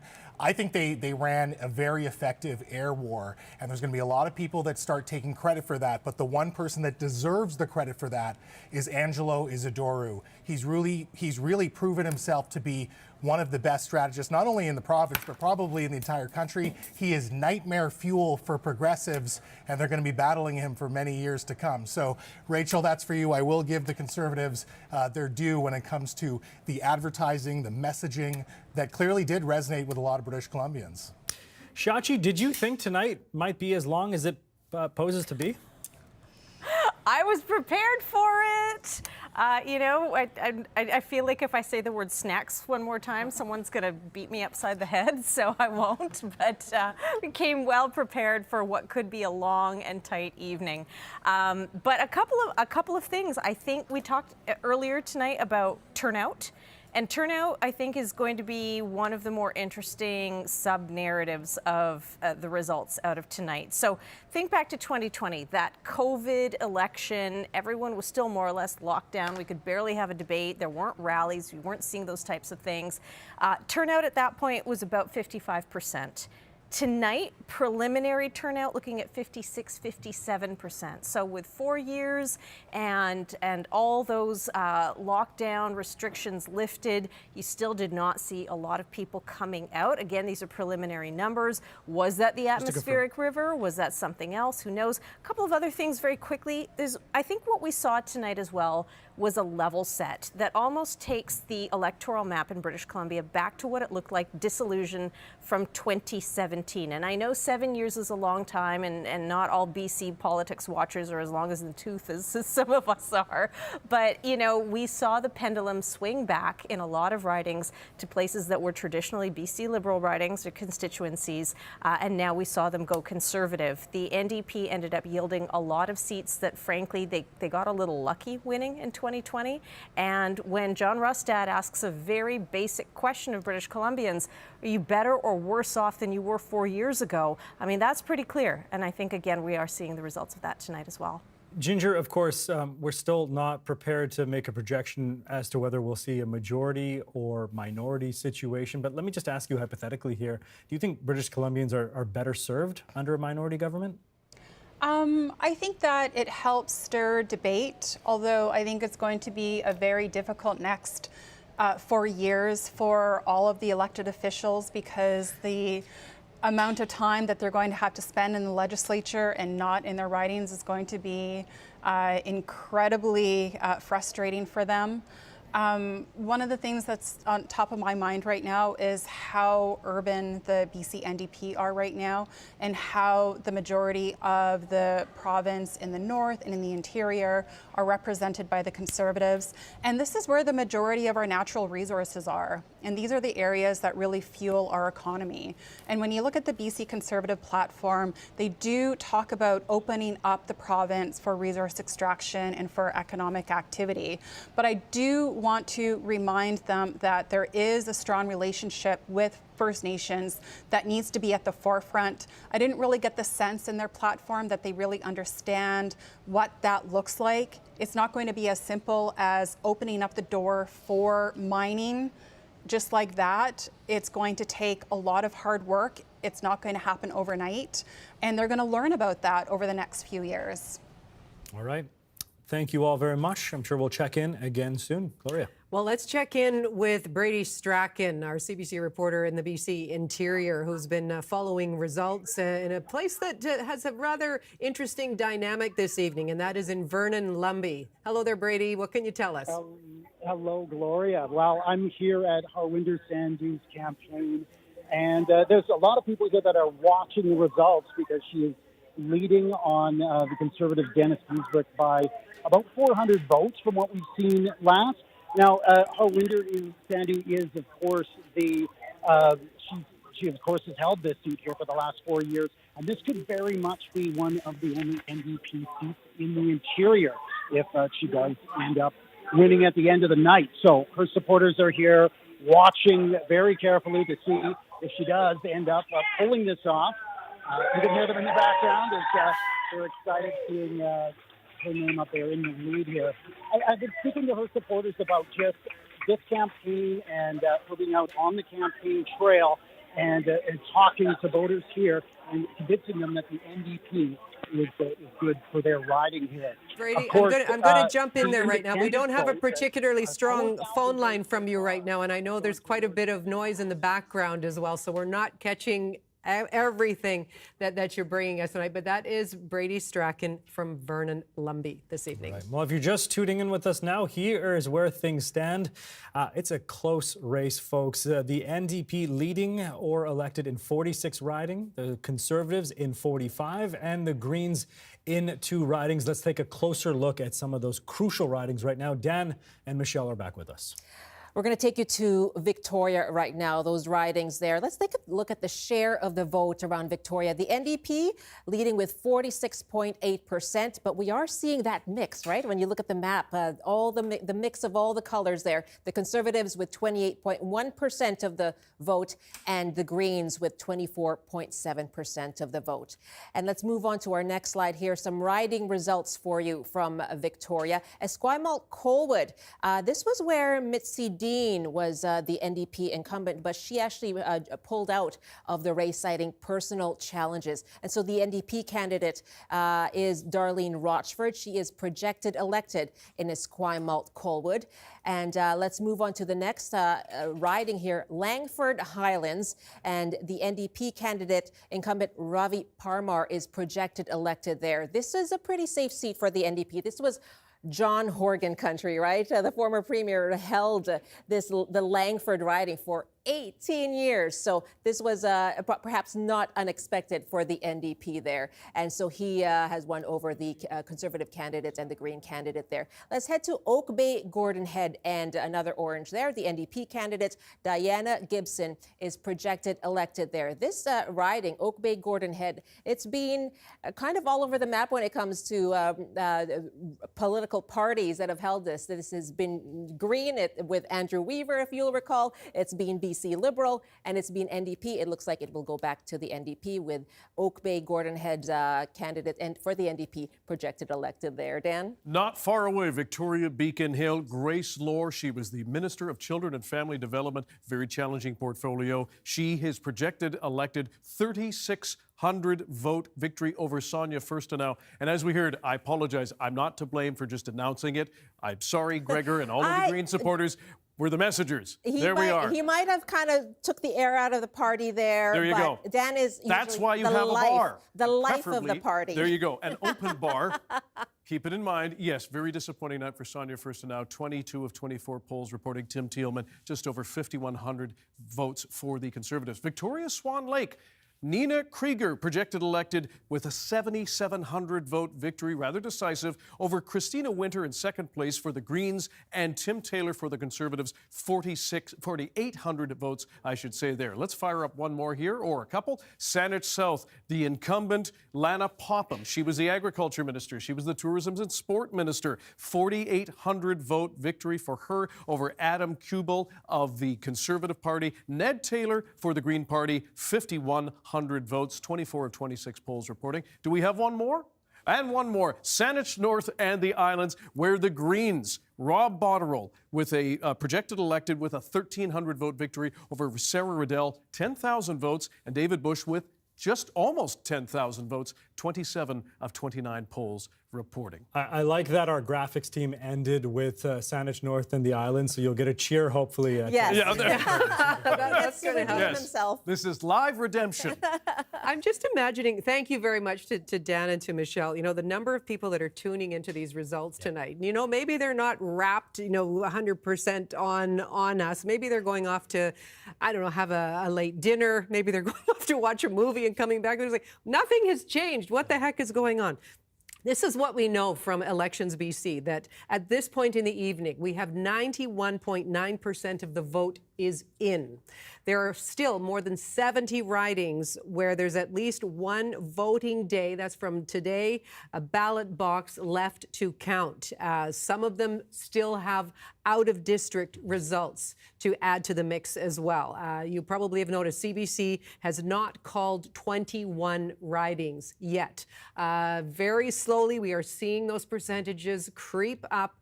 They are getting through them very, very slowly, and that's why it's taking so long, and that's why we're not seeing any movement there. And as we pointed out, there are still many outstanding close ridings. And I think that is the key, Gloria. I'm not just saying this to get you to stay with us here on CBC, but the votes are being counted. It is not coming in as quickly as we saw earlier today, but it went from 91.8 to 91.9% over just a couple of minutes. So we know the votes are coming, and of course, with the race this close, we could be seeing tipping points in the minutes to come. We will wait and see on that front. For now, though, let's throw it back to Stephen Quinn in our Political Insiders panel. Jason, thank you so much. And I can imagine what everybody is going through, where the parties have met and candidates have met, and they're all looking at a screen that has not changed in a very long time. And Mo, of course, all of this harkens back to 2017, but what is going through the minds of those people who are just on the cusp of being elected right now? I mean, what must they be thinking?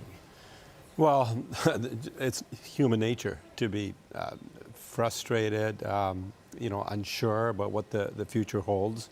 And I found in 2017, reality sunk in pretty quick. People realized that it might take day 2 or 3 before we could sort all of this out. And then they quickly got to the point of saying, yeah, look, and we're going to have to sit down and talk to the Greens. And I suspect that's going to happen again. There's a lot of common values between the NDP and the Greens, and you're going to start to see people starting to reflect on that as well as their standing over the next few days. And what do you think about, Rachel? Right now, I'm thinking not only about the candidates that are waiting for the answers, but all the staff, the volunteers on campaigns. I mean, I've never been elected, but I've been that staff person on a campaign that's just waiting for incremental numbers to come in. And, they're in it with their candidates. And so I'm thinking about them and how hard it is to temper your expectations and just keep telling yourself, okay, we may not win this, but like Mo said, I mean, it's human nature to be stressed about this. It's not just the candidates that are stressed. I guarantee that. And what about for you, Pete? I mean, I've been there a few times. And yes, you have. Dan mentioned the open bar, and the reality is, as a candidate, you can't hit the open bar because you have to be on no matter how it ends. And so it's extra stressful. You're sitting there, everybody around you is really stressed out. We're all clicking refresh on the voter tabulation. And meanwhile, you're thinking about, could we have done it differently? Could we have I should have done that last poll, and we should have got that last little push with the get out the vote. And if we only done it a little bit differently, maybe we would have.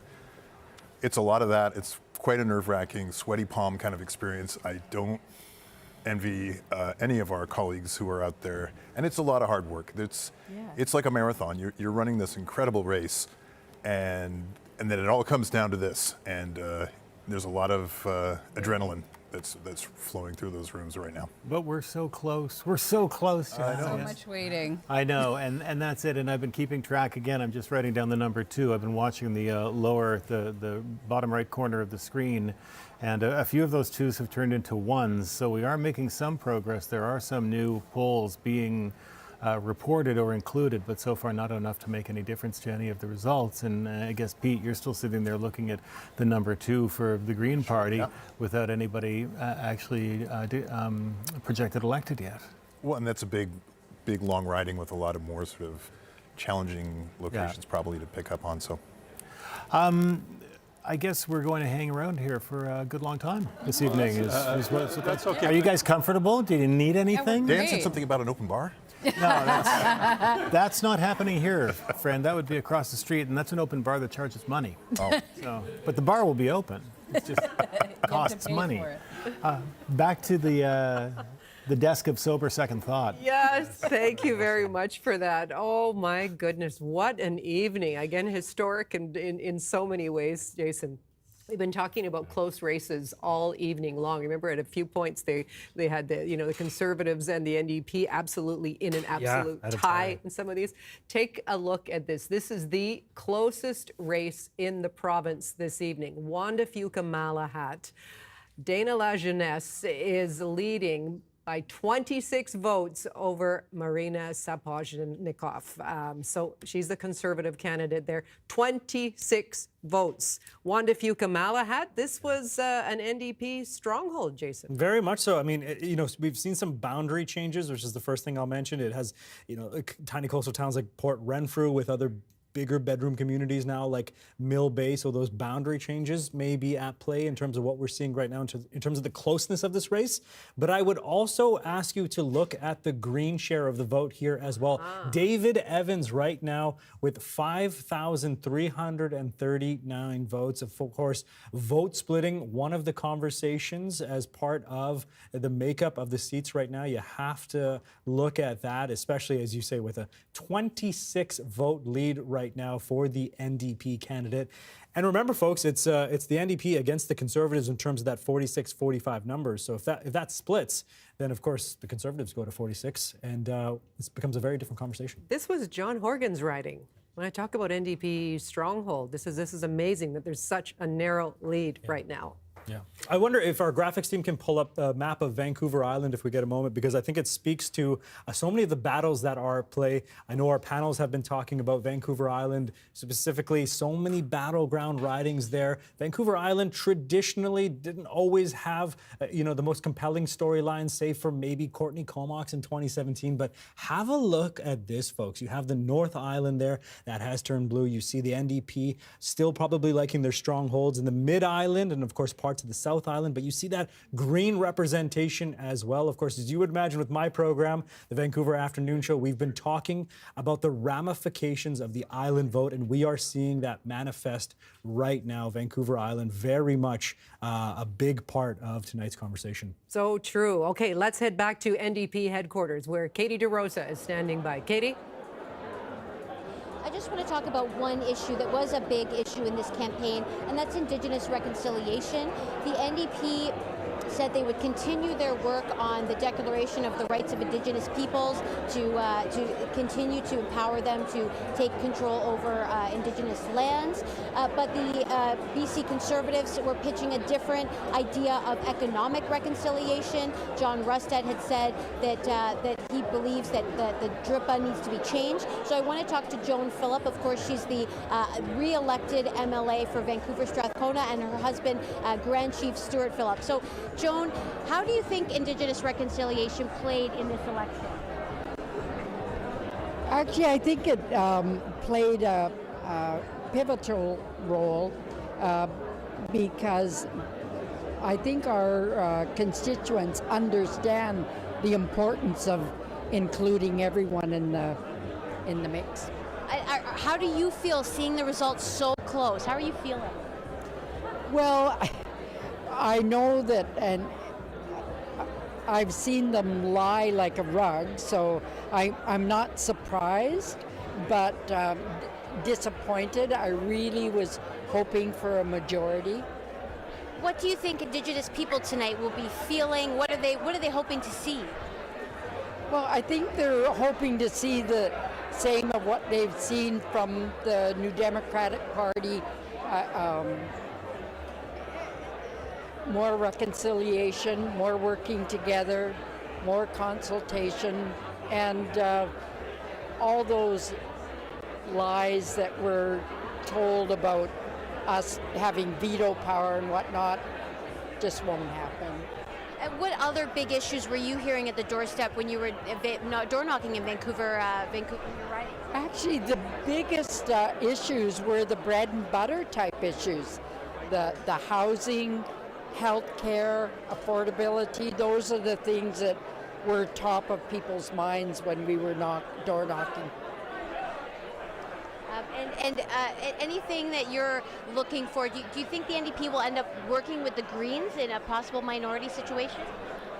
Well, that may have to happen because every law that we passed last go around that helped people, the opposition opposed, save and except for the Greens. Okay, well, there we are. We just talked with Joan Phillip, and again, she's hopeful. She thinks maybe there could be collaboration with the Greens, but we're still waiting to see what it looks like. Back to you. We certainly are. Katie DeRosa, thank you very much. She's at NDP headquarters tonight here in Vancouver. And as you've probably been following along, we're still waiting for a bunch of votes to come through. Remember when we were promised with the electronic tabulators? This is going to be this so is all going to be fast. sewn up quickly. Not the case right now. I should mention we have reached out to Elections BC. We've put questions towards them. We've asked for a written statement, perhaps an on-camera interview tonight, because we know staff are working late into the night. We have been told we will not be getting an interview with Elections BC, but I do want to let you know that we have put in a request to get a better sense of what's happening, how these votes are being counted, and whether or not we will get final vote counts before the end of the night. Right now, though, let's go to our results desk. Dan Burrett and Michelle Elliott. We're calling it a desk, but you can't sit right now. No chairs here. No.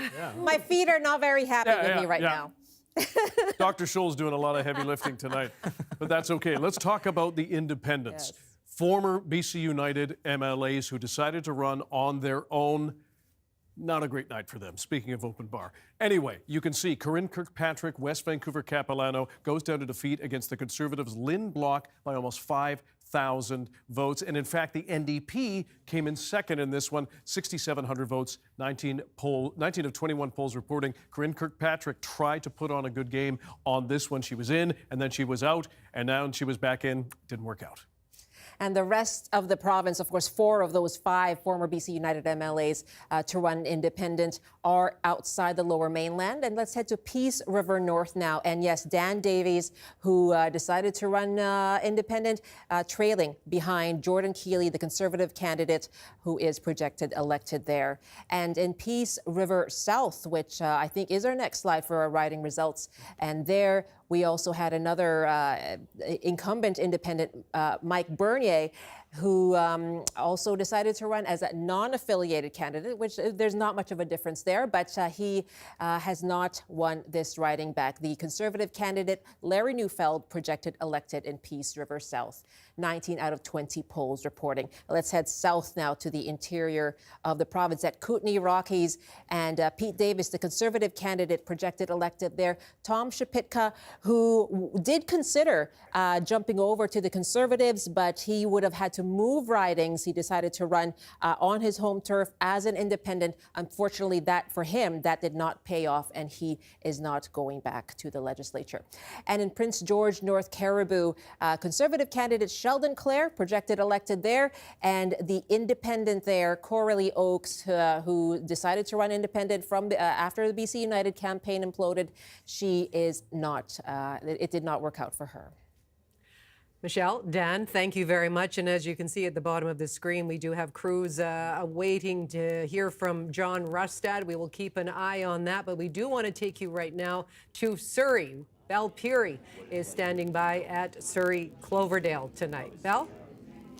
Well, I don't think anyone thought it was going to take this long to find out who was going to win in this riding. It's been close, but we are waiting for the arrival of Eleanor Sturko. At last look, we have results from about 18 of the 20 polls. It's our understanding she wants to have all 20 in before she comes in and speaks to her supporters. There are about 3 dozen people here waiting for her to come in and talk to them. These are volunteers who worked right up to the polls closing in the inclement weather today, trying to make sure that voters who might be thinking, oh, it's too wet, I'm not going to vote, make sure that they did get to go out and vote. Now, the latest results put Sturko in the lead over Mike Starchuk of the NDP by just under 700 votes. But as I say, there's still 2 more polls to come in. And to make matters more complicated, earlier this evening there was a glitch in the system and votes were not being counted. Told it had something to do with the password.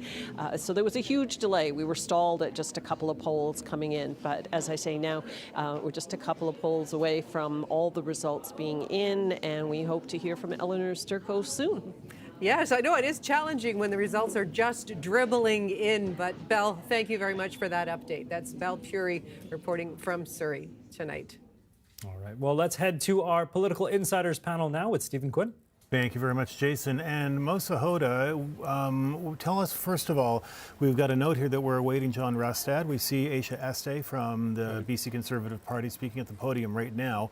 If John Rustad is going to speak now, how would that have been decided that he's going to speak first? Well, usually there's a conversation between the two camps. The campaign managers will talk to each other. And usually the protocol is that the Premier speaks, the current incumbent Premier speaks last.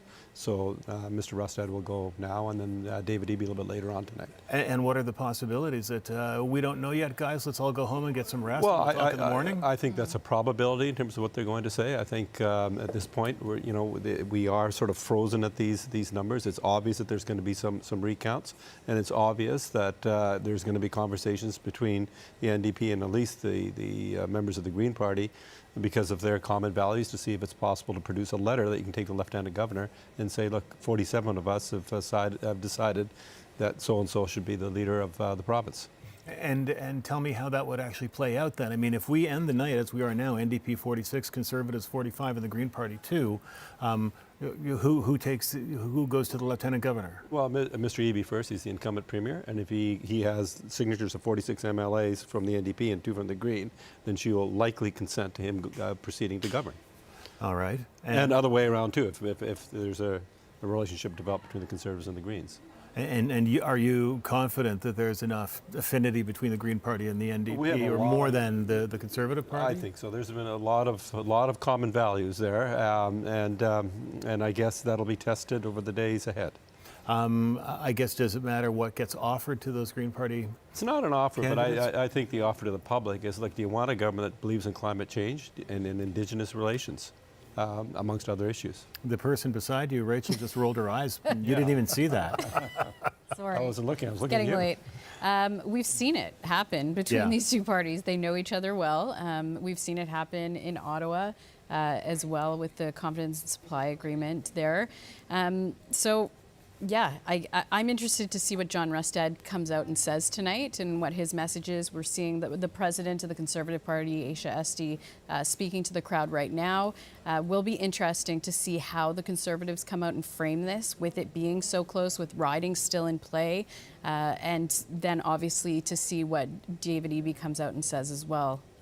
I don't know that I've ever been in this, I mean, even in 2017, that I've ever been in the situation where everything is stalled, nothing is moving for as long as it has. Pete? I mean, it is still almost too soon to really predict how it could go, but I do think that this is the kind of scenario that the Greens have imagined, where we could hold the balance of power. And yes, we can probably work with the NDP, and I think hold them accountable for some of the things that we really value for British Columbia. Could the Greens work with the Conservative Party?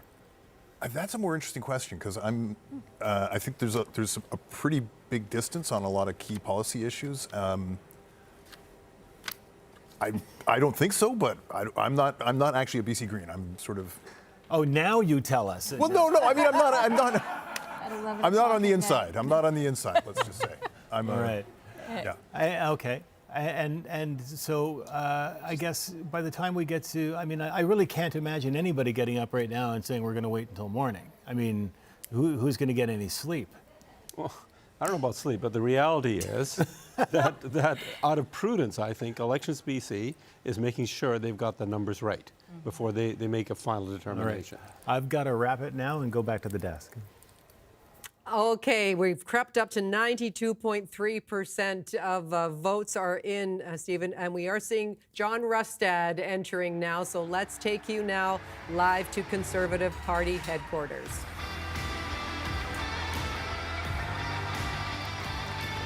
I don't know if I've ever seen him smile that much. Yeah, Jason. definitely showing a lot of teeth right now, you know, and for good reason, of course.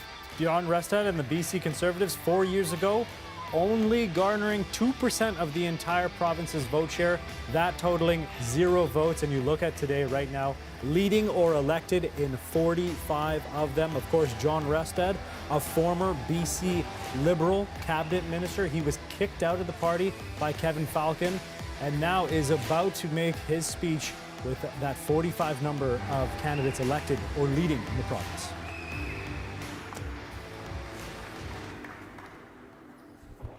Wow, what a night. Thank you guys for being out tonight. How does it feel now to have Conservative Party rocking British Columbia? There's no question this has been a historic night. This has been a night where we have seen the political landscape in British Columbia change forever. And that's all because of you, because of the work that you guys have done and your support. So I just want to start by saying thank you to everybody who's been part of this Conservative Party in British Columbia.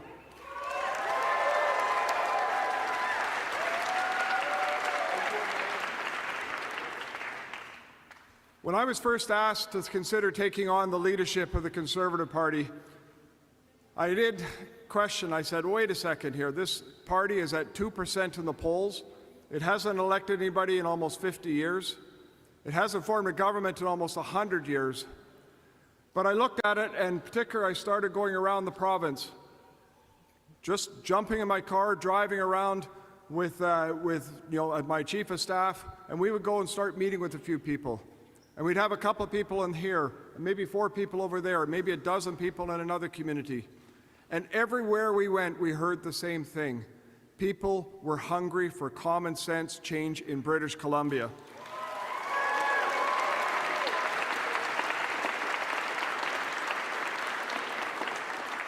And that momentum kept growing. Every time we went to another location, we came back to the location, we'd have more. We'd have double, triple, quadruple the numbers that would come out. People from all across the province saying, you know what, I actually think we've got a shot to do something here. And that belief kept growing. That belief right around this province kept building to the point today now where we now have the strongest Conservative Party that this province has seen in 100 years.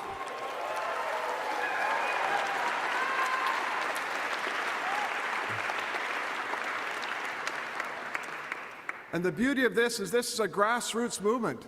This is just people, that the salt of the earth, the hardworking, everyday people in this province that have stepped up to the plate and said, yes, we can do things different. We can envision a province that can bring hope and prosperity for people across the province. That is what we've been trying to do as the party. That's what we have brought forward. And that, quite frankly, is why we're seeing us still neck and neck with the NDP. And we have not given up this fight yet. We are going to keep pushing hard.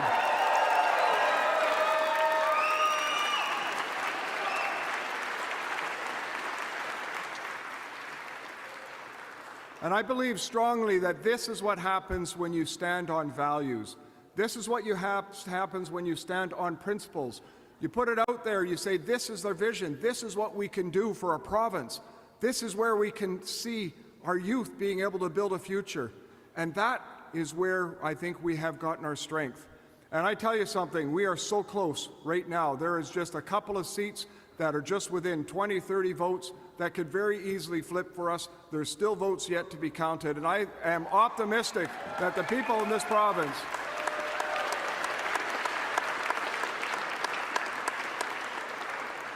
I'm optimistic that the people in this province are hungry for that change. And I can tell you something, what we have seen to date, because of the work that we've been doing, because of the pressure that we're putting on this government, think about it. They flipped on the carbon tax. They flipped on decriminalization. They flipped on involuntary care. They flipped on a whole bunch of things because they could see the damage that was being done. But I bet you this, and I'll say this right now, that if we have the unfortunate situation of David Eby being in a minority government, he will not do a single thing that he has promised. And that is something I'm almost guaranteed. And as the Conservative Party of British Columbia, if we're in that situation, we are going to make it as difficult as possible for this NDP to do any more destruction of this province.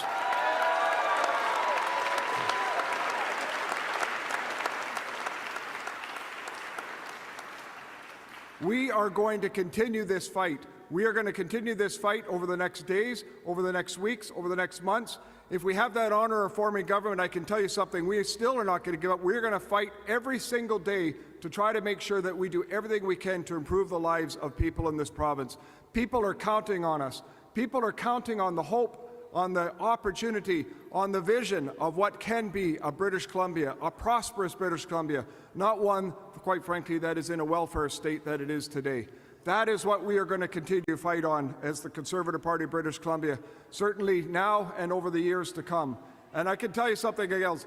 If we're in that situation of the NDP forming a minority government, We will look at every single opportunity from day one to bring them down at the very first opportunity and get back to the polls.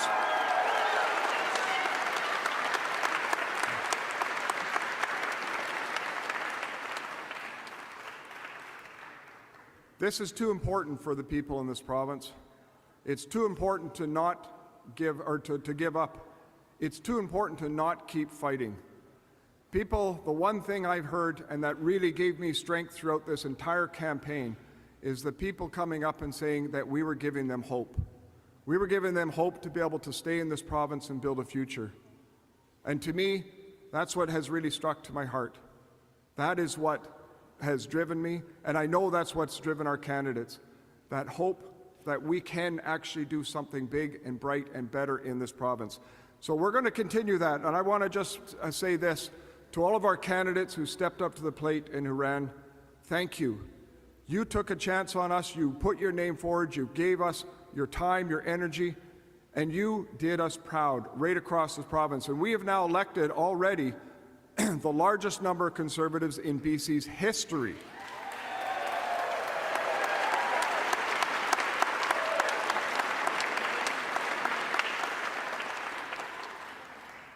But I tell you something, the candidates didn't do it alone. It was the volunteers that helped to make it work. And everywhere I went around the province connecting with the campaigns, the volunteers came out, they were part of it, they just did an incredible job. And I can't thank the volunteers enough that took part in this campaign. You have really done this proud. You've done our province proud. Most importantly, though, you have done this party and you've done our hope, just spreading that hope for people. So thank you so much to our volunteers. I tell you, without it, we would not have been able to do anything that we've done here today.